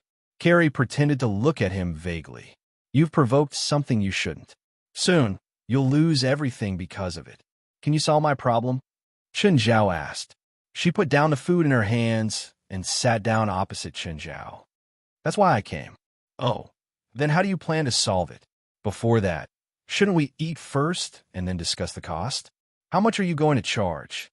"I need a long-term free card for this restaurant," Carrie said. "Of course, there's an extra $3,000. Trust me, you'll feel that it's worth it." Chen Zhao shook his head and glanced at Carrie's food. "Your price is too high. With your appetite, if you eat here every day, my restaurant will go bankrupt." "Huh?" Carrie looked at Carrie. Jolly Wen did not expect the Asian in front of her to reject her for such a small fee. "Woo-woo. Come out and show him how terrifying you are." "How should I demonstrate?" "Flip him over and pin him to the ground." "I don't want to do evil. I'm a divine beast. If we can get a long-term meal card, then you can eat big meals every day." "Okay, just this once." Chen Zhao suddenly frowned. He could feel something beside Carrie. He could not see it, and its aura was not very strong. However, it could avoid his eyes and ears. Just then, Chen Zhao felt the thing attack him. Puff! Chen Zhao did not move. He pressed the thing to the ground with his small world. "Ah, Carrie, hurry up and take me back. Hurry up." "What? What happened?" Jolly Wen looked at Wu Wu on the ground, dumbfounded. "This man is a monster. He's a monster." "Run, run," Wu Wu screamed. The terrifying power suppressed him so much that he could not even lift his head. Jolly Wen's expression changed. She looked at Chen Zhao with fear and stood up to leave. But in the next instant, she was also frozen in place, just like Yu Wu. "Sir, I was actually joking with you. Do you believe me?" Chen Zhao lowered his head and wolfed down the food, not answering Jolly Wen's question. Jolly Wen was frozen to the ground. Like Wu Wu, she was completely suppressed by Chen Zhao's small world. Both Wu Wu and Jolly Wen felt that they were in big trouble. They had offended someone they shouldn't have. Jolly Wen just stood there for a few minutes. The waiter came over. "Miss, do you need help?" "Nothing. Her lumbar disc isn't good, and she needs to stand for a while. Go do your thing." "Yes, sir." Jolly Wen wanted to speak, but her mouth was sealed. After Chen Zhao finished eating, he brought Jolly Wen out of the restaurant and into a small alley. Chen Zhao released Jolly Wen's restraint, but Wu Wu's restraint was still there. Jolly Wen turned and wanted to run, but the next moment, she hit a wall. There was clearly nothing behind her, but she still hit the air wall. She was so dizzy that she could not stand up. Chen Zhao reached out and picked up Wu Wu. Although he could not see, The small world could still clearly feel Wu Wu's existence. So, it did not really matter to Chun Zhao. Moreover, the feedback from the small world was more comprehensive and clear than what he could see with the naked eye. Wu Wu saw that his restraint was gone, but Chun Zhao was still using his hand to grab him. He immediately retaliated and slapped at Chun Zhao with his claws. But the next moment he regretted it. He felt that he wasn't slapping a body of flesh and blood, but a steel mountain. His claws were immediately fractured. Was this person enhancer? He had also trained his body to the extreme.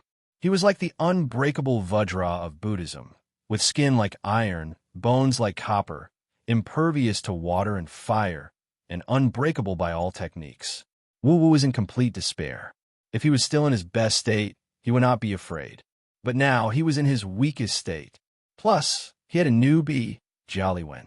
How could he beat Qin Zhao? Wu Wu was filled with resentment toward Jiali Wen. You can lie, but at least you have a target. You found such a strong cultivator. Who are you looking down on? What is this?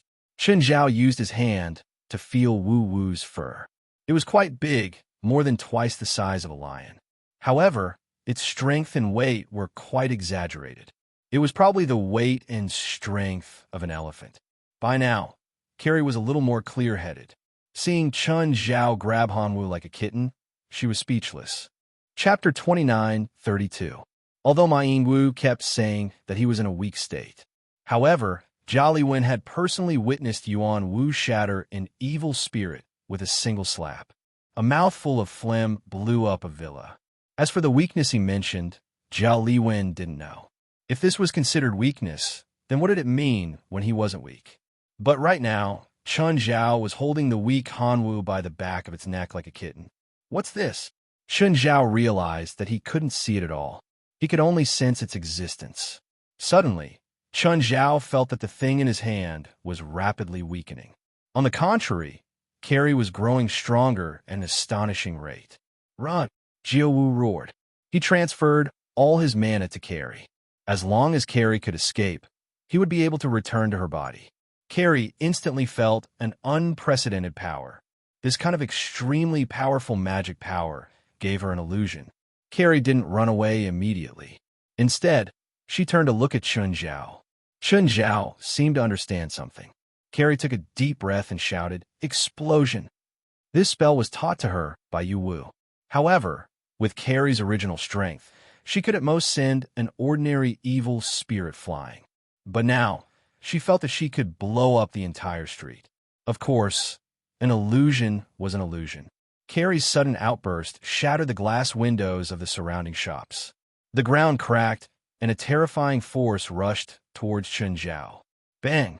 Before the force could even touch Chun Zhao, it was disintegrated by Chun Zhao's non-elemental constitution. The entire alley was in a mess. Carrie panted as she knelt on the ground. She raised her head, but she did not see what she had hoped to see. Chun Zhao was still standing before her, unharmed. Is it over? Chun Zhao looked at Carrie teasingly. Hua Wu's eyes lit up. He said to Jiali Wen, "The power you displayed just now was beyond my expectations. You have the potential to become a strong person, but you are still too unfamiliar with my magic power. If you had concentrated your power to attack one point, you might have been able to defeat this man. But I don't have the strength to make another move. I feel like all my strength has been drained in an instant.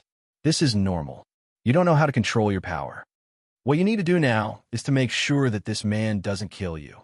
Only then will you be qualified to talk about the future," said Hu Wu. Carrie looked at Chun Zhao. "Sir, would you believe me if I said I was joking?" Smiling, Chun Zhao shook his head. "No. All right then. I apologize for what happened just now. Since you're not injured, let's part ways here, okay?" Chun Zhao shook his head. "Maybe you should go to my cafeteria. Your attack just now caused great damage to my cafeteria. Give me $200,000 to make up for my losses, and I'll let you go." $200,000? This is robbery. I don't have it. Even if you sell me, I don't have it. Then go wash the dishes for me, Chun Zhao said matter-of-factly.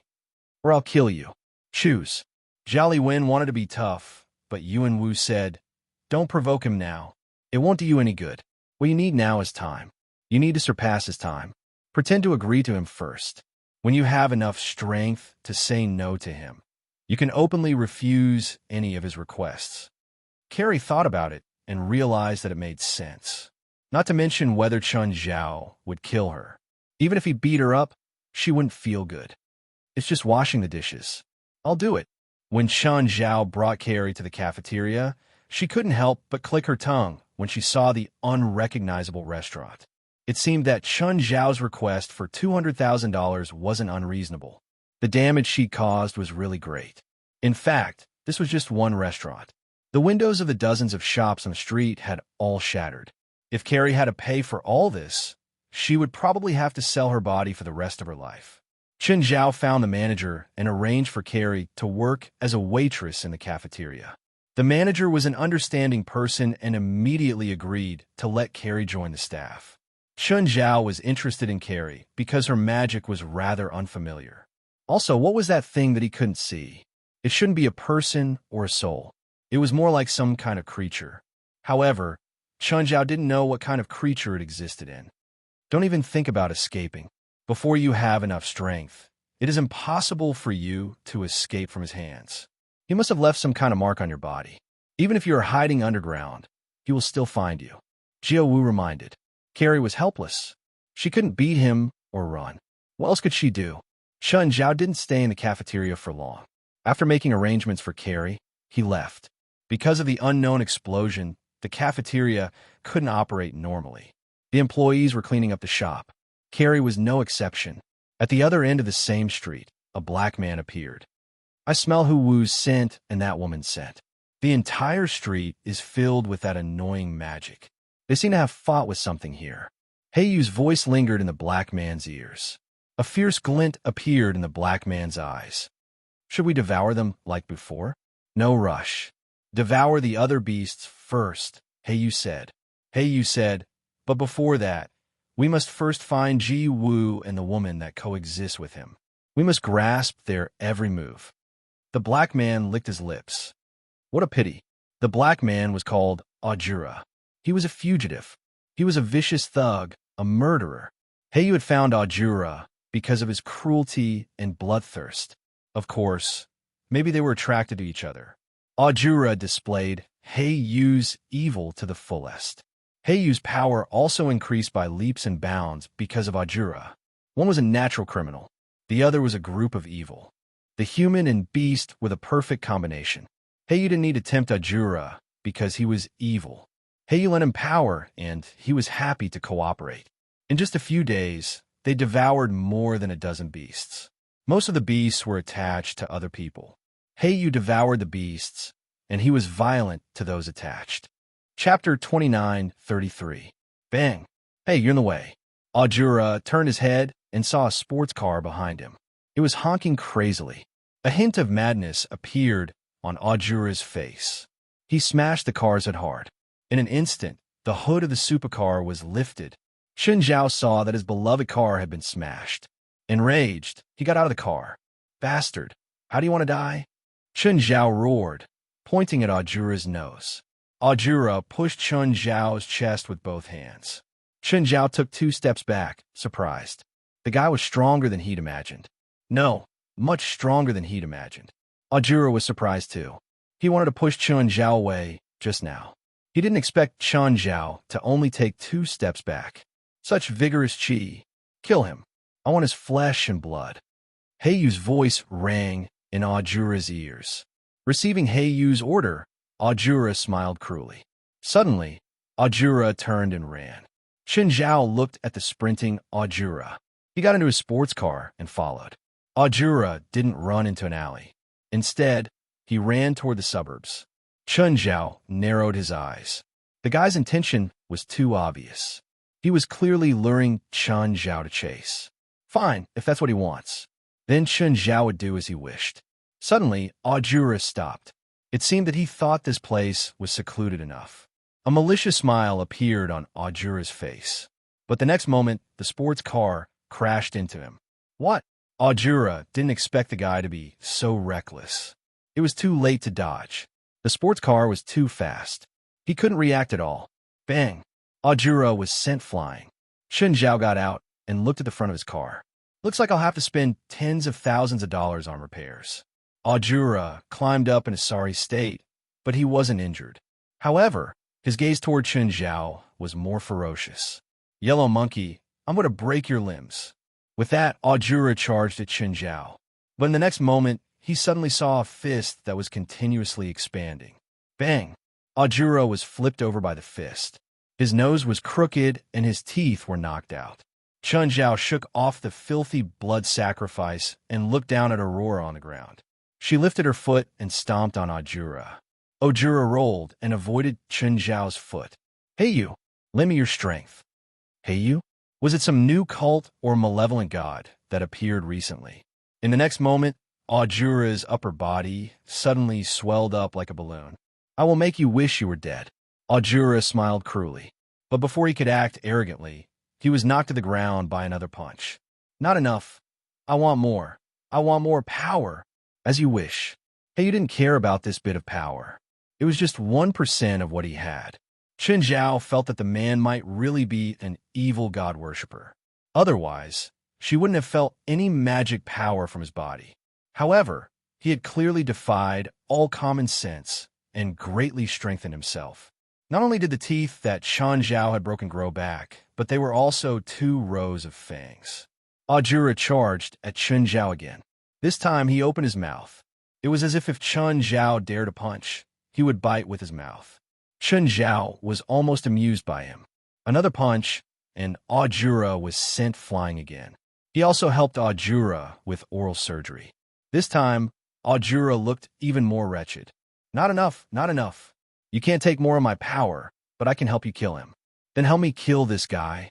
After it's done, I want you to give me 10 living people. Deal. Heiyu crawled out of Ajura's body. Instantly, Chen Zhao's eyes opened. This thing again? He couldn't see it, but he could still feel Heiyu's existence. However, the invisible thing before him was completely different from the one beside Carrie. He couldn't see the one beside Carrie either, but it didn't have any evil aura. If Carrie and Yuan Wu had any, Chen Zhao wouldn't let them disappear before him alive. But the thing before him gave off an uncomfortable aura. However, the thing in front of him was emitting an aura that made him feel uncomfortable. Even though it was invisible, it was filled with evil. The aura was even stronger, dozens of times stronger. There was also that disgusting smell. Even if he couldn't see it, he could smell it. Heiyu strolled to Chen Zhao. He clearly thought that Chen Zhao couldn't see him. But the next moment, Chen Zhao taught him a lesson with his fists. Move your stinky mouth away. Chen Zhao punched Heiyu's mouth open. Heiyu was dumbfounded. Chen Zhao grabbed Heiyu's chin with one hand and pressed him to the ground. Bang, bang, bang. Heiyu couldn't resist at all. His body was several times larger than Yuan Wu's. But before Chen Zhao, he was no different. Chen Zhao's fists got heavier and heavier. Heiyu's head was a bloody mess. Heiyu finally reacted and spat out black flames at Chen Zhao. The black flames enveloped Chen Zhao. He thought that Chen Zhao would still be alive. But Chen Zhao wasn't dead. The black flames wrapped around Chen Zhao, but didn't even burn his clothes. I didn't expect your mouth to be so smelly, but your flames taste so good. Chen Zhao didn't continue hitting Heiyu. Instead, he grabbed his mouth. Spit again. Heiyu was dumbfounded. Who was this person? Why wasn't he afraid of his black flames? Chen Zhao slapped him again. I told you to spit fire. Don't you understand? Whoosh. Heiyu didn't believe it and spat again. He definitely wasn't cooperating with Chen Zhao. Slap. Did you not drink milk? Harder. Whoosh, not enough. Again. Not enough again. Heiyu was about to cry. He'd never been bullied like this before. Ojura could tell that the situation wasn't right. He turned to escape. He knew how terrifying Heiyu was. But now, Heiyu was being beaten by this man. It was an inhumane humiliation. But the next moment, his body was dragged back uncontrollably. Where do you think you're going without my permission? Sir, misunderstanding. This is a misunderstanding. Crack. Chen Zhao crushed Ojura's left arm. Ah, it's not a misunderstanding. I can differentiate between misunderstanding and malice. I'm going to find the police. I'm going to find the police. You thug. Heiyu found a chance and bit down hard on Chen Zhao's body. Ojura's eyes brightened. Got it. Chapter 29:34. Both Ojura and Heiyu thought they had it. But the next moment, Heiyu felt a terrifying power. Then, he directly removed his chin. Instantly, blood gushed out of Heiyu's mouth. Chen Zhao felt that Heiyu's stomach seemed to be calling out to him. Chen Zhao reached out and pulled out an invisible object that wasn't too big or too small. Just then, Chen Zhao heard a voice from the ball of light. Don't kill me. Don't kill me. The thing in Chen Zhao's hand was alive. It wasn't dead, but like Huawu and Heiyu, it couldn't be seen with the naked eye. But its aura was different from Huawu and Heiyu. Yuwu was more inclined towards righteousness, while Heiyu was completely evil. But now, Chen Zhao was holding it in his hands. It was a different feeling. He was neither righteous nor evil, impartial and seemingly neutral. Chen Zhao kicked the drooping Heiyu away and held the thing in his hand. What's your name? Baizhu. What's that? I'm the demon beast Baizhu. I've seen demons before, but you say you're a demon beast. Why can't I sense your existence? I'm not a materialized demonic beast. I was born from the heavens and earth. We exist in the heavens and earth, but we do not exist in form. We all have formless appearances. Only those of the same species or those who possess our powers can see us. Lend me your power, Chen Zhao said. Judging from Carrie and Ojura's expressions, they probably accepted their respective demon beast powers. That was why they could see Huawu and Heiyu. Baizhu transferred his magic power to Chen Zhao. The moment Chen Zhao accepted Baizhu's power, a connection was formed between the two. In that instant, Baizhu felt Chen Zhao's mighty power, which was like heaven and earth. Although it was only for a moment, Baizhu understood that the human in front of her was absolutely a terrifying existence. Perhaps only the ancient immortals could compare to him. Also at that moment, Chen Zhao saw Heiyu. Chen Zhao's previous impression of Heiyu was like a blind man trying to feel an elephant. Perception was perception, but it was difficult to use perception to completely describe Heiyu's form. But now, he could clearly see Heiyu's form. He'd long known about its enormous form. It was even larger than an African elephant. It had a black mane and was surrounded by a black aura. However, his chin had been pulled off by Chen Zhao. He was lying on the ground, barely breathing. What's your relationship with him? Why are you in his stomach? Chen Zhao asked curiously. I was eaten by him, Baizhu said helplessly. Then why aren't you dead? I was born from the heavens and earth. So how could I possibly die completely? At most, I would be completely fused with him, and my true spirit would return to the heavens and earth. However, my current state can probably be described as not being completely digested. Where did you come from? How come I've never seen you before? Listening to Baizhu's words, this should not be the product of some evil cult. We are the true spirits gathered by the 100 Beast Steel. The 100 Beast Steel seem to have been unsealed for some reason, and we have been released from the 100 Beast Steel. 100 Beast Steel? Are you saying that there are 100 people like you? Actually, there are thousands of them, Baizhu said. What about him? What rank is he in the 100 Beast Steel? The fiercest one is him, Baizhu said. He is Heiyu, born from the same spirit as Yuwu. If we were born from the heavens and earth, and then formed by the 100 Beast Steel, then Heiyu and Yuwu were born from the 100 Beast Steel using our true spirit chi, so they were born as divine beasts or kings of beasts. Yuwu was responsible for guarding the 100 Beast Steel, while Heiyu was responsible for devouring the unclean aura we carried. But after leaving the 100 Beast Steel's control, Heiyu changed. He found us and started to devour us and our hosts. Every time he devoured a beast, his power increased. Baizhu glanced at the dying Heiyu. In his eyes, the powerful Heiyu was now like a dead dog. Chen Zhao walked forward and looked at Heiyu on ground. Murderous intent appeared in his eyes. Leaving this thing alive would also be a disaster. Fellow Taoist, please wait a moment. Suddenly, a voice sounded in Chen Zhao's ear. Chen Zhao turned his head and saw that the newcomers were actually two Taoist nuns.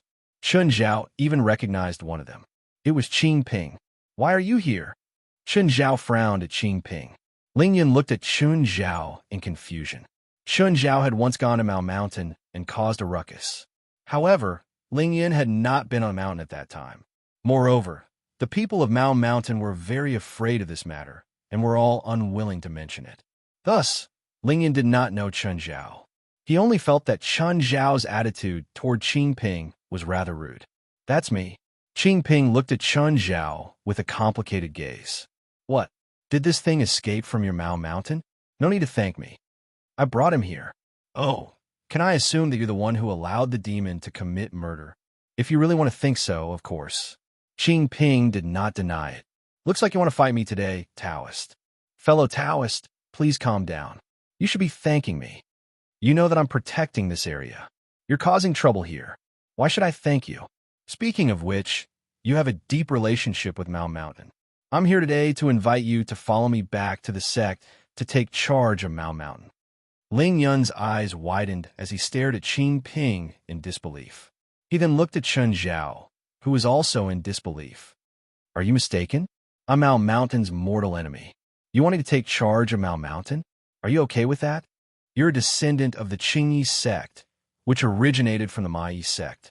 The Mai sect is one of the 3 sects of Mao Mountain, so the conflict last time was at most an internal conflict. You can't be considered a mortal enemy of Mao Mountain. I'm not interested in being a Taoist or leading Mao Mountain. I'll forget about this. You can leave. Why did you refuse? Mao Mountain is also a 1,000-year-old holy land of Taoism. Our predecessors have painstakingly passed down our heritage and countless resources. They can bring you unimaginable benefits on your path of cultivation. My cultivation is unparalleled in the world now. Only a few can compare to me. Do I need Mao Mountain's resources? Besides, I have money and power in this dazzling world. Why should I endure the lonely and bitter cultivation of the green lamp? You don't need the lamp to accompany you. You don't need to be lonely in the mountains. You're still you.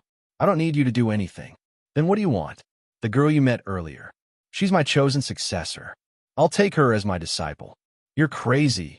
Chen Zhao refused without thinking. Chapter 29:35.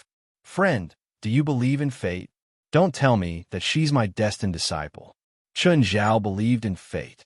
Plus, he'd never thought that he'd have to change his fate one day.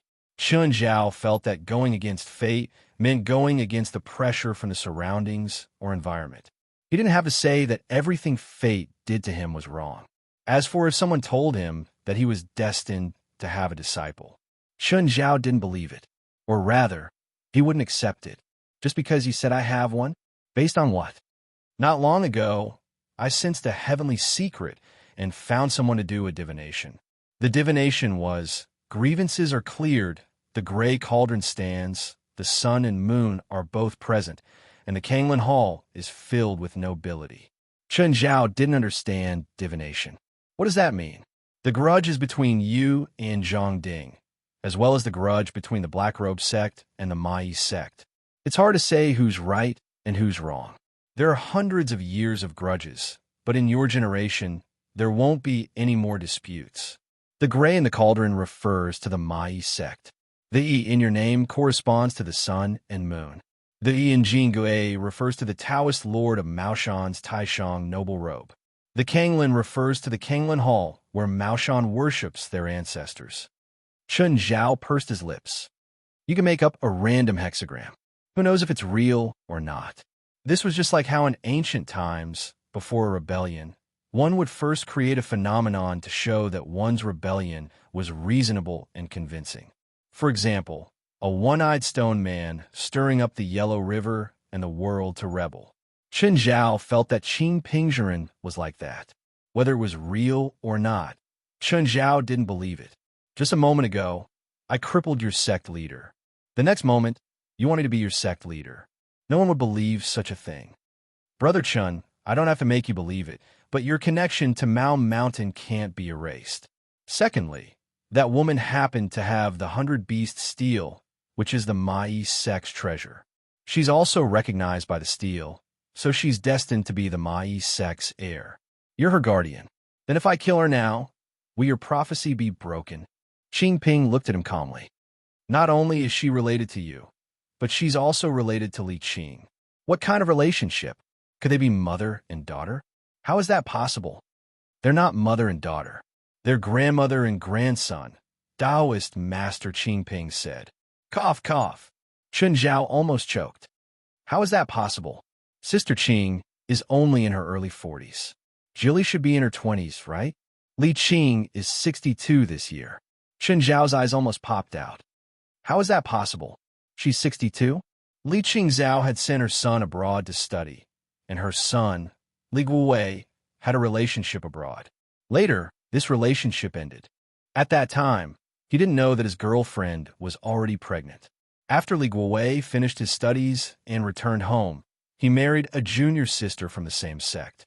However, because he had the experience of studying abroad, his family chose to go abroad to seek refuge.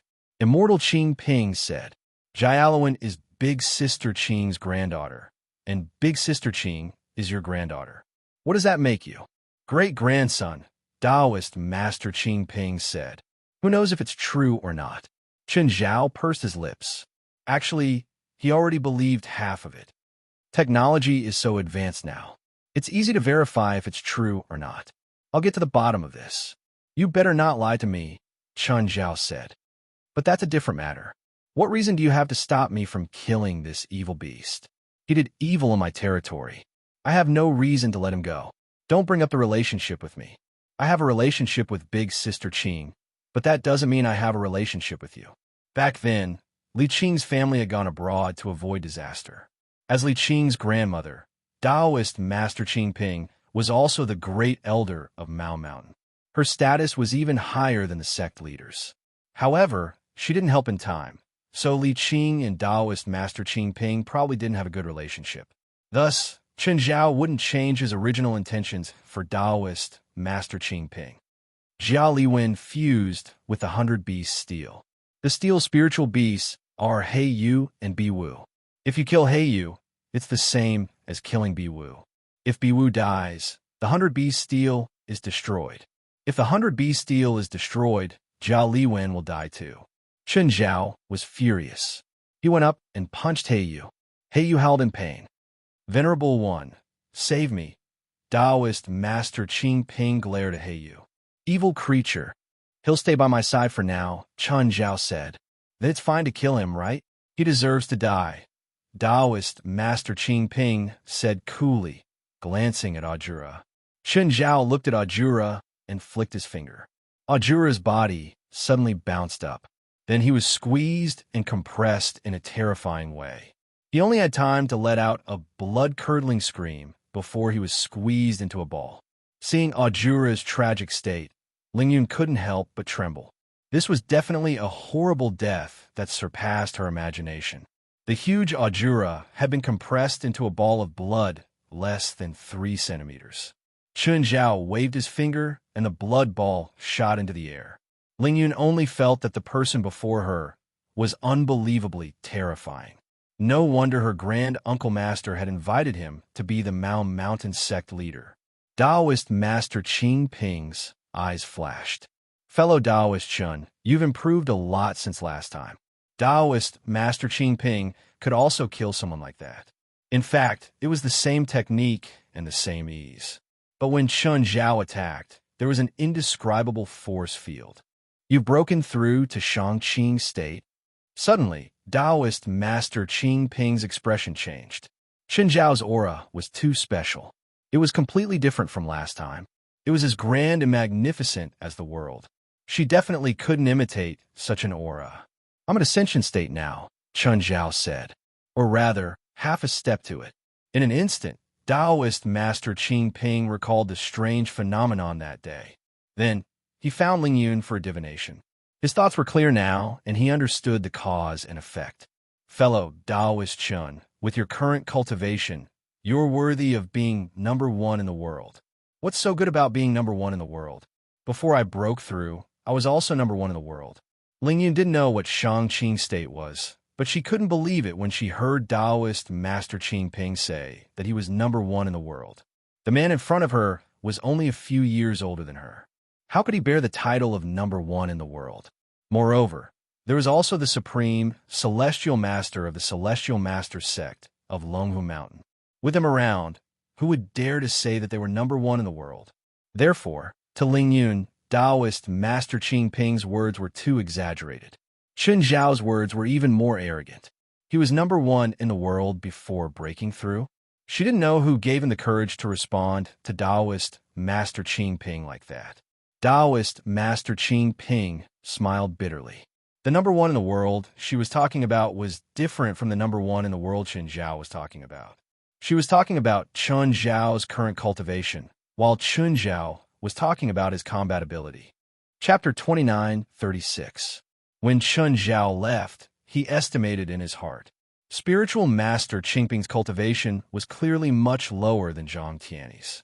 He was probably about the same as Blood Mary 23 in the past. However, Blood Mary had become a god now. She couldn't be measured by their standards. She should be much stronger than Baifla.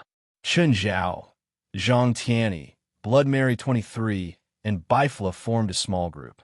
Chen Zhao's cultivation and power were undoubtedly the highest.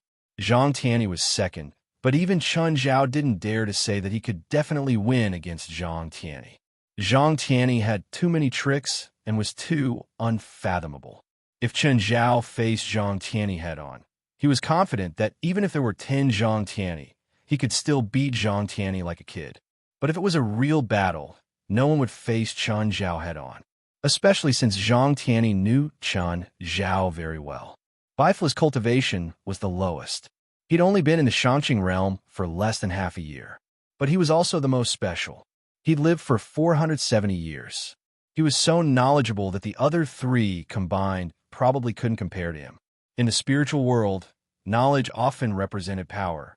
It could be transformed into power. So, no matter how low his cultivation was, he still had power that couldn't be ignored. Spiritual Master Qingping and the four of them were probably still lacking. Do you want to come in yourself? Or do you want me to force you in? Chen Zhao took out an empty bottle. It was a normal empty bottle. White Candle was obedient, or rather timid. A wave of white smoke flowed into the empty bottle. Chen Zhao glanced at Yu. Looks like you're not going to cooperate. Sir, don't rush. It's not that I don't want to go in. I'm afraid that the bottle can't hold my body. I can turn into nothingness, but I'm not bad. I'm afraid. Yu had been beaten up by Chen Zhao, but he still couldn't help but brag. Yu looked rather wretched, but he still looked sinister and cunning.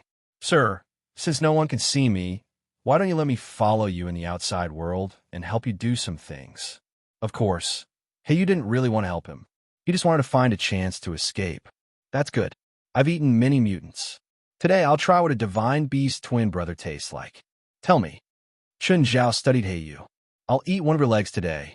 Yu trembled in fright and turned into black smoke, charging into the bottle. The black and white smoke in the bottle intertwined for a while, and finally, the white smoke was squeezed into a corner. If you dare swallow White Candle again, I'll beat you until your stomach bleeds. As expected, the black gas in the bottle became obedient at Chen Zhao's words.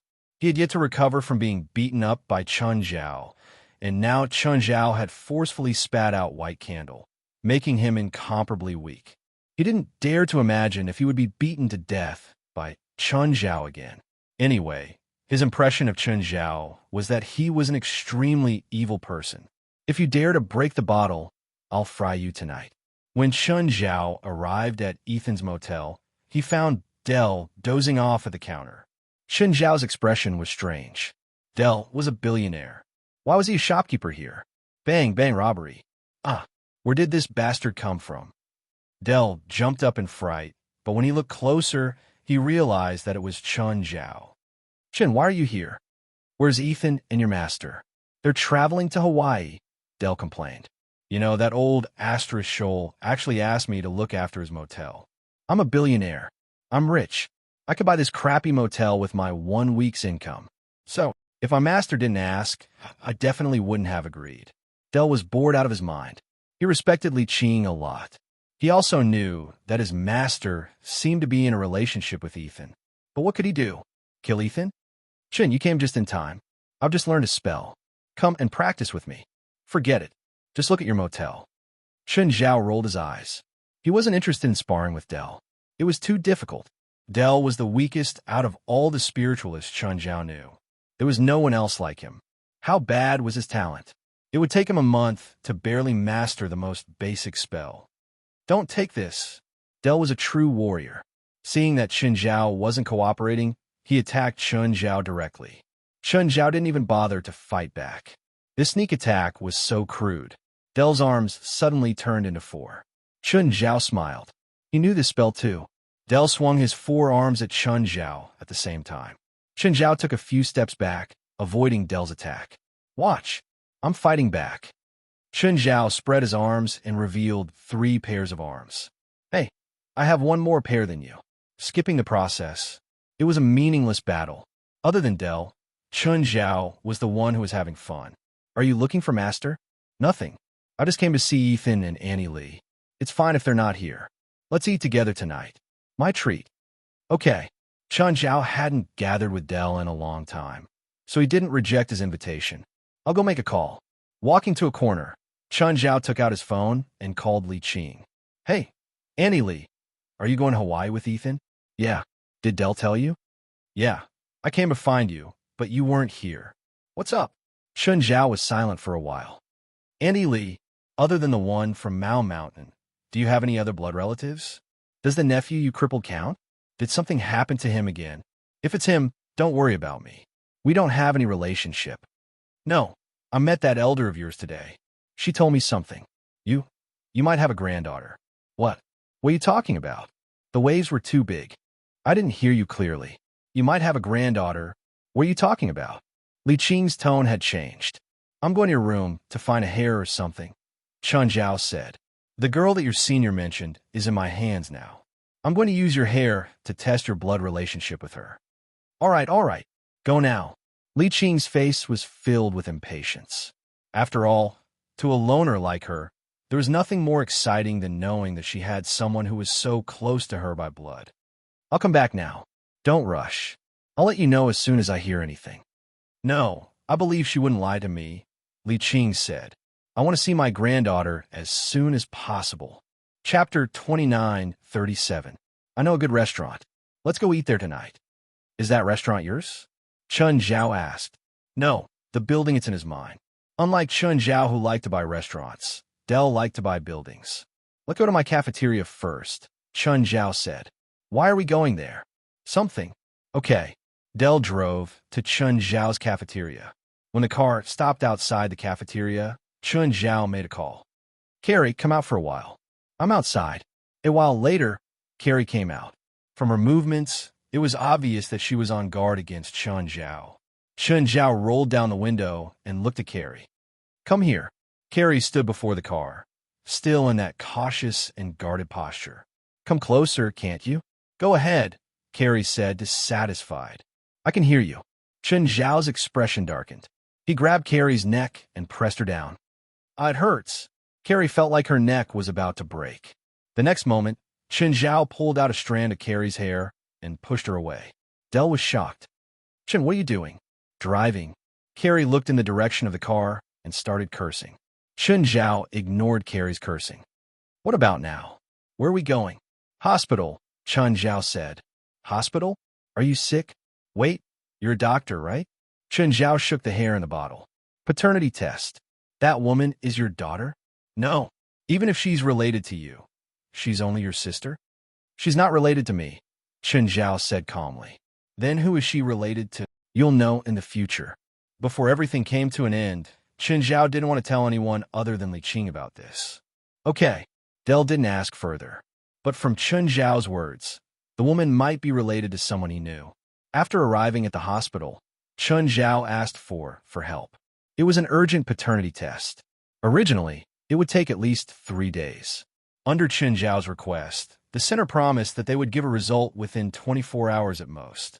Chen Zhao was an impatient person and hoped to get information as soon as possible. However, the DNA test couldn't come out immediately as Chen Zhao had hoped. After all, paternity tests required manual data analysis and comparison. Chen Zhao looked at the night view outside the window. The restaurant was on the rooftop of the building. There was only a roof for shelter. However, this also added to the restaurant style. Out of habit, Chen Zhao estimated the price of this restaurant. Putting aside the restaurant's brand, the restaurant's renovation, location, quality of employees, and other factors added together were estimated to be worth around 10 million US dollars. Don't think that every restaurant can be worth tens of millions of dollars. In fact, there were only about 10 restaurants in Los Angeles that were worth tens of millions of dollars. Of course, it wasn't like he had to buy every restaurant he saw. Even if Chun Zhao wanted to buy it, the owner might not necessarily sell it. Chun Zhao was confident that he was richer, but that didn't mean that he had more influence. Just then, he saw a familiar figure. No, it wasn't familiarity. To Chun Zhao, it was a deep impression. Vader, the god of light in Norse mythology. He was also the first person who could escape from Chun Zhao after using his full strength. Vader had his own girlfriend today. When he entered the restaurant with her, he also noticed Chun Zhao. The moment their eyes met, Vader's expression stiffened. It seemed that he was also very surprised to see Chun Zhao here. Vader whispered a few words to his female companion, who then walked over to the empty table. Vader walked toward Chun Zhao. "Hi, Mr. Chun." Chun Zhao looked at Vader. "Did you appear before me on purpose? Or is it a coincidence? Are you looking for me?" A strange expression appeared on Vader's face. "If you're looking for me, I suggest you kill everyone in your intelligence department. I actually don't feel anyone looking for me." Chun Zhao's face darkened. Fine, he didn't have an intelligence department at all. In fact, only Baithless Flame Worship and 23rd Blood Mary Scarlet Church had a complete intelligence network. Because they thought that Vader wasn't in Los Angeles, he should be in another area. Thus, there were almost no intelligence agents in Los Angeles. This was the so-called darkest place under the light. In fact, Vader was right under their noses. "Chun, is he your friend?" Del asked. "Not really." Chun Zhao glanced at Vader. "Mr. Vader, how about we arrange a time to meet?" Slightly hesitant, Vader said, "I need to think about it. I can guarantee your safety and freedom." Chun Zhao said, "Give me your contact number. I'll get back to you after thinking about it." Vader wasn't worried that Chun Zhao would fight him here. Although they were all existences that surpassed the extreme, they all followed the rules. They definitely wouldn't fight in public like this. Fine. Chun Zhao gave Vader a name card with his private number. Glancing at Vader's girlfriend, who wasn't far away, he asked, "Is she the same as you?" "No, my new girlfriend." Smiling, Vader shrugged. "Okay, I need to go. Goodbye." After Vader returned to his girlfriend's side, Del asked, "Who's that?" "How should I put it? We're not friends or enemies. We fought before, but he couldn't beat me and I couldn't kill him. Then we both tacitly lost interest in fighting." What's the relationship?" "Okay, let's not talk about him. How's Faith?" "She learned a few spells from her master," Del said helplessly. "She's messed up the house. I plan to send her to kindergarten, but I'm worried that she'll be discovered using spells there." Faith was far more talented than Del, but she was still too young. She was almost 4 years old now. This was also why Del was conflicted. "Why don't I introduce a kindergarten to you? I've invested in it. It's run by a couple. They're the same kind of people as us. My children are in the kindergarten too. Even if Faith uses spells in the kindergarten, the couple will cover it up for her." "Really? That'd be best." Chun Zhao took out a name card and handed it to Del. Del finally smiled. It seemed that Faith's problem was troubling him too. "You can contact them tomorrow. Also, go to the kindergarten to see the environment and talk to the couple." 9 Heaven's Divine Emperor. Chapter 29:38. That night, Vader agreed to meet Chun Zhao, but it was only limited to Chun Zhao. No one else could come. Vader seemed to know. A few terrifying beings had been active in Los Angeles recently. Vader was probably panicking too. After all, even if he had an immortal body, it didn't mean he couldn't be defeated. Or rather, he couldn't be sealed. The strongest aspect of the human race was their sealing abilities. Since ancient times, countless terrifying beings had tried to overturn the world. However, only a small number of those terrifying existences were killed. Most of them had been stuffed into the sewers. The few that could come out had lost 70 to 80% of their power. Vader had been in the human world for a long time.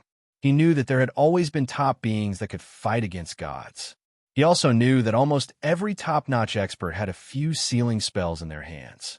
Therefore, from ancient times until now, the devil incarnate was either killed or sealed. There was rarely a precedent of a top human being being killed. This was because the human race had mastered the almost shameless sealing technique. If they could win, they would fight. If they couldn't, they would act shamelessly. Actually, sealing spells weren't rare among the strong. But most of them used the strong to seal the weak or the same level. Humans, on the other hand, could use the weak to seal the strong. This was a headache for the powerful figures. Bader had agreed to meet Chun Zhao because he knew some of Chun Zhao's stories. He knew that Chun Zhao wasn't good at sealing spells. That was why he agreed. Of course, Bader and Chun Zhao weren't related, nor did they have any friendship. On the contrary, they had some small conflicts. They weren't big enemies, but they weren't friends either. There was a certain risk in meeting Chun Zhao. Thus, Chun Zhao guessed that Bader probably had his own requests. As for whether the encounter at the restaurant tonight was a coincidence or not, it didn't matter. As long as Bader had a request, it was fine. Then everything was fine. The next day, Chun Zhao arrived. It was the same restaurant as yesterday, but the restaurant hadn't opened yet. So, apart from the two of them, there were no other customers. Bader was very careful. First, he used his senses to confirm if there were any other people around. Once he sensed that there was an aura in the surroundings that made him feel uneasy, he would immediately flee. After confirming that everything was normal, Bader walked out with a smile. "Mr. Chun, I'm glad you can keep your appointment." Chun Zhao nodded and replied with a smile. "Sit down," he said. There was no host or guest here. After the two of them sat down, the waiter brought over a bottle of red wine and 2 goblets. "Are you familiar with the boss here?" "I'm the boss here," Bader said. "I've been out in the world for 100 years and have accumulated some wealth." Chun Zhao shrugged. He didn't mind. After all, even he had accumulated an extremely rich net worth in the past few years. Not to mention Bader, who had walked the human world for 100 years. If ordinary cultivators and spirit controllers were short of money, then it would be different. Then at their level. Basically, they would no longer be bound by money. Even if they were dead, there would be people willing to give them large amounts of money as offerings. He only hoped that when they were in trouble, he would pay some attention to them. Just like Zhang Tianyi, he had no money. But when he wanted money, he just had to say that he was short of money for online shopping. Then a large wave of rich people would come up to him and lick his boots. "I came to find you because I have a request. You agreed to meet me because you have a request too, right?" Chun Zhao finally broached the main topic. "Not long ago, one of your friends became a god. Based on my understanding of the Olympian gods, they had a huge flaw when they built their divine kingdom. Your friend must have the same problem now. You're looking for me because of her, right?" Bader easily deduced why Chun Zhao was looking for him based on the information he knew. "You're looking for me because of her, right?" Chun Zhao nodded. There was nothing to deny. Since they were already on the negotiation table, there was no point in hiding anymore. However, Chun Zhao really didn't know much about Bader. So, he didn't know Bader's purpose. "Then can you provide a perfect way to build a divine kingdom?" Chun Zhao asked. Bader shook his head. The Olympians' method of building a divine kingdom has a huge flaw, but it's not completely unfixable. The Asur race's method fixes the flaw, but it's much weaker than the Olympians. So, in terms of combat power, the Olympians are actually much stronger than us. Bader paused and looked at Chun Zhao. "You can ask your friend. If he's willing to accept our method of building a divine kingdom, then the deal is done." Which is better? There's no comparison. Let's put it this way. The Olympians' divine kingdoms have unparalleled combat power, but they're extremely unstable. After a big battle, they might need to be repaired. To repair the damage, they need fragments of the divine kingdom. So, the Olympians are destined to have fewer and fewer gods. If a new god wants to become a real god, they need fragments of the divine kingdom. A big battle also needs fragments of the divine kingdom. Where can we get so many fragments? Of course, it's fragments of the same kind or from other gods. This is an endless cycle. They're not suitable for continuous divine wars, but they also need to keep fighting for fragments of the divine kingdom. The Asur race's divine kingdoms are relatively more stable. They won't need to be repaired after a big battle, but the price is a divine war of the same level. In a one-on-one situation, it's almost impossible for us to fight the Olympians. Another advantage is that we don't need to use fragments of other gods' divine kingdoms to build. As long as we know the method, any young god can build their own divine kingdom. Chen Zhao looked at Bader. So what do you want? Ask your friend first and see if she accepts the deal. Then we'll continue. How about you guys talk among yourselves? Chen Zhao asked. Bader shook his head. He didn't want to interact with other top humans besides Chen Zhao. Chen Zhao was strong, but he wasn't proficient in sealing. The other top humans might be weaker than Chen Zhao, but they all knew at least one sealing technique. Bader's immortal body wasn't afraid of Chen Zhao. No matter how strong Chen Zhao was, he couldn't kill him. The other people's seals could ignore his immortal body. So, interacting with Chen Zhao made him feel more at ease. Chapter 29:39. Chen Zhao saw Bader's determination. He didn't say anything else to express his sincerity. Instead, he picked up the phone and dialed 23rd Blood Mary's number. Blood Mary, I found the God of Light. He's willing to trade with us, but the Aesir God's method of building a divine kingdom isn't perfect. Can I see him for a moment? He doesn't want to see you. Chen Zhao glanced at Bader and then said, Or, you could talk like this? Bader nodded and took the phone. I'm Bader, Aesir God of Light. After a while, Bader ended the call with 23rd Blood Mary. The phone returned to Chen Zhao's hand. Chen Zhao continued talking to 23rd Blood Mary. You agree to the deal? You can decide the price, 23rd Blood Mary said.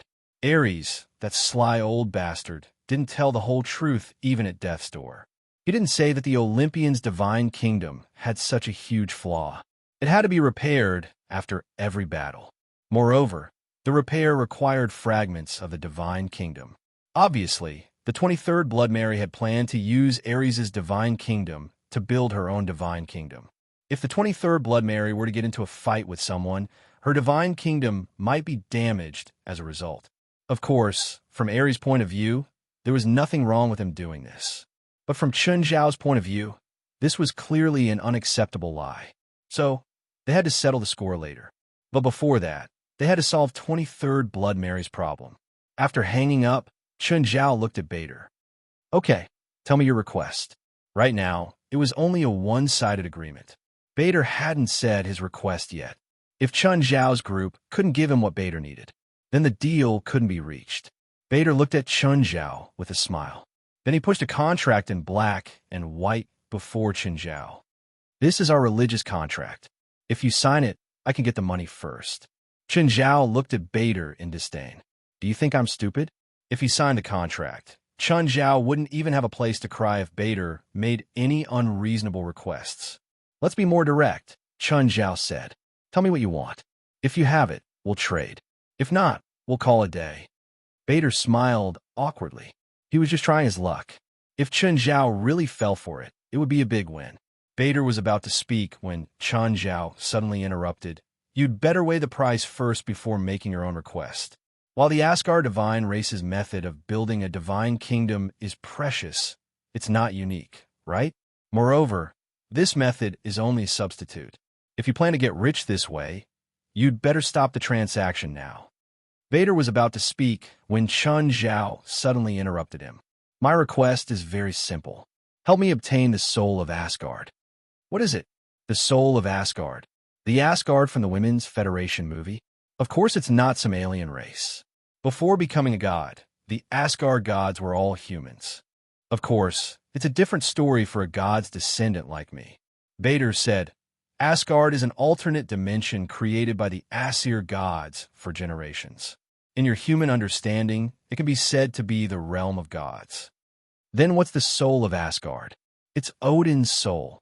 As the king of the Aesir gods, Odin inherited the throne of Asgard and also became the soul of Asgard. I still don't understand. What exactly is it? A human soul?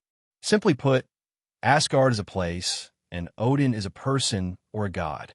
You can think of Asgard as Odin's territory, his private territory, and this territory, which is Asgard, can be given or inherited. You want the soul of Asgard, or Odin, because you want to inherit Asgard? Yes, but you don't have to worry. Odin has already fallen, but his soul is bound to Asgard, so it still exists. He doesn't have a consciousness and isn't as powerful as when he was alive. No matter what you say, it's hard for you to convince me to fight against the king of gods in Norse mythology with a mere method of building a divine kingdom. Chen Zhao looked at Balder meaningfully. Also, he's your father, right? Odin's relationship with me isn't important. I'm not close to him either. After all, my bloodline is more like my mother's, the Vanir gods, Bader said disapprovingly. Odin isn't as powerful as you think. Plus, he's only a remnant soul now. If not for Asgard's protection, he would have disappeared completely long ago. No, the name Odin has already determined the unfairness of this deal. Chen Zhao wouldn't believe Bader's words. Bader himself was already so difficult to deal with. As the king of gods, Odin definitely wasn't weak either. Otherwise, Bader would have done it himself. Would he still need external help? What else do you want? Bader asked. I don't know, like Thor's hammer or something. Hearing Chen Zhao's words, Bader was so angry that he almost laughed. Mjolnir is the symbol of Asgard's heir. Only someone with the qualifications and potential of a king can lift the hammer. So, even if it's placed before you, you won't be able to lift it. Of course, the main problem is that if I can take out Mjolnir, why would I need you? I'll just place the hammer before Odin's soul.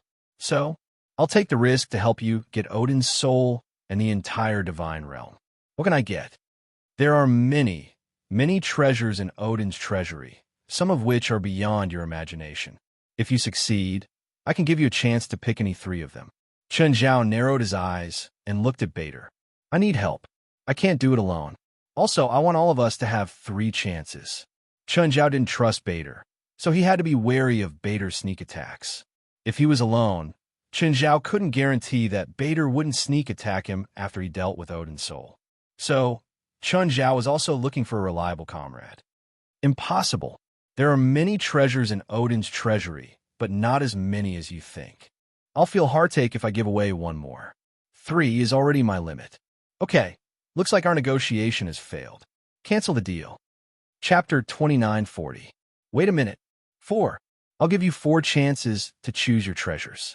You should know that the treasures in Odin's collection are at least divine artifacts. Chen Zhao shook his head with a smile. The number of choices wasn't important. The key was that he did not trust Bader. To go to Asgard alone with Bader. They even want to go against their god king. Chen Zhao would have to be crazy to accept this mission. In particular, Bader did not allow him to bring any companions. No matter how he looked at it, it looked like Balder was planning to set him up. Bader frowned at him. Chen Zhao, on the other hand, was extremely relaxed. In any case, the real deal was with the 23rd generation Blood Mary. Besides, she didn't really need the Aesa Divine race's method. The Olympians' method of building a divine kingdom was not entirely impossible. There is no doubt that Bader was looking for him because of his battle prowess. This was what he was most confident about. Even if Bader searched the entire world, he probably wouldn't be able to find another person who could compare to Chen Zhao. Chen Zhao felt that it was illogical for Bader to reject his request. Logically speaking, the more helpers he had, the higher his chances of success would be. Shouldn't Bader be happier? But he actually rejected Chen Zhao's request because he was stingy about treasures that didn't even belong to him. Wasn't this too illogical? Therefore, Chen Zhao couldn't help but guess that Balder's intentions weren't as simple as he'd said. By the way, one last question. What problem? Is there really a rainbow bridge in Asgard? No, Bader replied with a black face. Okay, thank you for the meal. I hope I'll treat you next time. Chen Zhao stood up, planning to leave. Mr. Chen, why don't you reconsider? All right, I'll think about it when I get back. Then he turned and left. Bader watched Chen Zhao's back as he left. Of course, he was furious and disappointed, no matter how amiable and approachable he usually seemed. But he was still a god, a high and mighty god. Being rejected by a mortal was indeed an affront to his dignity. Of course, Chen Zhao's power made him helpless. She was furious, but she couldn't do anything to him. It was a terrible feeling. Chen Zhao often gave others this feeling of helplessness. After Chen Zhao left, he went to meet up with the other 3. Seeing Chen Zhao, the 23rd Blood Mary immediately went up and asked impatiently, What do you think? Is the deal complete? Chen Zhao looked at the 23rd Blood Mary in her infant form. She floated in the air, looking like something out of a supernatural movie. Chen Zhao shook his head and told him the whole story. What do you think? There's a problem here, Zhang Tianyi said. The problem is very big. Bifla also said, under normal circumstances, even if this is a request, even if he has other thoughts, he shouldn't have rejected it so obviously. It's so obvious that others can immediately sense the problem. So, he's either playing hard to get, or after rejecting your request, he'll raise the conditions slightly later. Although the 23rd Blood Mary was disappointed, she understood that there was a huge problem with Bader's teachings. The 23rd generation Blood Mary frowned and said, no matter what, you have to stick to your request. The three of us must go with you. It's a pity that we don't have enough information. We can't figure out what the God of Light's goal is. The four guessed that Bader's goal wasn't simple. After all, it was a very obvious choice. Bader's ultimate goal was Asgard. Logically speaking, as long as he could achieve his goal, he shouldn't reject any conditions within a certain range. He shouldn't bargain with Chen Zhao. At least, Chen Zhao felt that his request wasn't too much. He didn't ask Bader to give him half of Asgard after the deal was done. If he asked for a few more items from Odin's collection, it would hurt Bader's heart. That could only mean that Bader was too insincere. Or rather, Bader's goal wasn't that simple. Chen Zhao looked at the 23rd Blood Mary. What's your plan? In the Twilight of the Gods, Odin was actually bitten to death by the demon wolf Fenrir.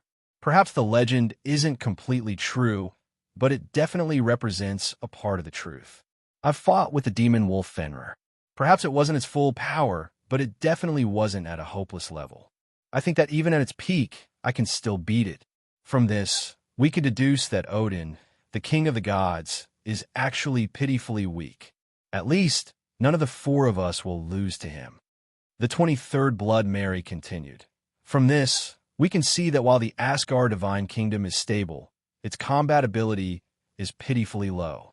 It feels like a small world for a normal cultivator who reaches the Shang-Qing state. Mediocre and weak.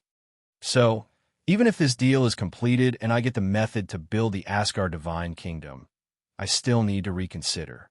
Chen Zhao nodded. Indeed, even someone as strong as the 23rd Blood Mary wouldn't be able to accept becoming mediocre all of a sudden.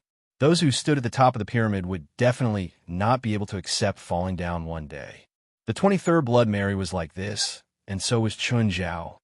But even without the Divine Kingdom, it's best if Bader's deal can continue. Find Asgard and the Divine Realm in Norse mythology. Perhaps there will be some unexpected rewards. The 23rd Blood Mary's eyes shone with a fanatical light. Chen Zhao, Zhang Tianyi, and Bifla all revealed dangerous gazes.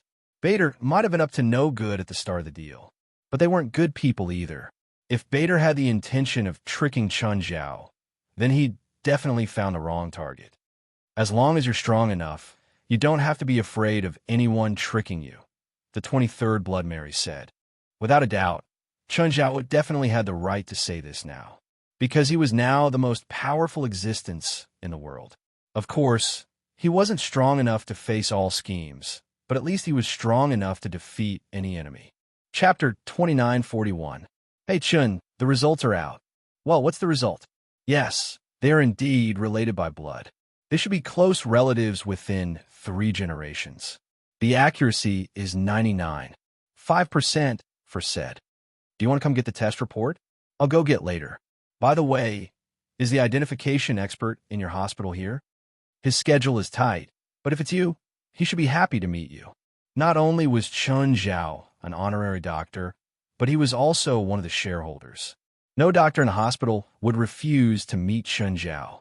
Before going to the hospital, he went to the airport first. Soon, Li Qing and Ethan came out of the airport. Ethan didn't look too good. He also learned the reason yesterday, although he was happy that Li Qing was able to find her family. But he had ruined the holiday. Chen Zhao, is there any news from the hospital? Li Qing asked anxiously. Okay, let's talk in the car, Chen Zhao said.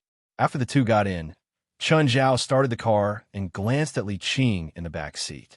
Big Sister Qing, the hospital has already given the results of the test. The DNA comparison has confirmed that he is a close relative within 3 generations. The accuracy is 99.5%. Hearing that, Li Qing was so excited that she almost fainted. I've made an appointment with an expert. I'll go to the hospital to get the DNA comparison report and talk to the expert. Okay. Where's my granddaughter now? She's working in my cafeteria now, Chun Zhao said. Li Qing arrived at the hospital with anticipation and uneasiness in her heart and met the expert. This was because there was a step in DNA identification that required manual comparison and analysis. Therefore, appraisal experts would analyze the computer comparison results at this step. The accuracy of the computer comparison was 99.5%. In fact, the accuracy of the appraisal experts was much higher than this figure. Of course, an appraisal expert would not tell you that it was 100% accurate. In fact, the appraisal result was infinitely close to 100%. Li Qing was so excited that tears streamed down her cheeks. Whether it was the East or the West, there would always be an indescribable feeling towards blood relatives. It was a feeling quite different from love, but more warm and soothing. This was especially true for Li Qing. Chun Zhao, I want to see her. I'll take you there. The car stopped outside the cafeteria. Li Qing's eyes were hazy as she silently looked at Carrie in the restaurant. Li, aren't you going to talk to her? Tell her who you are, Ethan urged. I'm not ready yet. Li Qing hesitated. What's there to hesitate about?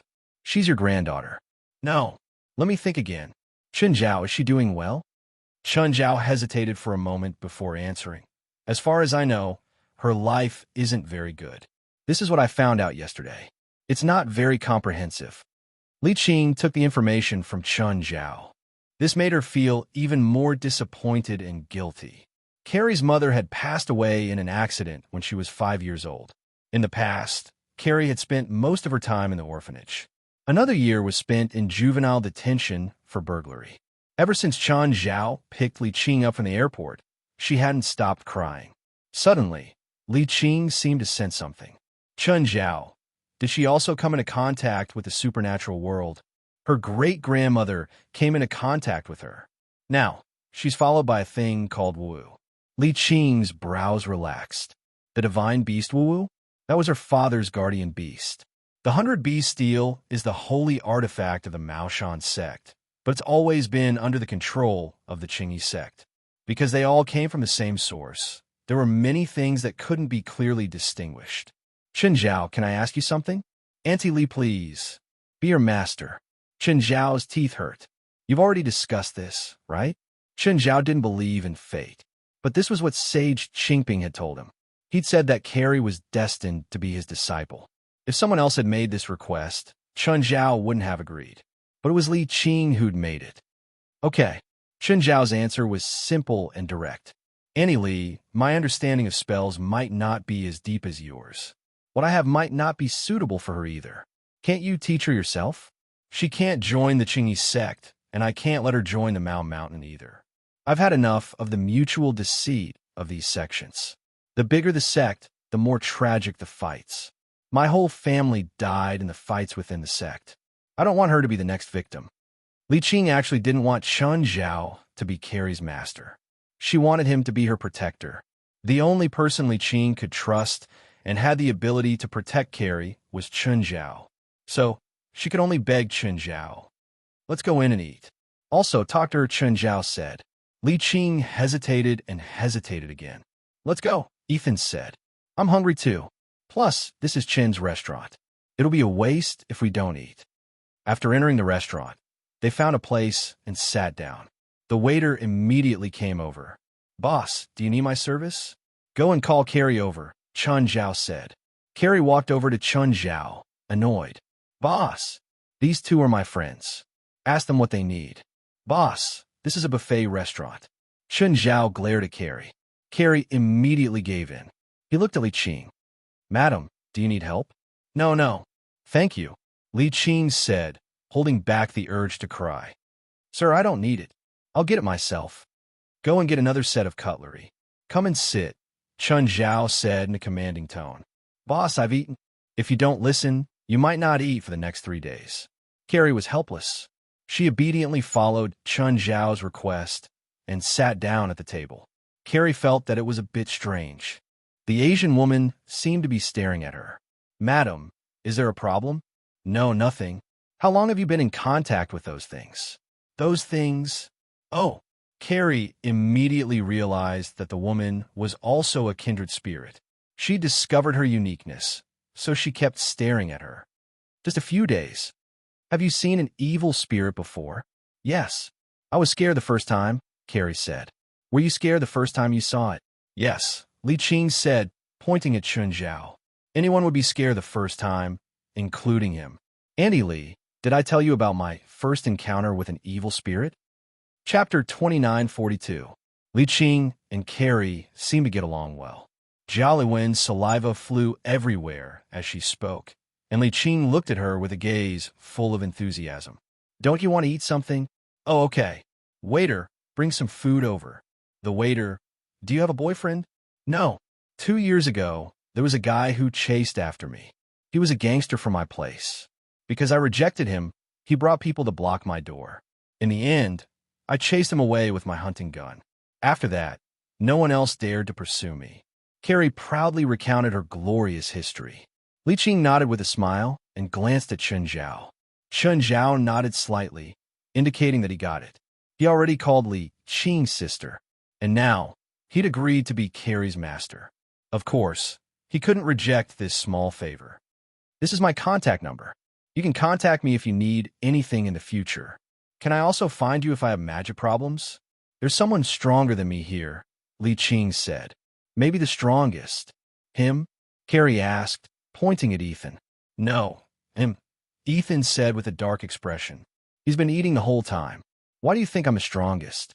Did I suddenly have an aura too?" Carrie looked at Chun Zhao in disdain. Because of her first impression, Carrie didn't like Chun Zhao at all. Of course, Chun Zhao didn't have a good impression of Carrie either. Chun Zhao saw that the grandfather and grandson were chatting happily, so he didn't interrupt. Carrie was also very talkative. Li Qing was a good listener most of the time. "Where do you live now?" Carrie told him an address. Just then, Ethan frowned. "That's not a good place. You should find another place. First, you have to have money," Carrie said, glancing at Chun Zhao. "First, you have to pay back the money you owe me." Li Qing didn't say anything. Right now, Chun Zhao was Carrie's master. Therefore, he had the most right to speak. After all, they were master and disciple in a Chinese sect, not teacher and student. When a disciple had a master, the master was the greatest. Of course, Carrie hadn't become his disciple yet. But was that important? Carrie was off work. Perhaps the manager thought that Chun Zhao was related to Carrie. Therefore, he was still polite to her. He didn't give her any excessive work assignments either.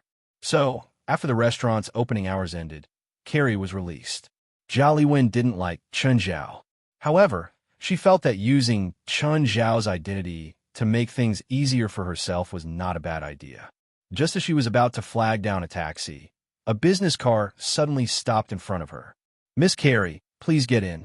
"Who are you?" Jollywen realized that she did not recognize the people in the car. Everyone in the car was wearing black suits and sunglasses. Jollywen speculated maliciously. Driving in the middle of the night with sunglasses on, was he not afraid of getting into an accident? "We're your kind. Let me introduce myself. I'm Brits." "Same kind?" "I don't understand what you're saying." "Miss Carrie, we don't have any bad intentions. We're an organization, a spiritualist organization. We're here to invite you to join us. Of course, it's voluntary, so we want you to get to know our companions. Whether you accept our invitation or not, there's no harm in knowing a few of your kind, right?" Jollywen thought for a moment. "How do you know about me?" "In the past few days, you've destroyed at least 3 evil spirits every night. It's hard not to attract our attention with such frequent movements." Jollywen was a bit hesitant, so Brits continued. "Miss Carrie, to be honest, there's nothing worth lying to you. You're still very weak right now. You probably just awakened. Do you have a guide? If not, your future achievements will be very limited, and we have investigated your information. You are very poor, so poor that you can't even afford a second-hand car.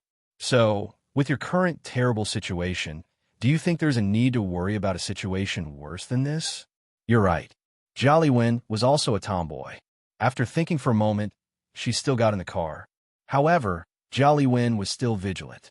She was ready to summon Shogo at any moment. The car drove further and further into a remote area, which made Jolly Win feel a little scared. But then, the car drove to the front of a mountain. The mountain slowly opened up, just like a mysterious and modern base in a sci-fi movie. The car then drove into the opened entrance of the mountain. Jolly Win then saw an underground base that gave off a technological feeling. This base hidden inside the mountain was the new base of the psionic team. This base had more than 100 official members of the psionic team and around 1,000 logistics team.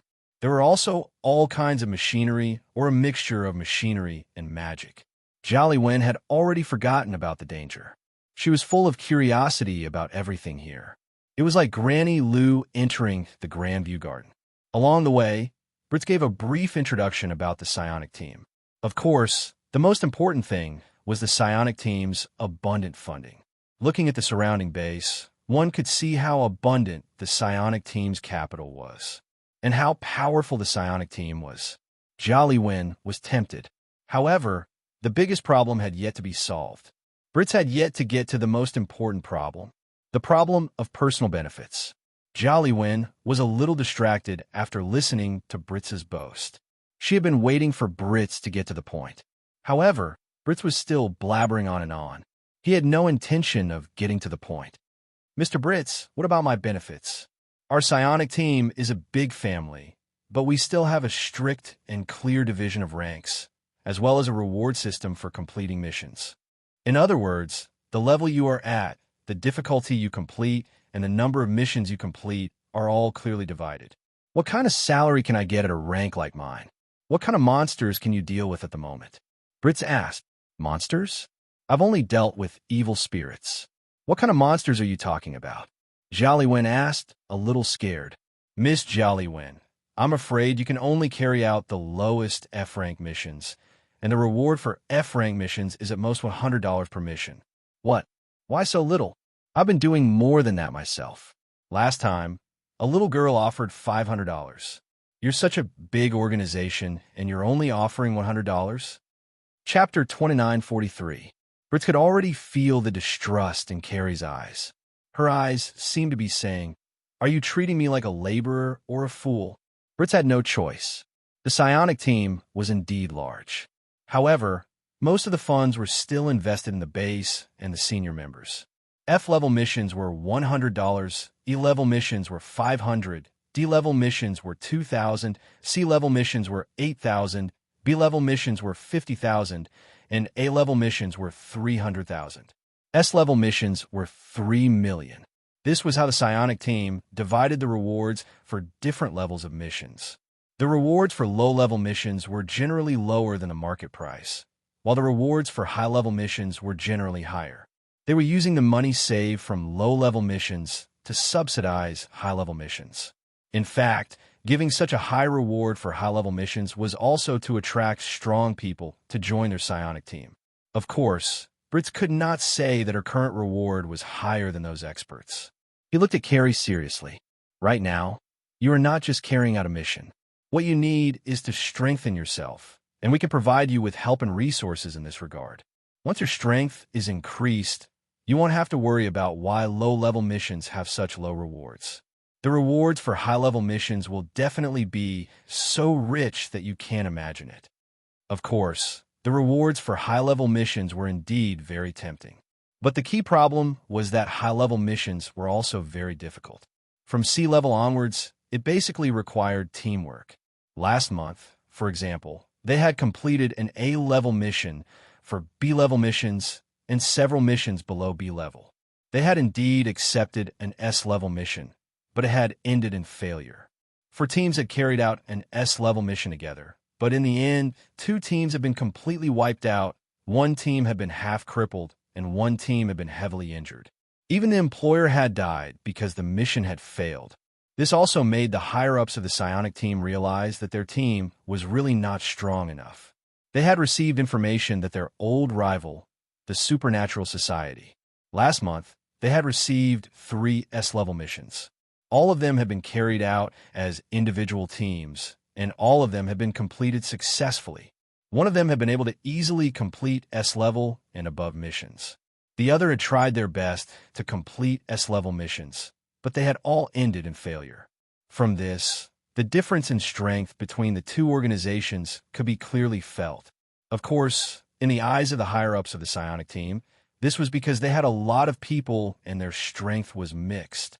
There was also a classification of strength that wasn't very accurate. Some looked strong, but in reality, their combat strength was average, and they were ranked very high. As for those who hid their strength, or those who could only display their strength in actual combat, their strength was ranked at a lower level. However, after several rounds of rescreening and combat strength assessment, the combat strength of the team had increased significantly. Of course, there was a shortage of low-level members. That was why the psionic team started recruiting on a large scale. No matter how strong the spiritualist was, he had to recruit him first. As for strength, battle prowess, and potential, they would have to be screened through actual combat missions. Those who did not have potential or were not strong enough were likely to die in the first few missions or quit. Brits had not sought Carrie out because she was strong or because he saw potential in her. It was only because she was a spiritualist. That was all. Brits hoped that Carrie would grow up. But it didn't matter if he didn't grow up. After all, there were plenty of candidates. In any case, it was like a great wave washing away the sand. In the end, all that was left was real gold. Carrie was in a dilemma. She had experienced the ups and downs of her life in the past few days. First, she had obtained supernatural power. Then, her job in life had changed greatly. Through supernatural power, she had earned a lot of money. But then, she had met Chun Zhao, that road-blocking ghost. She had fallen. Now, she was faced with the same choice. As long as she joined the organization, she could get rid of that road-blocking ghost. She felt that no matter how strong Chun Zhao was, he couldn't be stronger than a large organization like the psionic team. Therefore, the psionic team would definitely be able to help her solve Chun Zhao's problem. According to Brits, she definitely didn't have enough strength right now to earn a lot of money. How long do you think I'll need to earn a lot of money? That depends on your potential. I think you have a lot of potential, but your growth isn't up to me. Based on my experience, you'll need at least a year to train. Hearing Brits' words, Carrie lowered her head and pondered in silence. What do you think? I think it's doable. Joining the organization can at least help you get rid of that man. A year's time is enough for you to grow to a level that everyone can only look up to. By then, even if that man appears again, you'll have enough strength to fight him. No, you'll be able to defeat him easily. Okay, I'll join the psionic team. Do I need to sign a contract? A contract. The demon will be the witness. Brits took out a goatskin contract and handed it to Carrie. Bite your finger and leave a fingerprint. Carrie was a bit repulsed by this obviously evil contract, but Yu said in her mind, don't worry. A low-level contract like this doesn't have much binding power. Even if you break it, the demon won't be very strong. With his strength, he can deal with it in minutes. The next day, Chun Zhao enjoyed his free lunch break. Just then a call came in.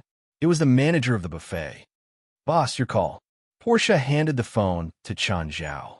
Who is it? Boss, I'm Sig's manager, Lai Deli. Yes, what's up?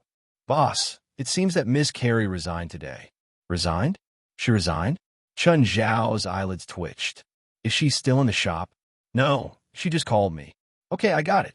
Chun Zhao took a deep breath and suppressed his irritation. Then he dialed Carrie's number. Miss Carrie, you'd better explain the reason for your resignation. Or do you already have enough money to compensate for the losses you caused? Fuck. Astra Shoal, I'm not afraid of you anymore. As for your extortion, I don't care. I'm warning you. I've already joined a powerful organization. You can't threaten me. Oh, powerful organization? Which one? Psionic team. If you know what's good for you, don't mess with me anymore. The psionic team is stronger than you can imagine. Miss Carrie, I admire your courage, but this isn't over yet. Remember, no one can refuse to pay me back the money they owe me. No one. Even if you join the Vatican, you can't escape from my debt collection.